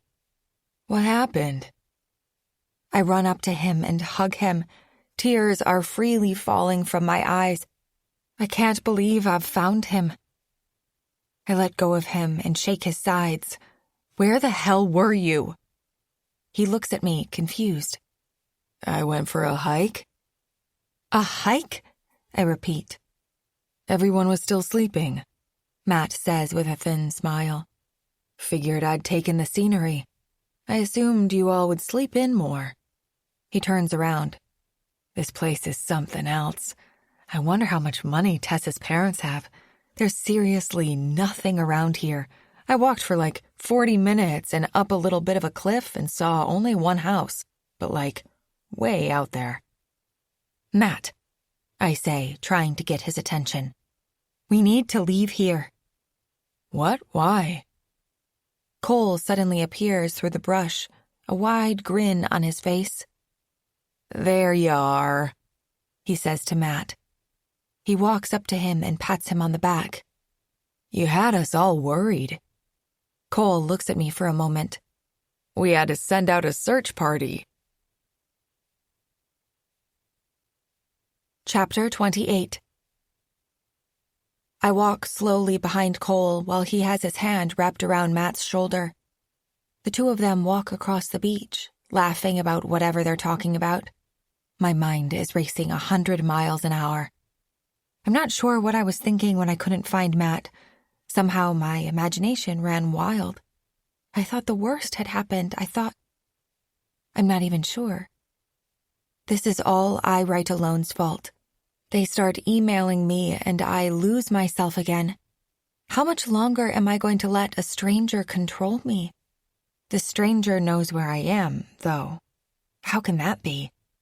How can they possibly know where I am? I think about the girl from the hotel lobby who I saw again at the town's grocery store. Could I Write Alone be her? What if it's someone I know? Someone at the house I'm staying at. I think of Cole, Tess, and even my own fiancé.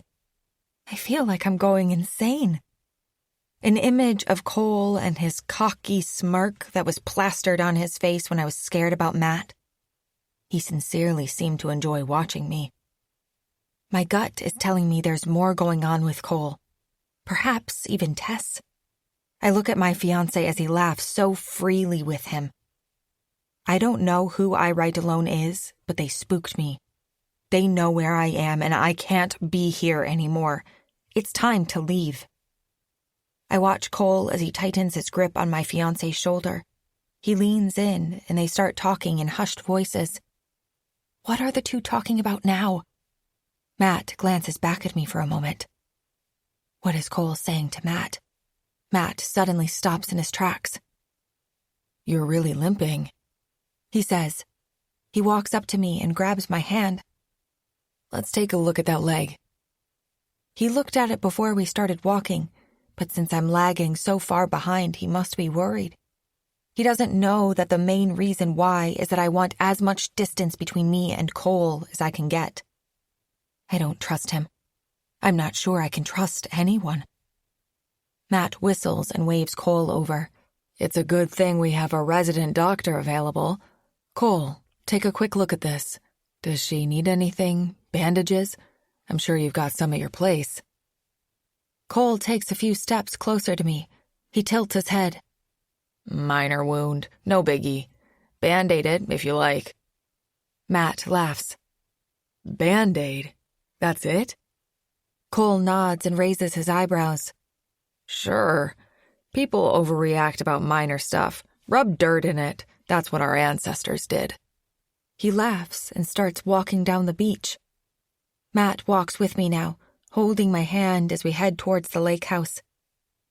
You're shaking, he says as he notices my hand trembling. What happened? Cole looks back at me and waits for my response. I'm okay, I say, and Cole looks ahead again. I'm not sure how to describe the feelings I have right now. My mind is still racing. I'm not sure what to believe or who to trust. How does I Write Alone know where I am? Tess is waiting for us as we come back inside through the patio door. Matt, Tess, and Cole sit at the dining table. The three of them start planning what we should do today. Cole mentions another fire at night, and Matt agrees. Matt wants to swim again. Maybe another round of chicken fighting, eh, Sydney? Matt says, looking at me. We have to beat the cheaters. When I don't smile or sit with them at the table, Matt's smile slowly turns to concern. Now, Cole and Tess watch me as I take a few steps back toward the stairs. I'm going to lay down a bit, okay? I say. Matt looks at Tess and Cole and back at me, nodding slowly. Okay, he says. As I walk up the stairs and hear Cole and Matt laugh, I wonder if it's at my expense. Is the crazy writer having another meltdown? Am I? I can't stay here anymore. Matt doesn't know everything. He doesn't know about I Write Alone emailing me. If I tell him and he doesn't agree to go, I'll leave without him. I'm emotionally drained. The two men laugh hard again. The sound frustrates me more. How can they be having fun? I'm halfway up the stairs when I realize I can't pretend any longer. It's time to leave, and I don't care if I have to make another scene to get what I want. Matt? I call out. The laughter stops momentarily. Can you come upstairs for a moment? I just want to talk. Cole laughs. I've heard that before. You're in trouble, buddy. Chapter 29. Matt slowly walks up the stairs behind me. We wait to talk until we're in the guest room and the door is shut. When I turn to Matt, he holds my hand tight. "What are you doing?" he asks. "Cole says you freaked out on him again." I take a deep breath. Is that what Cole said? Matt gestures for me to lower my voice. "Can you stop making a scene?" He scoffs. "Yesterday was great. Well, most of it. When you exploded on Cole and Tess, I couldn't believe it. Now, you're doing it again? Why? Because I went on a hike?" I Write Alone emailed me again. Matt raises an eyebrow. "When?" Late last night. They attached an image of the grocery store we went to yesterday. I Write Alone is following me again. She knows where I am. I cover my face. I can't do this again. I can't. Matt stands beside me and guides me to sit on the bed. "I thought you were done going on your email. We talked about not using it." I nod my head. I emailed Vanessa about the book I'm writing. I wanted to send some of it to her, let her know that I can finish the story on time. I wouldn't have to give back the advance. Matt purses his lips. "And you saw I Write Alone's email when you did?" I nod again. I'm sorry. How can they know where we are, though?" I take another deep breath. I don't know. When I saw the email and couldn't find you, I thought terrible things. "What? Like I was dead or something?" He laughs. It's not funny. He stops and rubs my back. "Sorry, love. You really have an imagination, though. I just went for a walk." He leans into me. "All you drunks were still asleep.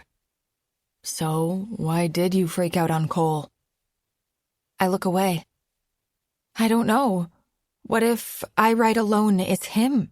Or Tess? I'm just scared. I feel like a cornered animal or something. I can't think straight. I saw that email and couldn't find you and lost it.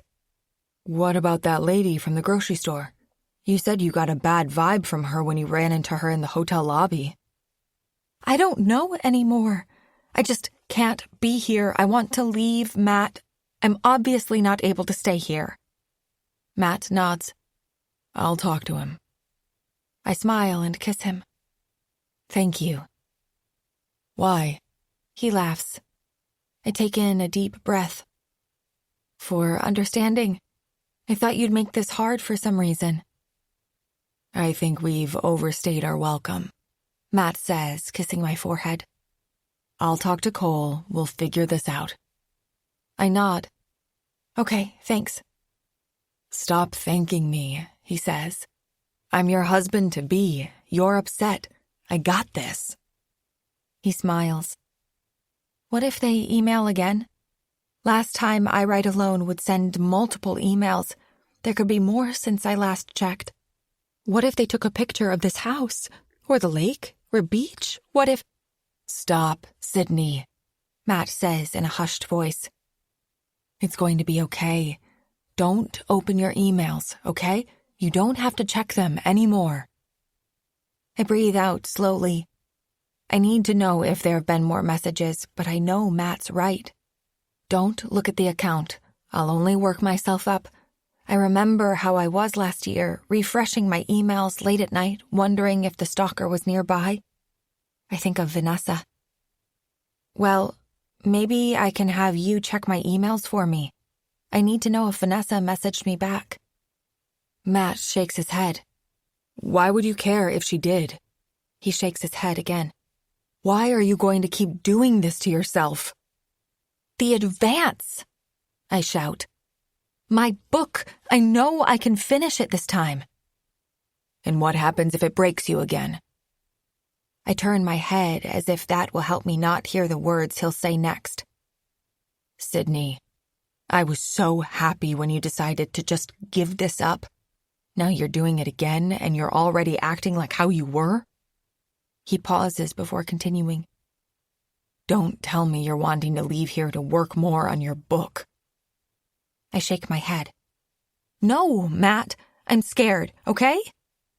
He wraps his arms around me. I'm scared, I repeat. Okay, he says. Let's leave. Chapter 30. I follow Matt as he goes back down the stairs. Cole and Tess are speaking quietly at the table between themselves until they see him. Hey, guys, Matt says shyly. Listen, we're both very thankful for you guys going out of your way to pick us up at the hotel and let us stay a few nights at your beautiful place. But I think we're going to head out. Leave? Cole says, surprised. He looks at Tess. What did I tell you? You guys have been nothing but great hosts, Matt says, raising his hands in surrender. If he knew what happened last night, I wonder if he'd feel the same. The hosts invited me to their bedroom. What did we do? Tess asks. Nothing, Matt says with a thin smile. We had a blast, so much fun. We'll have to do it again sometime. Cole stands up and scoffs. I'm not sure I believe that one, bud. He walks over to the fridge and takes out a beer. Want one? I stop myself from speaking up. Matt has this. Let him talk it out with Cole. How can he be drinking? I want to leave, and Cole is serving beer? I'm okay. Matt waves him off. Thanks, though. Listen, Cole, I don't want to bother you for a ride. We'll call for an Uber. Cole snaps off the cap and takes a long drink of his beer. He wipes his mouth with his hand. Why do you both suddenly want to leave? He looks at his girlfriend. Sydney is about to accuse us of something again, isn't she, Tess? Tess turns her head and stares out the window, trying to avoid getting involved. Cole waves his hand in the air. What should I say? I knew you were going to do this again. I'm not this stupid email person. I write something. If I was an internet stalker, I'd have a much cooler name. Something more ominous. I write alone?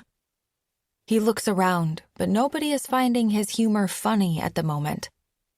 No, man, Matt says, trying to calm the situation. We're not saying anything like that. The stalker emailed Sydney again. I suddenly find my voice. I write alone sent me an email with an image of the grocery store we went to. I watch Cole's eyes as I say it to see if he gives any hint of what he's thinking. He takes another sip of beer, and I feel lost. Tess still looks like she's about to burst into tears. Scary, right? Matt asks. It's rhetorical, of course, but Cole answers it anyway. Sure, but why leave? He says. Stay here. You got two big dudes with you here. No one will mess with you, Sydney. She's had a hard time, Matt says, answering for me. The hotel room, now the email. It's a lot. We just want to go, guys. Cole takes another drink of his beer, glancing at his girlfriend. Tess continues to stare outside, pretending that she's not in the room with us. Fine, whatever. I think we've had enough of this fun weekend with you as well, he says mockingly. Cole, Tess says, still looking out the window. No, Tess, he says. We've been nothing but good to them, and this is the thanks we get? He raises a finger. Lobster dinner. He raises another. Free stay at our place. Raises a third. Use of our private beach. What else? Cole, Tess says, now looking at her boyfriend. Let's... No, Tess, he says, whipping the beer bottle across the room. It smashes against the wall. I jump and scream. Tess covers her mouth, her eyes wide. Even Matt looks startled. His mouth gapes open and his hands are frozen in front of him. Come on, man, Matt pleads. We don't want any trouble. Cole shakes his head. Pack your shit. Get out of my house. Chapter 31. Matt zips up his case and looks at me. Make sure you don't forget anything. We're not coming back here. Finally, we're on the same page. I continue to fold my clothes neatly into my bag. Matt stuffs his in. I know he wants to leave immediately, but I'm not sure I'm ready to be inside a car with Cole after what happened. Matt said he'd rather Cole not drive us, but with no cell service and Cole being difficult, maybe it's best we not push this. Maybe by the time we go downstairs, he'll have cooled off. I got a few things in their bathroom, Matt says. Do you have anything in there, hair curler or whatever? I shake my head. I'm ready to go. Matt leaves the room and I look out into the hallway. Part of me wants to jump in the car and hightail it out of this place, even if it means Cole's behind the wheel. Then I think of the computer in the office. What if I Write Alone sent something new? What if they're outside the lakehouse now? What if they share something that tells me more about who they may be? I stand up and look out the window. Through the thick trees, I see the blue of the lake. What if I Write Alone is watching me right now? I can't handle not knowing. I quickly go across the hallway to the office and close the door behind me. As always, it takes forever for the computer to open. I sign in under the guest profile and log into my email. The window on the screen turns white and takes forever to load. I breathe in deep to try and calm my pulse. I look down at my hands and both are trembling. I didn't even notice they were. It's as if my body is acting on its own now. The screen finally loads, but the office door opens. Matt walks in and makes a face. What are you doing? He asks. We're leaving. Let's just go. I need to know if they've sent an email, I say. What if they sent another photo? What if they're here? Matt covers his mouth. He's not angry at me for checking. In fact, he's on the verge of tears himself now. I'm sorry, love, he says. He clears his throat. Let's go. I'm with you. You're safe. The screen loads. I breathe out when I don't see an email from I Write Alone. They only sent one. Just one. How unlike them. Typically, they would send me so many emails I'd be on the verge of madness. Now, I'm more paranoid that they aren't sending me anything. There is one new email, though, from Vanessa. I click on it, reading it quickly. She wants to talk and asks me when we can. Well, Matt says. Anything? I shake my head. Just from Vanessa. I click reply and start to message her. I notice Matt getting more and more impatient. Really, Sydney? He says. You can email her at the hotel when we have Wi-Fi again. I ignore him and type a quick reply. I let her know I'll give her a call in a few hours. I look up at Matt. Done. He nods his head slowly. I'm ready. Do you have everything? I look down and try to think. Anything that's important is already in my baggage. Anything I've forgotten, I'm fine with never seeing again. I notice the drawer. There was a gun sitting on top of a pile of paperwork. I could take it with me. The rational side of me clicks in. Why would I do that? We're leaving. It may not even be loaded. Matt would think I'm unhinged if I brought a gun into the car with us. I'm ready, I say to Matt. The two of us head down the stairs. Matt carries both our bags down the steps. When we get to the ground floor, Tess is holding a broom and is cleaning up the mess Cole made with the beer bottle. She turns to us and looks down at her feet. Cole's waiting for you outside, she says. Thanks, Tess, Matt says. Well, take care. He rolls our luggage across the floor and heads outside. I walk toward the door, watching Tess continue to sweep the broken glass. Part of me wonders what will happen to her after we leave. Will Cole's frustrations be directed towards her? How many more of Cole's messes will Tess be cleaning because of his rage after we're gone? Or worse, how many bruises? It's hard to imagine the fun-loving Cole that Matt and I met at the restaurant hurting Tess. but I'm also coming to terms with how aggressive the current Cole is, too. It's as if someone flicked a switch on his mood. He truly is not the man I remember. I'm at the front door and about to leave when I turn to Tess. "Hey," I say to her. She looks up at me. "If you ever need anything from me, let me know." I'm not even sure why I say it. I think I confuse Tess herself, who slowly nods in response. It's not like I can say thanks for the weekend, but I'm also worried about her. She gives me a thin smile. "Take care, Sydney." With one hand holding the broom, she gives me a small wave. I breathe in deep as I leave the lake house, hopefully forever. How could a weekend end up so terrible? Matt puts both the cases in the trunk and closes it. Cole's leaning against the car.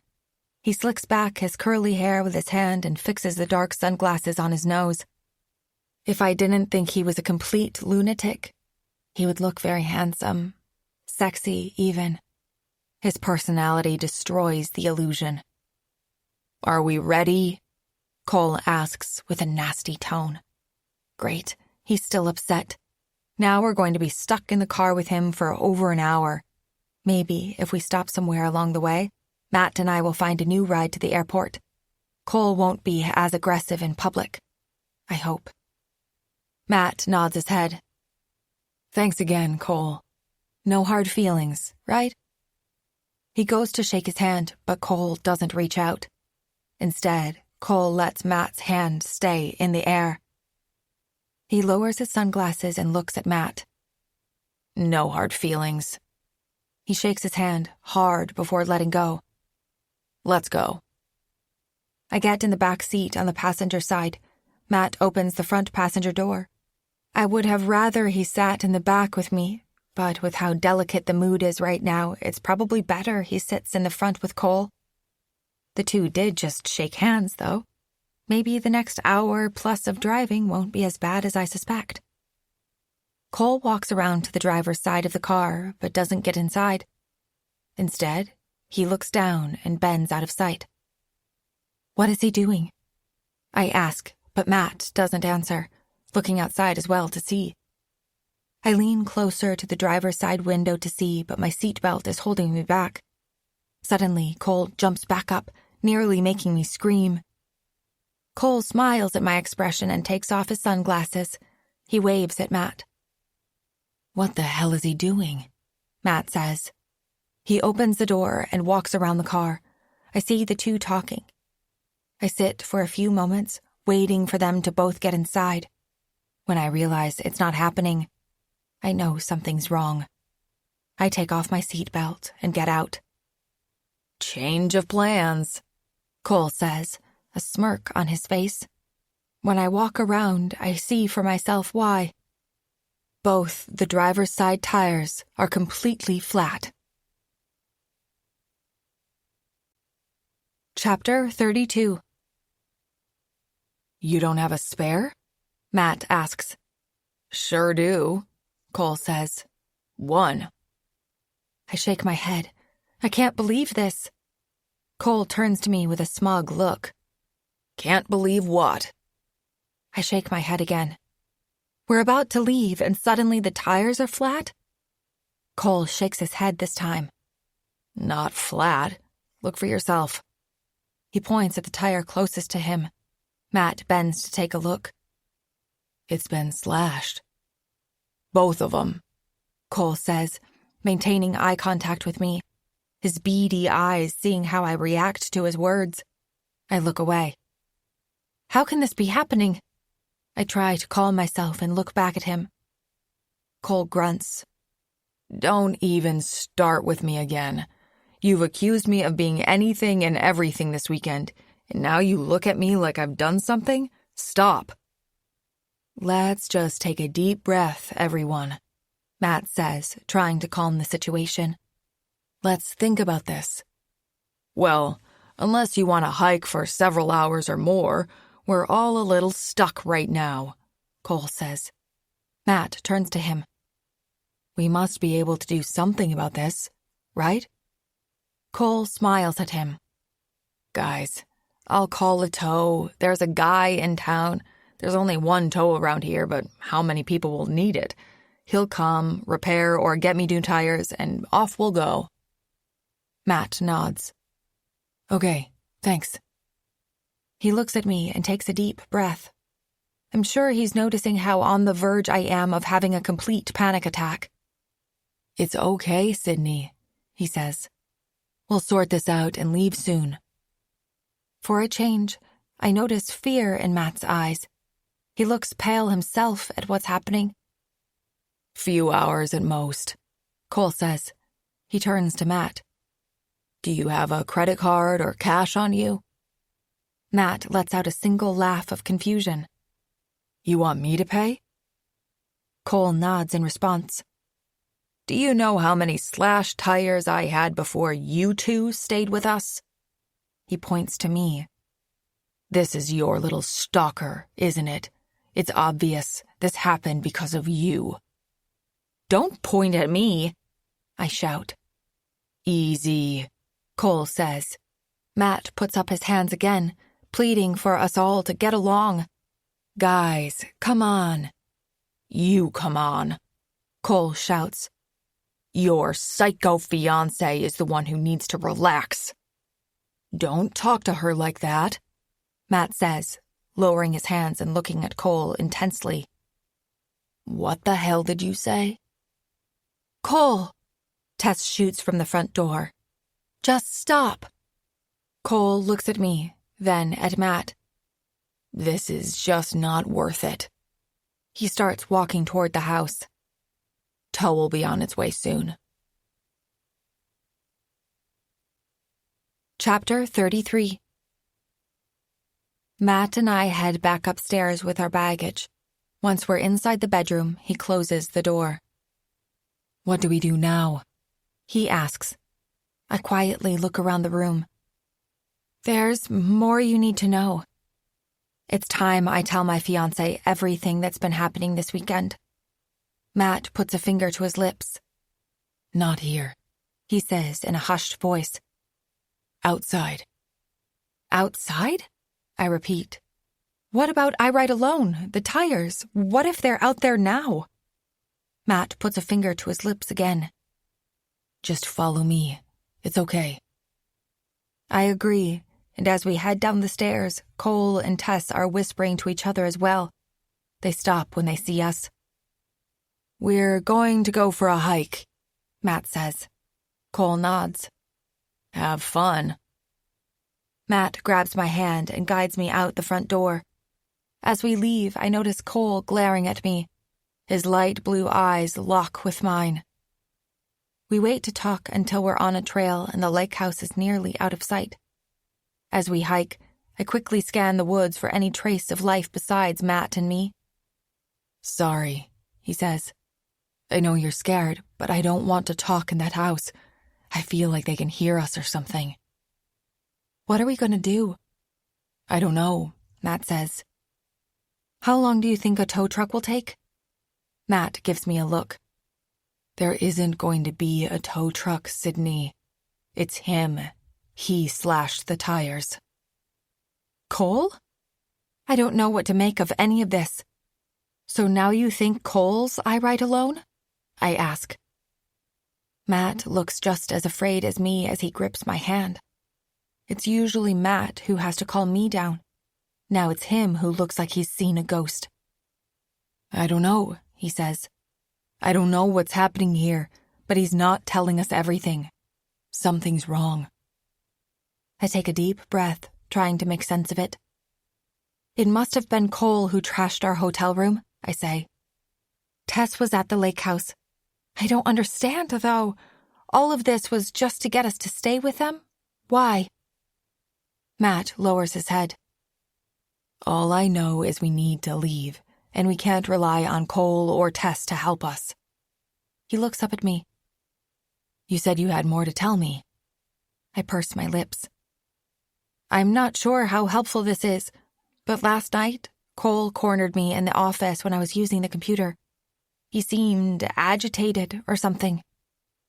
The man is completely crazy, Matt says. Then Tess came into the office and asked if I wanted to join her and Cole in their bedroom. Matt's eyes go wide. She did what? I put my hands on him to try and calm him. I went to our bedroom, though. Tess kept apologizing profusely, saying it was Cole who made her ask. I believe her. He wanted to sleep with you last night? Matt says, trying to make sense of it all. When I woke up, I wanted to tell you. I wanted to leave this place. I checked my emails and found the email from I Write Alone. When I saw the image of the grocery store, I was scared. I Write Alone knows where we are again. I look around the woods. I tried to find you, but you were gone. I thought the worst. My crazy thriller brain always jumps to the worst-case scenario. Matt nods. I'm starting to think the same. I shake my head. Let's just go. Where? Matt says, looking around him. We don't know where we're going. Follow the gravel road that leads to the lakehouse, I say. Didn't we take a right from the road to get here? When we get to the road, we'll go left and hike until we get into that small town. Can't be too long to get there. A few hours? They have internet, Matt says. Can't you order an Uber online? I have no friggin' clue, Matt, I say. Let's just leave. You're all banged up, he says, pointing at my knee. That hike this morning wiped me out too. What if we get lost? What if we get stuck in the dark out here? We should just leave, I say to him. He shakes his head. Go on the computer. Make an excuse. Maybe say you're going to write some more before our ride gets here. When the Uber gets here, we scramble. What's Cole going to do? Slash their tires too? Why do you think Cole slashed the tires? What if he's right and the stalker is here? I ask. Matt shakes his head. Call it a gut instinct or whatever. Mine is yelling at me to leave this place as quickly and safely as possible. I think of the desk. There's a gun in one of the office drawers. What? Matt says, surprised. I found it the other day when I was looking for a notepad. I don't think it's Cole's. It must be Tess's father's gun. It's his office. Matt nods. Is it loaded? I didn't touch it, Matt, I say. I just found it. He clears his throat. Okay. When we get back, use the computer. Call us a taxi, Uber, or anything. Whatever you can find online. Take the gun and give it to me. You want to take it with us when we leave? I ask. Just a safety precaution, Matt says.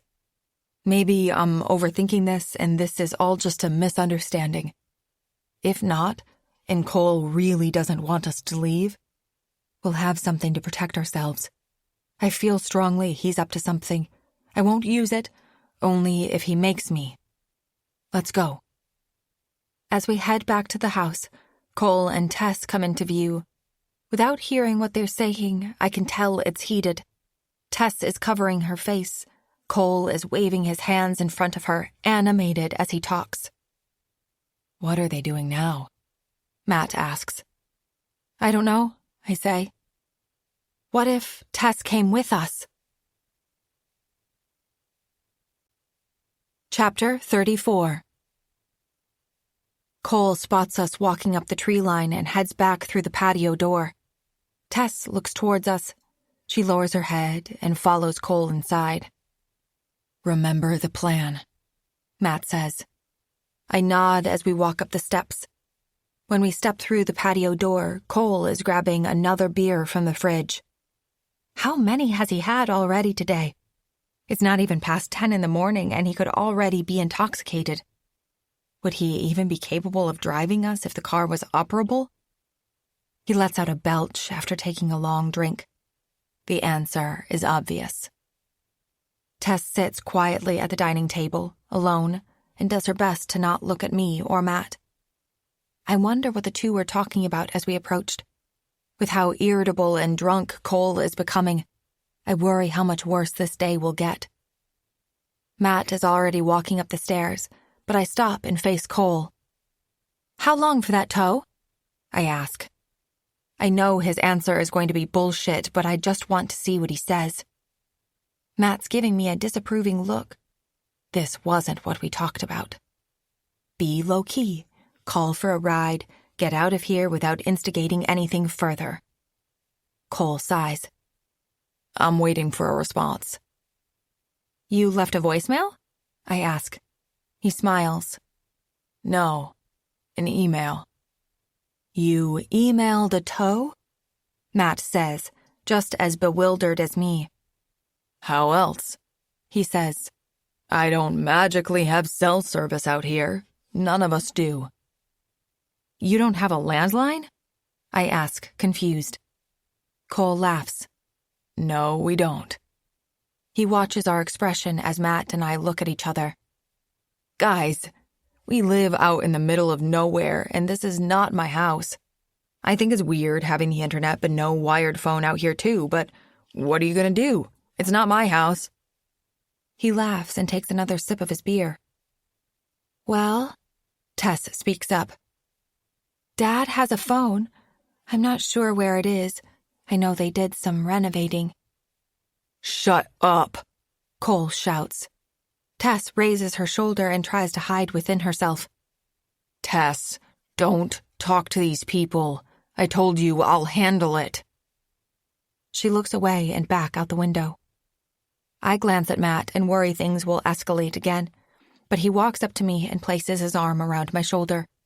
I can already tell what he's thinking. Stick to the plan. Tess? I say to her. She turns her head away from the window. Is it okay if I use your computer for a little bit? I figure I may as well write some more of my story while we wait for the tow.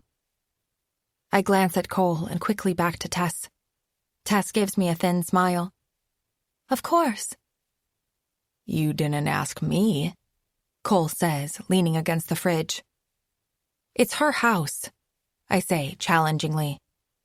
Tess's eyes grow wide and she looks at Cole. Matt seems frozen in place. Cole smirks at me.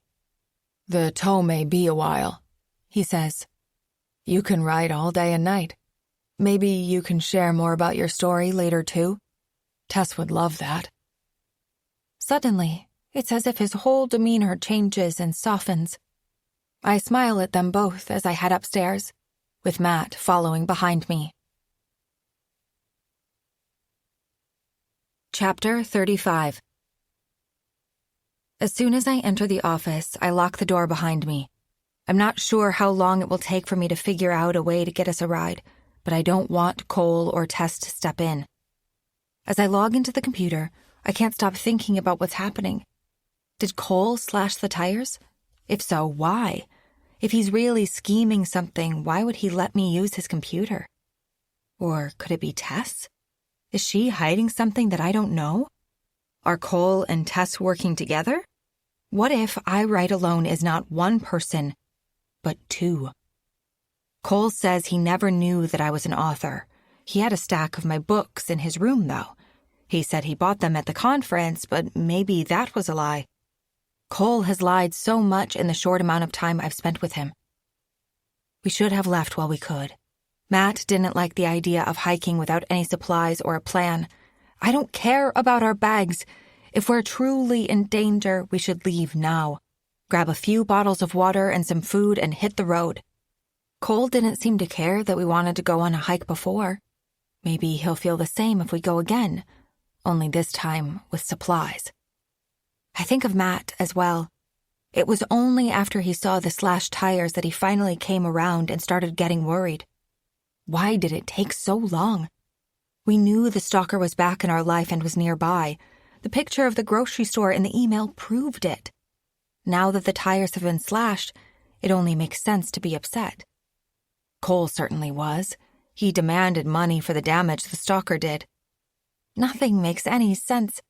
Me still being at this lakehouse least of all. Matt had a plan, though, and of course, I listened. We should have just left. We should have gone. Why did I ever agree to come back inside? I think of the stalker. I write alone. What if I have it all wrong? What if it truly is a stranger doing this to me?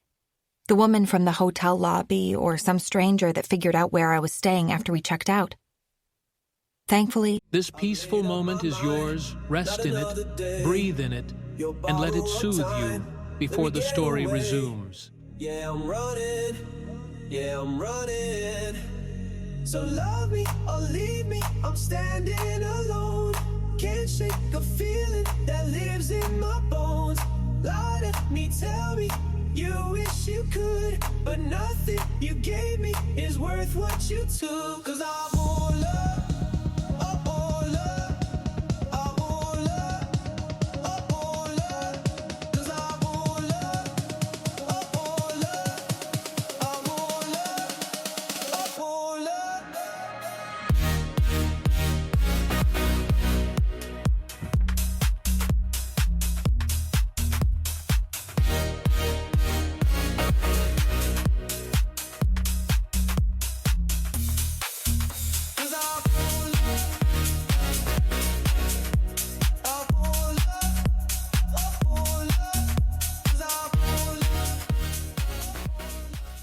the computer desktop finally loads. I open a browser. I need to figure out a way to get a ride for us. If I can't get one, we're leaving here immediately. I don't care how much Matt hates the idea of hiking around someplace we've never been before. We need to go before it's too late. Then again, if the stalker is a stranger and is watching us, they will follow. And of course, they have a weapon. The tires were slashed with something sharp enough to cut through thick rubber. What if we leave and the stalker follows us? I remind myself we'll be armed. I open the desk drawer and confirm the gun is still there. I close the drawer and continue with the plan. I start to type the address for Uber's site. I figure that will be the best way to try and get a ride arranged online, although I'm not sure how to use it. Isn't it just an app you use on the phone? Neither Matt or I have ever used it before. My fingers start to tremble. I try to calm myself, but I know I'm scared. No matter how many breathing exercises I try, my body will react even with me trying to control it. What if the stalker is watching me right now? The office window is wide open. Someone with binoculars could easily look inside the room. At me. I stand up and close the drapes and sit back down. I can't help myself now. I need to know. I Write Alone isn't one to stay quiet for long. They will have sent me more emails. I need to know if they have. I need to know what they have planned. I log into my email account and wait patiently for the screen to load. When it does, I let out a breath. Nothing. No new emails. Only the one from the other day. I know I should be happy about this, but I'm more nervous. What if I Write Alone can't send any more emails to me because they're here at the lakehouse? I don't have any Wi-Fi here. The stalker wouldn't either. The only way to send an email is through this computer. I can feel my heart beating faster with every thought. I can't lose my cool. I need to stay present. I have a gun now. If anything happens, Matt and I will be safe. No more looking at my emails. Matt is right.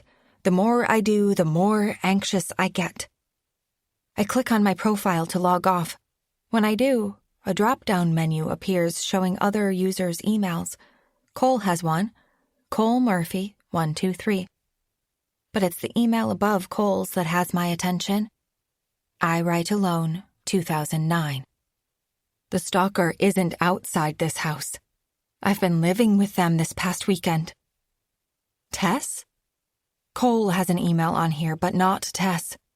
Then again, it could be a second profile Cole's created. I look down at the drawer with the gun. Part of me wants to grab it and run downstairs and demand answers. I think of Matt. If there's a way for me to arrange for a ride, we need it. Matt can hold the gun until the ride is here and we leave. Once we're in town, we'll call the police.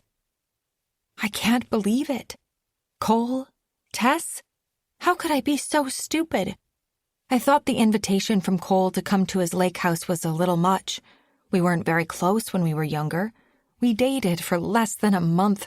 He was only my tutor for a few months. He wanted me to come to his house. It's remote. There's no way for me to run. What do Cole and Tess have planned?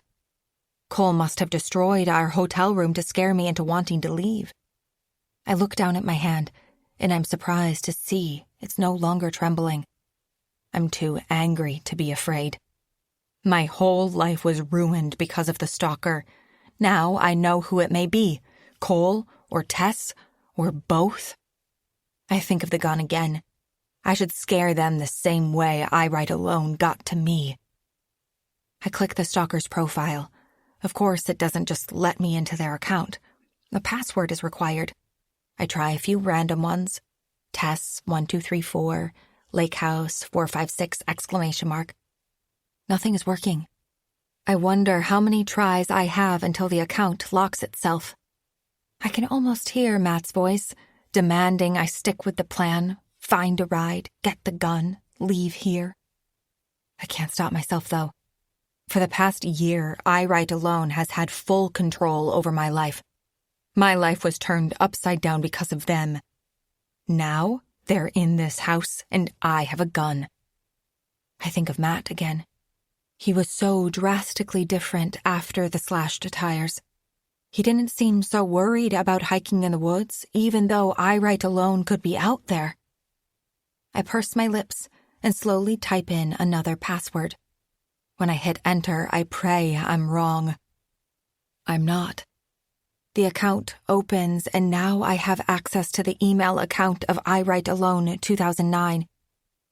My eyes begin to water as I see the history of emails my stalker sent to me. All of them, including the one from early this morning. I look down at the drawer and consider taking the gun. If I do, I'm scared I'll use it on him now that I know the truth. I stand up from the desk and storm across the hallway into the guest room. Matt's sitting on the bed. When I enter the room, he smiles at me. "Did you find a way to get a ride?" he asks. I don't answer him. I'm trying to find the words. I'm not sure if I'm about to cry or scream. I settle for rage instead. "It was you!" I shout. Chapter 36. I can't believe it! I scream. "You!" Matt stands up from the bed, his arms raised. "What are you saying, love?" "Don't you love me? You're the stalker." "What?" he says, giving me his best confused face. Give this man an Oscar.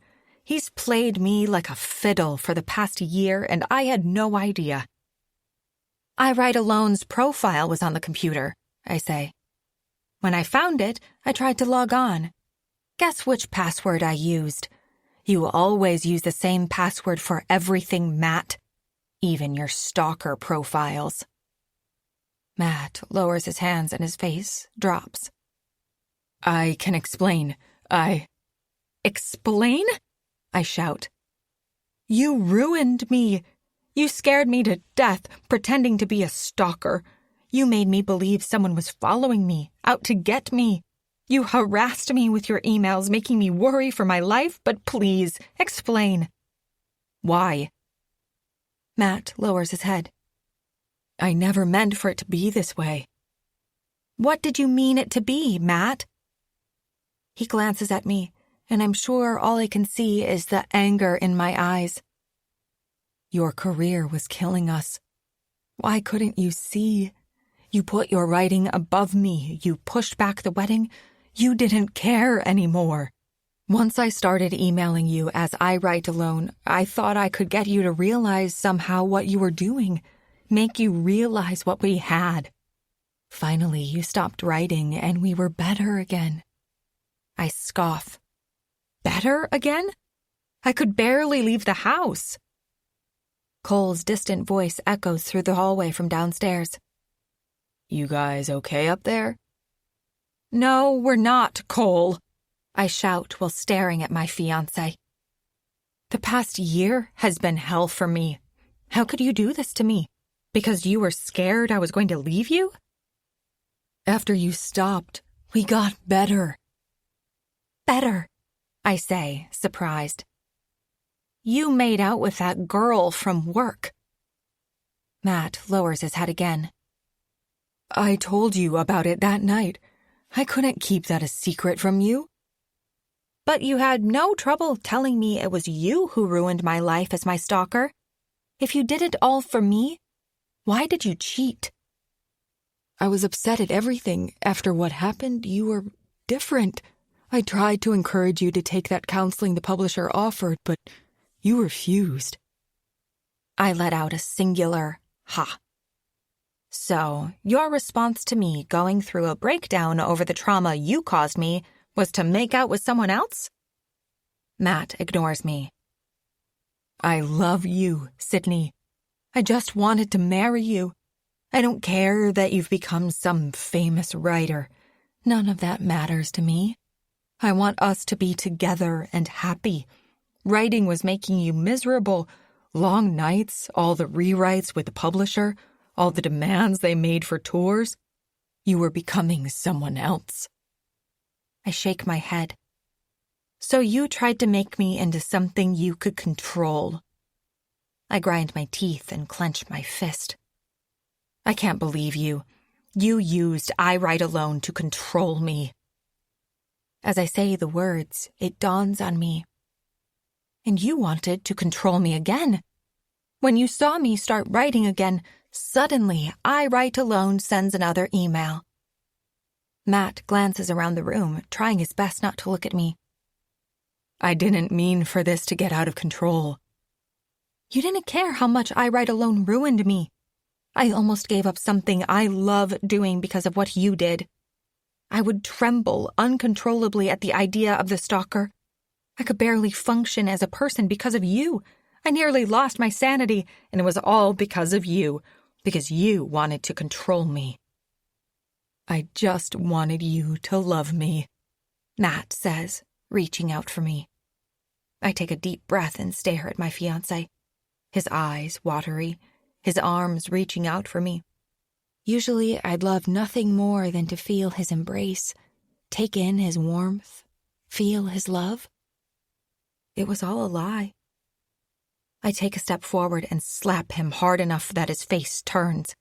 He covers his cheek and looks at me, shocked. I wiggle the ring off my finger and throw it at his feet. We're done. Chapter 37. What's happening up here? I turn and see Cole standing at the door. I'm done with everyone. I walk up to Cole, but he doesn't move. Get out of my way, I say coldly. He listens this time. He steps back, and I walk out of the room, down the hallway. Where are you going? Cole asks. I need a drink, I say as I head down the stairs. I pass by Tess in the kitchen. She stares at me, wide-eyed. Is everything okay? I take a deep breath. No, it's not. I can feel my eyes watering. Is it okay if I get a bottle of wine? Tess looks at me, shocked. She doesn't answer. I'm sure whatever look of rage and tears is on my face is enough to put anyone off. I walk past her and go down the stairs. A faint smell of dust hits me when I look around the unfinished basement. Stacks of boxes form a path that leads to the wine cellar. As I pass by one of the boxes, I notice a wireless phone in it. I smile. Of course, the phone was downstairs. That doesn't matter anymore. I push against the wooden doors of the wine cellar. The room is dimly lit with mahogany shelves filled with bottles. Tess said her parents were doing some renovations, and I wondered what she meant. As beautiful as the house is, with the luxurious spot on the lake, everything inside the house was sort of dated. The wood-paneled walls upstairs in the bedrooms and the wallpapered kitchen. Looking at the newly installed wine cellar, I can see where her parents started the renos. When I open the cellar door, a stench hits me. Unbearable. I want to leave, but instead I look for a bottle of wine. I'm not leaving without something to drink. The cellar door opens again. I turn and see Matt. His face is pale. As soon as he steps inside, he covers his face. "It reeks," he says. He looks at me. "I'm sorry. I know that's not enough. I know you don't trust me." "I will never trust you. Ever again." He takes in my words. "I get this. I want us to talk more about this when we get back to town." I scoff. "There's nothing to talk about, Matt. It's over." "Did you call for a ride?" "Help yourself," I say, examining some of the bottles. I find one that has a bunch of dust on it. I slide it out from the rack and look at the label. It looks old, fancy, and it's a Cabernet Sauvignon. Perfect. "There's a phone in one of the boxes in the basement. Make a call yourself." "And the gun?" "Of course. The wine isn't one I can twist off. Part of me wants to bash it against the cellar rack to open it and have a taste. I look around at some of the other bottles, hoping I can find one that I can open. I don't want to look around Tess's kitchen for an opener. "I didn't get the gun, Matt, but you know where it is." Matt takes a step towards me. "We need to leave here." "I don't care what you do," I say. I take out a bottle from the rack, and to my relief, it's one I can open. I quickly screw off the top and take a sip. "Something is wrong here," Matt says. "A lot of things are wrong," I say. I turn to him. "I get it now. No wonder you weren't scared of I Ride Alone finding us in the woods. You slashing the tires is a bit much." I take another sip from the bottle, making a sour face when I'm done. "I didn't slash the tires." I turn to him. "How can I even believe you?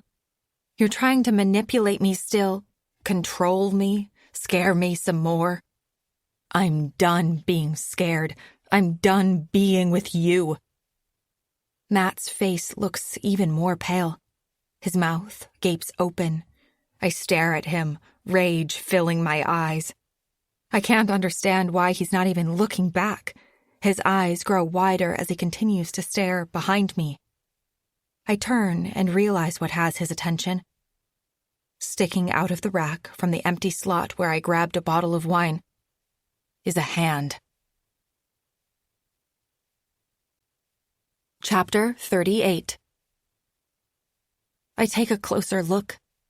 The hand is pale, but the skin at the top of the fingernails is dark. The arm leads to an area between the back wall and the wine rack. When I peer through the rack, I see a face. A larger man with a thin mustache. I recognize him immediately from the photos. "It's Tessa's dad," I say. I look closer and through the bottles and wood, see a second body. It's her mother, too. I look back at Matt. He's still wide-eyed but manages to speak. "What do we do?"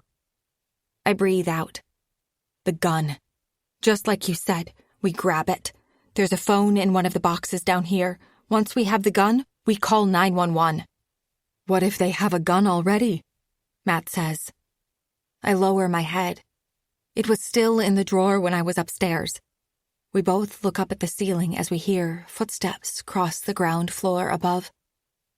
"We need to act fast," I say. "You take care of Cole. If Tess comes close, I'll manage her." "Take care of Cole." I hand him one of the wine bottles and grip one tightly myself. "Just keep him busy if you have to. I need enough time to get to the office." Matt looks at me. Tears are coming down his face. "What is wrong with these people?" He takes a deep breath. "I'm sorry, Sydney, for everything. I love you." I feel my stomach turn. I'm not sure if it's from fear or Matt's betrayal of me. It's all overwhelming. I think of the characters in my books. We need to keep level heads through this. Matt's already on the verge of losing it. We'll talk when we get out of here, I say. I open the wine cellar door, and Matt reluctantly follows behind me. I gesture towards a box as we do. There's the phone. Matt nods. As we approach the stairs, I notice his hand is trembling so much that the wine bottle nearly falls from his loose grip. I put my hand over his. Our eyes meet. I take in a deep breath, and he does the same. I want to say how much I love him. I want to tell him that we'll be okay. We'll find a way to leave here. I'm not sure if either of those statements are true. I take the first step up the stairs, and Cole appears in the doorway. He stares down at us and smirks. Chapter 39. I glance back at Matt, who looks even more scared than me. 2 bottles. Cole laughs. A pair of alcoholics. I think I'll have to bill you for bottle service. Cole's grin widens as we climb the stairs. Suddenly, Matt pushes me to the side and rushes Cole. He raises the bottle in his hand and bashes it down on Cole's shoulder, missing his head by a few inches. The bottle breaks, cutting Matt's hand. Cole shouts as his flesh opens and bleeds through his shirt. Matt, unfazed by his own wound, grips what's left of the broken bottle in his hand and tries to stab him. Cole screams and grabs Matt's hand. Cole shoves Matt hard against the wall, nearly sending him tumbling down the stairs. Cole easily brushes Matt away from him. As Matt falls to the floor, I quickly run up the steps. Matt stands up quickly and slashes towards Cole with the bottle, opening a wound on Cole's hand. Cole takes a step backwards, looking at the cut and touching his shoulder. What are you doing? He shouts. He wrestles the bottle out of Matt's fingers, pushing his digits backward until I hear an audible crack. My mouth gapes open as my fiancé shrieks in pain. I look into the kitchen where Tess is just watching the 2 men, her face in just as much shock as mine. Beside her is a set of kitchen knives. I take a step towards her, and Tess puts her arms up to cover her face. Thankfully, she doesn't grab them. Upstairs, Matt shouts at me. Go! Before I can, Cole shoves Matt hard to the floor. As Matt falls, his leg twists against a side table. He screams in pain. Matt tries to stand up, but can't. Now Cole looks at me. I scurry up the stairs, but he chases me, grabbing me by the back of my shirt, pulling me down the stairs with ease. What are you doing? He shouts. What's wrong with you people? Matt's crawling on the floor. My ankle. He needs help, I say. Please, let us go. Just let us leave. Cole laughs. Just stop, both of you. He looks down at his cuts. He laughs, somehow finding all this amusing. Just let us go, I say to Cole. He looks at me but doesn't answer. This has really gone too far, he says. He looks at Tess, whose face is just as panicked as mine. Matt tries to stand but fumbles back to the ground and cries out. Don't kill us, I say. Cole turns to me, a wicked smile growing on his face. Kill you? I look at Tess. Your parents. They're in the wine cellar. Dead. Tess looks at Cole. What? Cole raises his eyebrows. He looks at his girlfriend and back at me. I've had enough of you. Tess covers her face and turns her back. Typical Tess. Tess, I shout to her. Please. Cole tightens his grip on my shirt and pulls me across the room. Leave her alone. Matt shouts from the floor. I let out a breath. He needs a doctor. Tess laughs, her back turned, still looking out the window. It starts low until she's full out belly laughing. Please, I say. Tess's laughter grows louder. Cole looks at her, just as confused as me. She turns to me and glances at her boyfriend. "Cole, aren't you the doctor? Why don't you help poor Matt?" Cole raises an eyebrow. "Tess, stop." "Oh, I forgot," she says, tilting her head. "That was a lie." She steps closer to Cole and me. "You've told nothing but lies since I've met you." She continues forward, pointing at Cole. "You didn't live up to anything you promised me." "Tess," Cole shouts. "I'm dealing with this. We can still make this work." Cole looks at me again. "Did you say Tess's parents are in the basement?" Suddenly, Tess brings a large kitchen knife from behind her back. She runs up to Cole, grabs him by his shoulder, and plunges the knife into his back repeatedly. Cole shouts and shrieks with every blow until he drops to the floor. "Lies," Tess shouts as she kicks his body on the floor. "Lies, lies, lies." His body flinches and soon stops moving entirely. Tess brushes her hair with the red-stained knife. Blood drips from her fingers. She looks up at me. "He was really starting to bother me." Chapter 40. Tess leans her head back and shouts angrily. She starts kicking Cole's lifeless body over and over. "It was supposed to be a fun weekend, Cole. You said you knew her, Cole." She stops to catch her breath. "Look at you now." Tess hears Matt shifting on the floor. "Don't you move."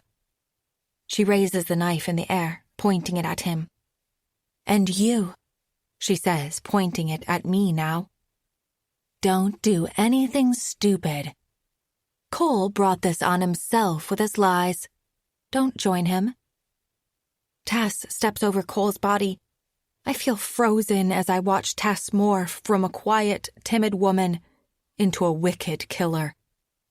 I look at Matt, who has the same expression. Then he motions with his eyes toward the stairs. Tess turns to me and smiles. "What are you hiding?" she asks. She puts the bloody knife to her chin as if deep in thought, leaving a stain of Cole's blood on her face. "What's upstairs?" I find my wits and turn, about to run when Tess shouts, "I'll kill him next." I stop and look at Matt. "Don't think about it," she says. I stop moving and lower my head. I plead with her. "Just stop this, Tess. We just want to leave, find a doctor. We just want to go, okay?" Tess is unmoved. "Come down the stairs." When I don't move, she shouts, "Now." Her timid voice is suddenly much deeper. I do as she says. She uses the threat of the knife to guide me away from the stairway. "If you run, I'll kill your fiancé." She points the knife towards my chest. "Just don't run," she whispers. "Now, what are you hiding?" I take in a deep breath. "We just want to leave." "That's not happening right now," she says coldly. "Is it in your travel bags? What do you have?" "Leave us alone," Matt shouts. Tess ignores him. "I'm going to find it, Sydney." I look in her eyes and all I see are bright blue orbs of pure madness staring back at me. "Nothing," I say. Let her think it's in our bags. Tess climbs a few stairs. "Both of you, follow me." "My leg," Matt shouts. "Crawl," Tess yells back. Tess points the knife at my chest, letting Matt know she means it. He does what she demands and slowly moves towards the stairs. She guides us slowly up the stairway until we're in front of our bedroom door. She opens it and motions for Matt. "Crawl to the bed," she says. Again, Matt listens. She watches him carefully in case he tries to make a move. As he comes past us, Tess keeps the knife an inch from my chest. I can see in her eyes that she wouldn't think twice about plunging it into me. When Matt's on the bed, Tess directs me to sit there as well. I lie beside Matt, holding him tightly. Tess smiles as she enters our room. She continues to point the knife at us as she steps towards our luggage. She empties everything from both bags to the floor and starts to sort through it with her feet, watching us to ensure we're not moving. Matt gestures towards the door. I know what he wants me to do. Run, grab the gun. If I do, she could kill him. What if she gets to me before I can? It's too risky. What are you hiding? Tess says. She breathes out deeply. She points the knife at me again.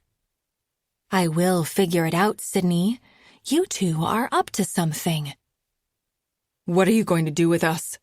Matt says. Tess gives a thin smile. We're going to continue with what I always wanted to do. Have a great weekend together. She lowers the knife to her side and steps out into the hallway, closing the door behind her. I hear a click. Did she lock the door? I quickly get up from the bed and try the bedroom door, but it won't open. She's locked us in from the outside. Chapter 41. We stay trapped inside the room for what feels like hours. Every so often we hear footsteps outside the door. She's searching for what she thinks Matt and I are hiding. I wait for Tess to open the door with the gun in her hand and a wicked smile on her face. Thankfully, the creaks continue past our room. The creaking becomes more distant as she heads down the stairs. I stand up from the bed and tug on the door, trying to open it. I know my effort is fruitless, but I don't know what else to do. Soon it will be nighttime.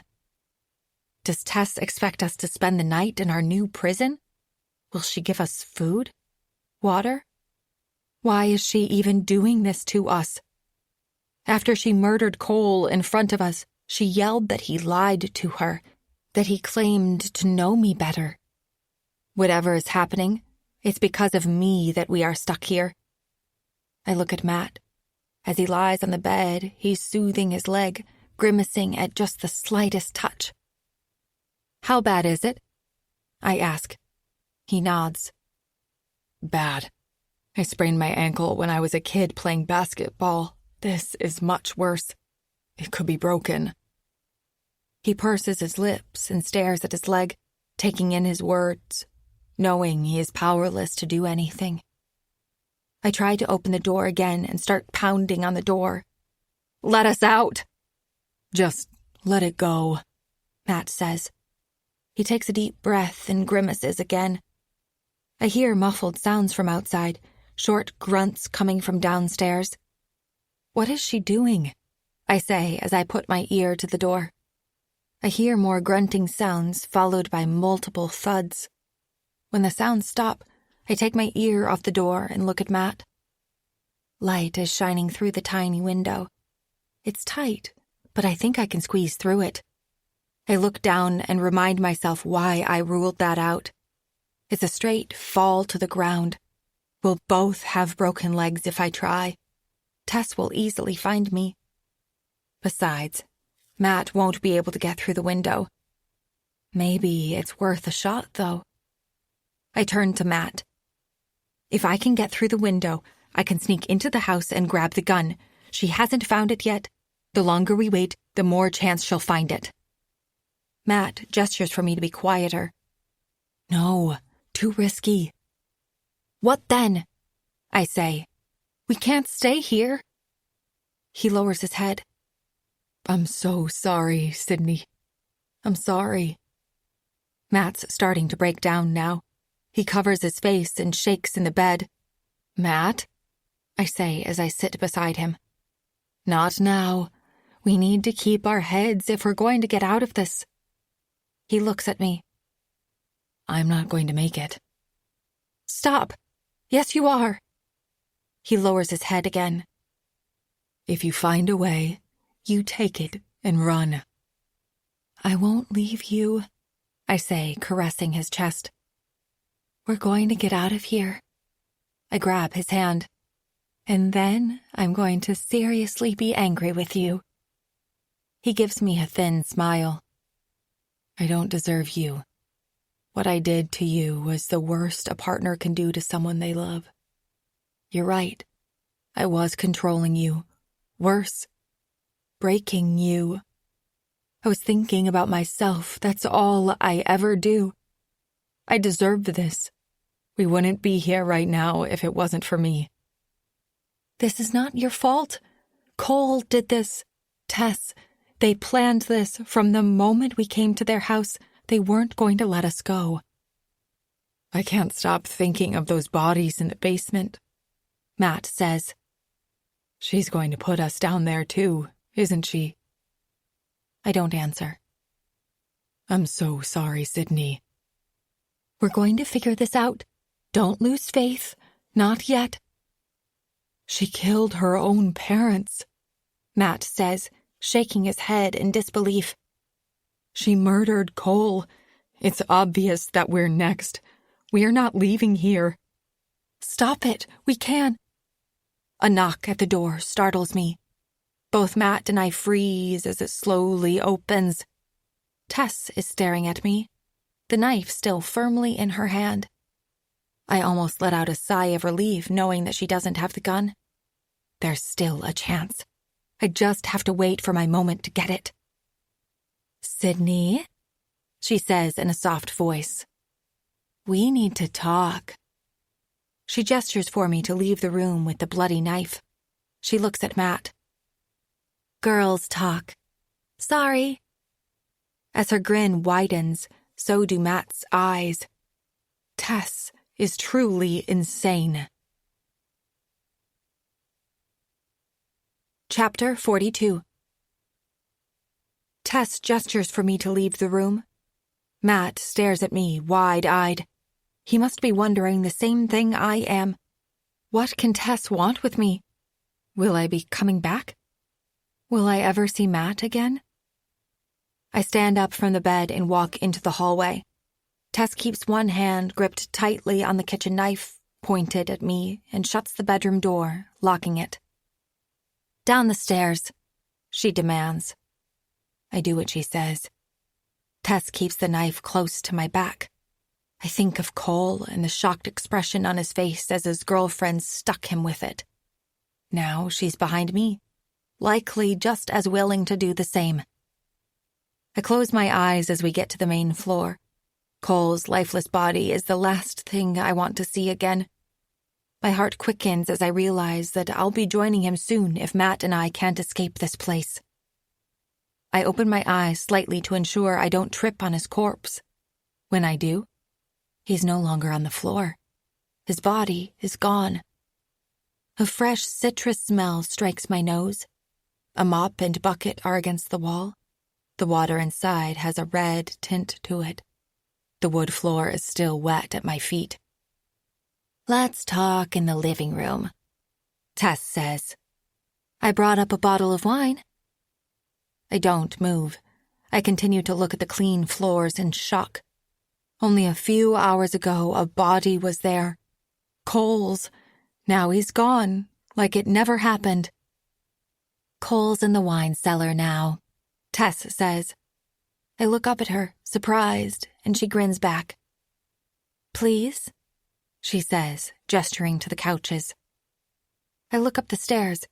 If I run to the office, I could lock the door and get the gun before she has a chance to catch me. Would I have enough time to get to Matt before she hurts him? The psychotic grin Tess is showing tells me she won't hesitate to kill again. Even if I got to the gun, would I be capable of pulling the trigger? I do as she says and sit on the couch. She sits on a lounge chair across from me, closer to the stairs. I'm glad we can finally talk, Tess says. Ever since you came here, that's all I wanted to do with you. Talk, get to know you, get to know the master storyteller who came up with my favorite book. My life as a killer. She shakes her head. Your main character, Tracy? She was so inspirational. Inspirational? The character was a murderer. She killed indiscriminately. You weren't supposed to root for her. Tess raises her eyebrows. I must say, though, you got that part with the boiling sugar all wrong. A person doesn't die instantly with a pot of boiling sugar dumped on them. It takes a while, an excruciating while, to die from it. After I read that scene in your book, I had to try it for myself. The recipient likely wishes you had done better research, and it was a quick death like you explained. My mouth drops. Tess murdered someone in the same way I described in my book. There were many murder scenes in that novel. How many other scenes did she try to recreate? My eyes widen when I realize she may test another on Matt or me. Still, she says playfully, your inaccuracies didn't take away from the story, of course. I take a deep breath. So, I say, managing to find the words, all of this is because of me? Of course, Tess says. Ever since I read My Life as a Killer, I knew I had to meet you. Why? Tess's grin fades. She looks down. You're a master storyteller. I wonder, did you always write? I shake my head. No, I started reading when I met Cole.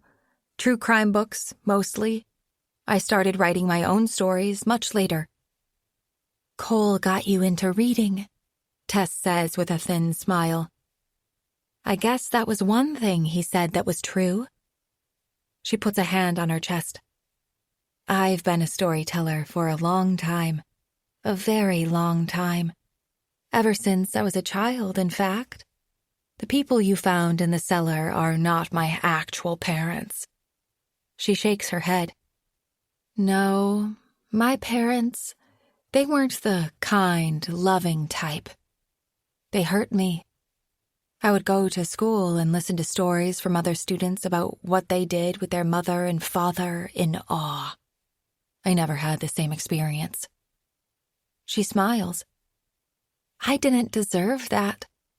I still remember how I would play with my dolls and make believe how a family was supposed to be. I'd have my Ken doll father, Barbie doll mother, and a smaller Barbie doll for me. When I was in my room alone, I would pretend. Make up scenarios where the Barbie dolls had the perfect family, the perfect life together. Why are you telling me all of this? I ask. I'm getting to that, Tess shouts with a harsh tone. She softens immediately. This is important. She shakes her head and stands up from her seat, then walks over to me, the knife pointing towards my face. She leans towards me and grabs a bottle of wine on the side table. It's already open. She pours 2 glasses, handing me one. She sits back in the chair and takes a sip. Go ahead, she says. When I don't, she laughs. I didn't do anything to your drink, Sydney. You saw me pour it. I take a deep breath, trying to understand what's happening when she yells again. Drink. I quickly take a sip, watching her and the knife that's dangling in her hand. I imagine throwing the glass of wine at her. It would be a good distraction. Would it give me enough time? The gun is so close but feels unreachable. All I need is seconds, and I can get to it. How do I use it, though? For all my writings about crime, you would think I know how to properly handle a weapon. Where was I? Tess says. Right, my childhood. Bad parents. You get the gist. When I was 18, they couldn't stand me anymore. It was a mutual feeling. They kicked me out onto the street with nothing. Nothing. Who does that? She scoffs. I came back, though. I took care of them first. Police never found them. They never found me, either. As far as they know, Tess Simmons disappeared with her family. Soon after, I found a new house to stay in. Unfortunately, people were already living in my new house, so they had to go. Police never found them either. I made up a new story of who I was, just like I did with my dolls. I acted like someone else, made up a new life for myself, a new identity. Whenever I felt people were catching on to my lies, I'd move to a new town or city. Many stories later, I found this house. It was perfect. 2 people lived here. Of course, they had to go. This was to be my new home, my new story. This Tess Simmons was different from the others. She looks over at the family photo of the couple who lived here and the small girl. I had assumed it was Tess in the picture. I never met the little girl from the photo, Tess says. I figured she'd come for a visit at some point and I'd have to add another body to the cellar. But she never came. I guess she didn't like her parents either. She grins. My bottom lip quivers at the idea. Just how many people has Tess killed? How many different pretend lives has she had? How many stories has she made up for herself? I knew I was a bad person, Tess continued. What I was doing was wrong. No matter how much I committed to my new story, I knew that I wasn't right. She smacks the side of her head. I even thought of putting an end to my story, permanently. Then I read your book. I became obsessed. Your main character, Tracy Mocker, she was just like me. I understood her. I got it. And so do you. You wrote her. She was the main character, and you wrote her so well. It was like you understood what it was like to be something like me. That's when I knew we were meant to meet each other. I no longer felt sad. In my moment of doubt, when I was at my lowest, I found you. It was meant to be. Tess smiles. What was meant to be? I ask her. Us, she exclaims. After reading and rereading your book, I went online. I found out so much about you. I hoped to meet you in person, but you never did signing events. I never had the opportunity. I even wrote to you. I must have sent a dozen or so emails, but you never wrote back. I was disheartened. I looked up to you so much and hoped for just a small response. Anything. She takes a deep breath. I have to admit, I took that personally at first, but I was still obsessed with meeting you. I was very active on an online forum for fans of yours. One of the users caught my attention immediately. He said that you were close friends. Cole, I whisper. Tess purses her lips. I told you we met online. Cole and I private messaged each other for months. He was such an interesting man. He shared so many things about himself. He said you and him still spoke to each other. He said that he was a doctor, wealthy. When we met in person, I couldn't believe what a catch Cole seemed to be. She glances toward the basement stairs. So many lies, though. She takes a sip of wine and looks at me. I found out he wasn't a doctor. Then he told me he was in med school, found out that was a lie, found out he was broke, not a dime to his name. She scoffs. But he told me he could arrange for us to meet. None of his lies mattered to me if that part was true. He even showed me a picture of you two from a photo booth that you took when you were younger. I believed him. The only thing he didn't lie about was his looks. He was handsome, but dumb. I could easily manipulate him by creating a story and playing the part. I was the shy Tess. A subservient woman who praised Cole for the lies he told me. I didn't mind playing the wallflower. He felt comfortable when he felt he was in control. I put up with a lot from him, so I could get to you. She takes another sip of wine and laughs. I was starting to believe that the only use I had for Cole was when his clothes were off. I think of how Tess murdered him so coldly. I cover my face. I can't talk about him anymore. Please. Tess smiles. I was going to kill him. He had told me lie after lie. He promised that he could get his close friend, you, to stay the weekend with us at the lakehouse. I believed him. We watched you at the convention. We saw your keynote speech. We monitored you at the hotel and where you went for dinner and joined you. Cole charmed you into sitting with us. He offered you to stay at the house, and you declined. I was so upset. We fought. He couldn't do the one thing he said he could. The only reason I had for keeping him around, and he failed. But then, he told me you were coming. Tess smiles. Like I said, it was fate. But then you came to the house and it was evident that you weren't happy. You wanted to leave. Cole and I fought again. I could have killed him that night. But then, the next day you agreed to stay. Even better, you started to write again. Write about me. She shakes her head and grins. Cole never knew about my past. Not my real past, at least. He never knew the real Tess Simmons. Only the one I made up. The fake me. I bring the wine to my lips, taking a sip. Usually my hands would be trembling, but for some reason they're not. They're steady as I take in all the terrible details Tess shares. Why am I here? I ask. Why are you telling me this? For you to know the real me, she says with a smile.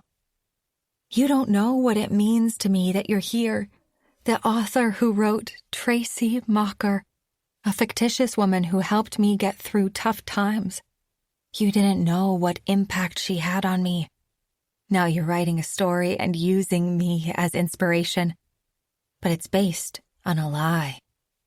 She takes a deep breath. I need you to know who I really am. It will help with your book. My book? You're keeping me alive to write a story about you?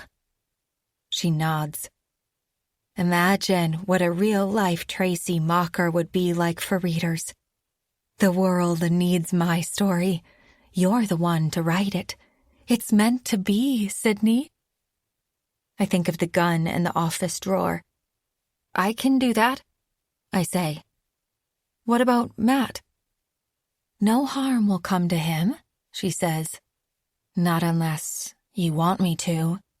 Now that you know he was the one who ruined you, I can help you get even. She puts the edge of the knife to her lip. I can do it for you. I look down. No, don't hurt him. Fine, Tess says curtly. I can start now, I say. She shakes her head. No, you haven't done much research yet. She points the knife at me with a smile. I know your process. First, you spend months outlining and researching. We will have plenty of time for you to understand me. I read that you don't even write a sentence until you've outlined the whole book on a notepad first. Is that true? I don't need any of that, I say. I'm motivated to start writing now. Right now, your words inspired me. Tess takes her glass of wine, whips her head back, and finishes the glass. She stands up from the couch, the knife in her hand, and gestures for me to follow her. I smile as I do. The moment I'm in the office, I'll grab the gun. If I can sneak it back to Matt, we can figure out if it's loaded or not. The next opportunity we have, we'll use it. We walk up the stairs and down the hallway. Instead of going to the office, though, She stops in front of the guest room. I want to write now, I tell her again. She smiles at me. I know you do, but I know what you're hiding. My mouth drops. You want to send an email out for help, don't you? Your publisher, someone else, maybe, anyone. All you have to do is tell them where you are. She lifts the knife to my face, putting it an inch away from my cheek. No games, Sydney. I'm not trying to... Stop, Tess shouts. I'm disconnecting the net. I'm moving the computer downstairs where I can... watch you. Chapter 43. Tess directs me inside the guest room and locks the door behind me. Matt sits up in the bed when I enter the room, a thin smile on his face. I was worried you wouldn't be coming back, he says. He takes a deep breath. What did she say? I sit beside him. She's crazy. I look at him. She wants me to write her story. I shake my head. According to her, she's killed many people. She actually said she wants me to make her famous. All of this was to get me here at this house so she could get me to do this. She wants me to write an entire book. She's planning on us being here for months. Matt takes in my words. What happens after the book is done? I shake my head. We're not going to find out. As soon as I can get to that gun, we'll use it. She still doesn't know it's there. She thinks I'm trying to use my email to contact someone for help. You need to leave, Matt says. I look at him and pretend he didn't say it. I walk to the door and try to open it. It's locked, of course. I heard Tess lock it before she left. I push my body against the door and feel it wobble. Do you think we can crack the door open? I ask. Can you manage to get here? We can use our weight and burst through. Matt shakes his head. She'll get upstairs before we can do anything. You need to leave. I look around the room. Maybe I can find a weapon. She has a knife. If I can find something, I just need to wait for an opportunity. You need to leave, Matt shouts, immediately covering his mouth. I look at him and hold my breath. Matt, stop. We can... No, he says softly. He points to the window. You can get through that. I know it. Your scrawny butt finally has a purpose. He smiles at me. The drop is too high, I say. I'll be as injured as you if I try. Matt moves his body and shows the comforter that he's been weaving into a thick rope. You use this to climb down as far as possible. It won't save you too much height, but you won't be dropping a huge distance. I'll try and lower you. Matt, I plead with him. I can... He puts up a hand. Sydney, stop. I can't get away. He laughs. I won't fit through there. You can, though. When you do, use your plan to survive, just like you told me. Follow the gravel path to the main road. Find that small town. He looks outside. Sun will be setting soon. Tess doesn't have a car. You can get some distance before she realizes you're gone. You just need a head start. Matt, I can't leave you. He looks at me. You already did leave me. He swallows hard. I lower my head. I'm not leaving you here to die. He takes a deep breath. I won't. She'll be distracted when she finds out you're not here. Like you said, I need an opportunity and I'll get to the gun. You'll crawl to the gun? I say, shaking my head. That won't work.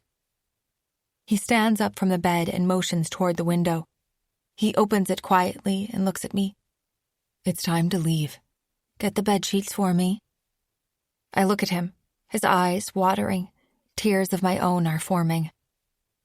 We can work together, I say. I don't have to leave you here. I want you to. He lowers his head. One of us has to make it out of here. It needs to be you, Sydney. I know you won't say it back to me. I don't deserve it. I don't deserve you. Not after what I did. He takes another breath. I love you, Sydney. I love you so much. Tears are now freely falling from his eyes. I need you to make it. You need to escape. Please. He lowers his head again. I walk past him and grab the rope he made from bed sheets and give him one end of it, tossing the other out the window. I walk up to him and caress his face.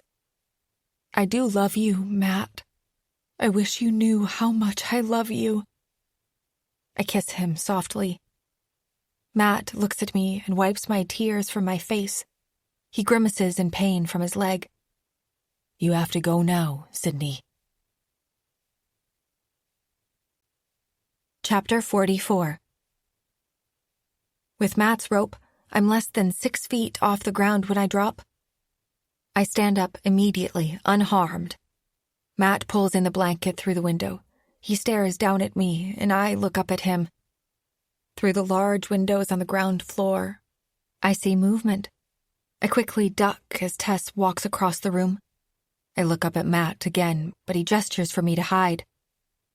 When I look inside again, Tess is staring out of the window next to mine towards the lake. For a moment, our eyes meet until I realize she's looking at her own reflection. She turns and walks towards the kitchen. I let out a breath. When I look up at the guest bedroom window, Matt isn't there. Having nearly been caught by Tess, I know I need to leave. Matt's plan didn't involve me getting seen within the first few minutes of escaping. If he's to stay behind, he needs to ensure it's for a good reason. I quickly make my way around the house, being sure to stay low as I do. When I'm in the front, I see the long gravel road. There's a wide, empty field I need to cross, though. There's a chance if I run through it, she'll see me. I decide to go around the longer way, through the bushes lining the path. It will add time to my escape, using up precious sunlight, but I don't want her to discover me. Once I can barely see the lake house through the trees, I try my best to jog through the dense brush. A few times I nearly trip, but manage to steady myself. I look back every so often, wondering what's happening with Matt. Was Tess planning on coming back into the guest room soon? How will she react when she does? Matt's strong, but also vulnerable with his injury. He won't be very quick with his leg. He does outweigh Tess by quite a bit, though. Even if she attempted to cut him, there's a chance he'd manage to defend himself. He could overpower her. I should have stayed. Why did I leave him? We could have taken Tess on together. Soon I see a gravel road through the trees. When I step out into it and look back, I can barely see the lake house. It's getting darker as well. I start sprinting down it, my mind thinking through everything that's happened. Cole was murdered. Tess is a monster. I've left Matt alone to fend for himself with a possibly broken leg. 2 innocent people in the basement cellar were killed. Even if I escape and get to the authorities, what are the chances that Tess will still be at the lake house by the time I get back? She would leave. I'd forever be looking over my shoulder until she's caught. How many more people will die because of Tess? At least one more. Matt. He told me to leave, I remind myself. I'm out of breath and slow my pace to a walk. I stop entirely and look back down the gravel road. Matt's plan was for me to leave him to die. He wanted to ensure I escape before he tried to get away himself. When I Write Alone entered my life, I became so afraid. I barely left my home. I was scared to keep writing. I couldn't face my fear. If I run now, my life will forever be as it's been for the past year. Worse, Matt may not make it. I take several deep breaths, thinking over my options. I look back at the path towards the house. I'm not running anymore. I'm not leaving without Matt. Chapter 45. As I get closer to the lake, I see someone in the field outside. A flashlight is in their hand, and they turn it side to side frantically. Could it be Matt?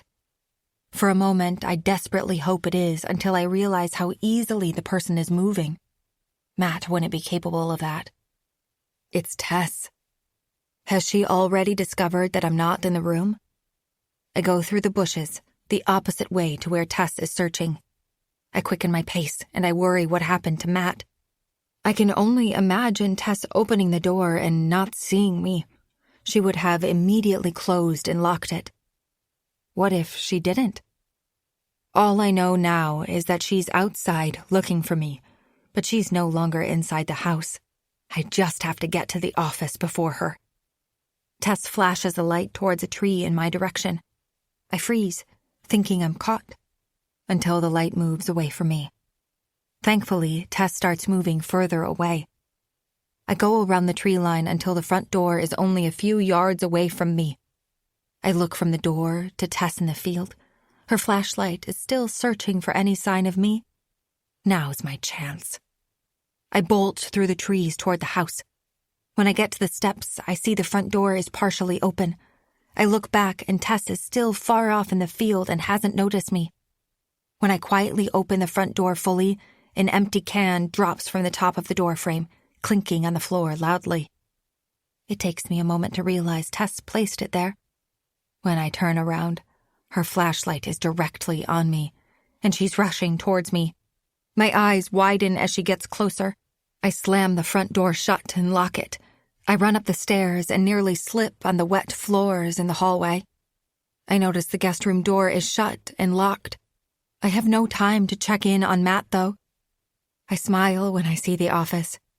I quickly open the door and run to the desk. When I open the desk drawer, panic sets in. The gun is gone. She must have it. Or maybe Matt somehow got to it first. I go back into the hallway and the smell of citrus hits me. I realize Tess has mopped the floor. My face drops, and I stand outside the guest bedroom door. I take a moment before I open it and step inside. I cover my mouth immediately when I see him. Matt sprawled out on the bed, not moving. Blood stains all the sheets red. Tess storms up the stairs. I turn to meet her glare as she sees me. The knife is tucked into her jeans pocket, the tip of the blade sticking out. The gun is pointed at me. Chapter 46. I was about to give up looking for you, Tess says.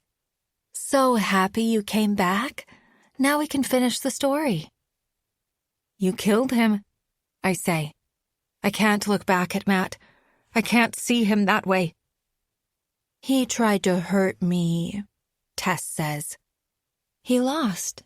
He died trying to get to this. She turns the gun to the side and looks at it. I didn't know about the gun. I see why you're so interested in writing tonight. She smiles. Now I know I won't be able to trust you fully. You killed him, I say again. Stop it, Sydney, she says. I did you a favor. You told me about the other woman. You found out what he did to you. I've done you a favor. If you want, you can include him in the book. I look at her intensely. You're insane. I'm not writing your book. Tess points the gun at me. Well, what use are you? I stare at her. No matter what I do, my fate will be the same as Matt's. All of us will be in the wine cellar eventually. Tess sighs. Tomorrow you'll get over this. It will be a new day. I'll tell you more about my story. Soon you can share it with the world. I'm not going to write a word. I shake my head. I don't care about your story. I take a step towards her, but Tess moves back. I smile, realizing that she doesn't want to actually pull the trigger. She needs me. Stop, she says. I'll kill you. Do it, I say. You're going to eventually anyway. She grins.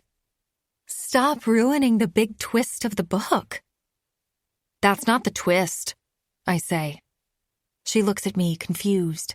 I smile back. The gun isn't loaded. She brings it to her face to examine, and as she does, I rush towards her, pushing her to the ground. The knife digs into her abdomen. She cries out, and I wrestle the gun out of her hand. I stand up immediately and point it at her. While I've written many stories that use guns, I've never held one. What I do know is there's a safety. I see it and turn it off quickly.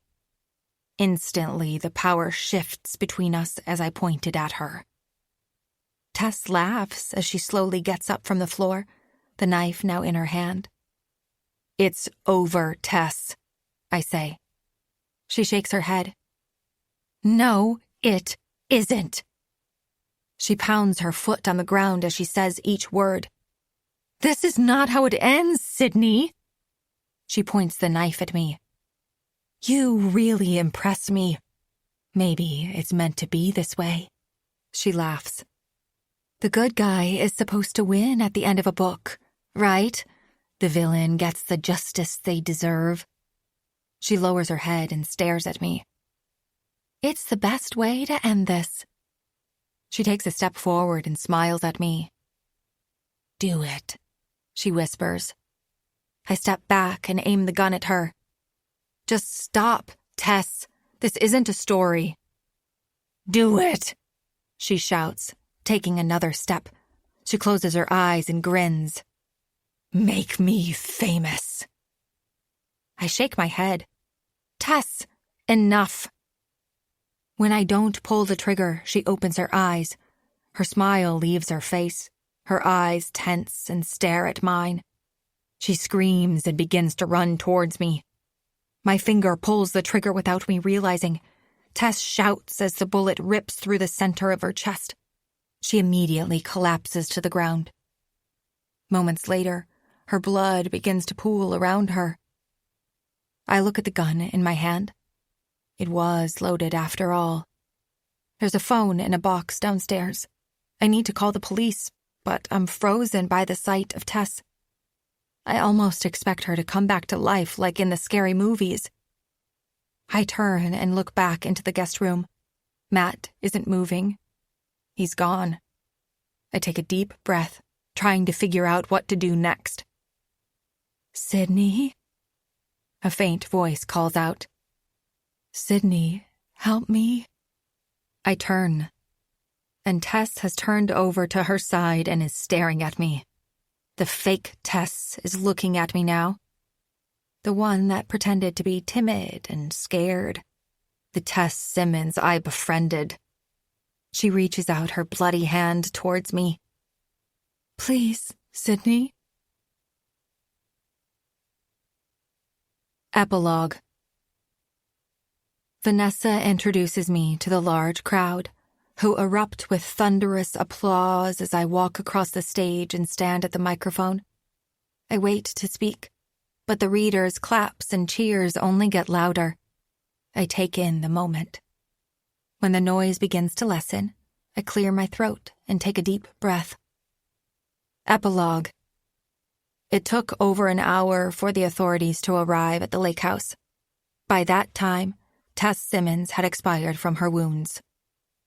I take a deep breath, trying to get the image of her last moments out of my mind. I sometimes wonder what my life would have been like had Matt and I gone back to Alberta instead of going to the lakehouse. Part of me knows I wouldn't have changed. I would still be scared.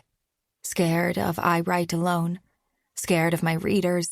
Scared to write again. Scared to let go of relationships in my life that weren't working. My past was in full control of my life and what I did. What happened at the lakehouse could have easily destroyed me. It should have. But when my darkest moments came, I stood tall. I found myself again. I wasn't afraid anymore. I take a step back from the microphone as the crowd erupts even louder than before. Several people begin to stand up from their seats, followed by the entire crowd. My new novel has been a huge hit. Within its first few days, it managed to outsell My Life as a Killer in its first week, and it stayed high in the rankings since its release over 6 months ago. The novel already has a huge following and has been optioned for a movie. My publisher did something no one has ever tried before: a full reading of the entire novel. Guest speakers, celebrities, and authors read chapters. The publisher set up a special contest where one fan was given the opportunity to read a short chapter. The epilogue, the shortest chapter in the book, was allocated for me. I was worried about how it would go. Part of me thought I'd freeze on the spot, speaking to such a huge crowd. Given the terrible events that happened at that house, I wasn't sure if I'd be able to handle it. I'm beginning to surprise myself by how courageous I really am.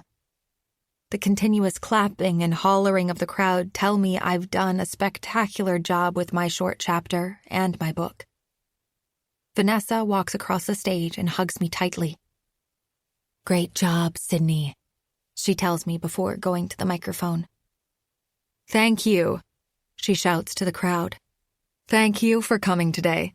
This was an epic reading of Sidney Meyer's novel. Nothing like this has ever been done before, but tonight was a huge success because of you. And of course, Sydney herself." She points to me. "Please, let's give Sydney another hand." I nod and wave to the crowd as they clap again for me. When I was on stage, gazing out at the sea of my fans, I tried not to really look at anyone in particular. It was easier to present that way. Now I'm starting to notice individual people at the event. Fans really went all out. One woman in the front row is smiling at me. I can't help but notice the black shirt she's wearing. On it, in bold gold colors, is the text, "Make me famous." I take in a deep breath again. How macabre of the crowd to turn the last words of someone I killed into merchandise.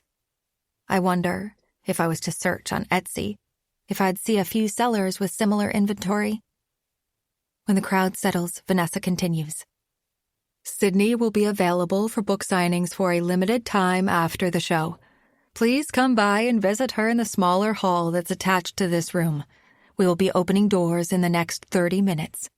Again, thank you for coming." This has been a full reading of Sidney Meyer's new book, The Couple at the Lakehouse. I leave the stage with Vanessa as the audience continues to clap. She immediately ensures the signing area is set up for readers. I sit at the table, stacks of my books beside me. A large banner behind me shows the cover of The Couple at the Lakehouse with an author picture of me. Vanessa walks up, a cup of coffee in her hand. I thank her as she hands it to me. "I'm sure this isn't easy, Sydney," she says to me. "Are you doing okay?" I nod. "Perfectly fine. I've had plenty of therapy sessions since what happened. It took a lot for me to write this story about my life. I did it, though. I owed it to myself. I wasn't going to be afraid of my past any longer." Vanessa gives me a thumbs up as she runs to leave. "By the way," I say to her. Vanessa turns to me. "I got your schedule for the book signings next month. No concerns with any of the dates." Vanessa smiles. "Thanks, Sydney." She raises her eyebrows. "It's going to be a long few months for both of us, I think." After a few minutes, Vanessa gets the staff to let in readers. One by one, I sign their books, speak to them, and take photos. One fan in particular catches my attention in the line. She has a wide smile on her face when it's her turn to approach me. The woman with the "Make Me Famous" shirt smiles. "I'm your biggest fan," she says. She makes a face. "Sorry, that must be weird to hear, given what happened." "Not at all," I say. After signing her copy, we talk for a few moments before she takes a selfie with me. "I have to ask," she says with a thin smile. Did everything you wrote about actually happen? I nod. It did, unfortunately. She thanks me again before leaving. Vanessa had said it would be a limited signing. She did that on purpose in case I got worked up like I had in the past. I didn't. We went well past the original allotted time for book signings. I ensured I was able to speak to every fan who wanted to meet me, take every photo, and sign every book. The publisher arranged for a hotel room connected to the convention hall. As I leave to head to my room, I continue to think about the events at the lakehouse. I think of the woman's question as well. Did everything happen the way I wrote it? For the most part, it did. However, I skipped over my last encounter with Tess. I take a deep breath as I think of it. She called out to me for help. Tess crawled towards me, pleading. I could have done something. I'm not sure if I could have saved her from her wound. I didn't want to help her. Ever since I Write Alone entered my life, I've been afraid to confront my fears. What would my life be like knowing a woman like Tess Simmons was out there? Even if she was in prison, rotting for the quadruple homicide she committed at the lakehouse, I knew I would be forever worried, scared that someday I'd see her again. When you write a book, you want your main character to be somewhat likable. Tess had told me that she was a storyteller. She manipulated people to see the story she wanted them to see the good in her. Well, I'm a storyteller as well. My story showed what I wanted and left out the ugly truth. As Tess pleaded for help, I aimed the gun at her head and fired. Never again will I let something from my past haunt me in the future. I'm not afraid anymore.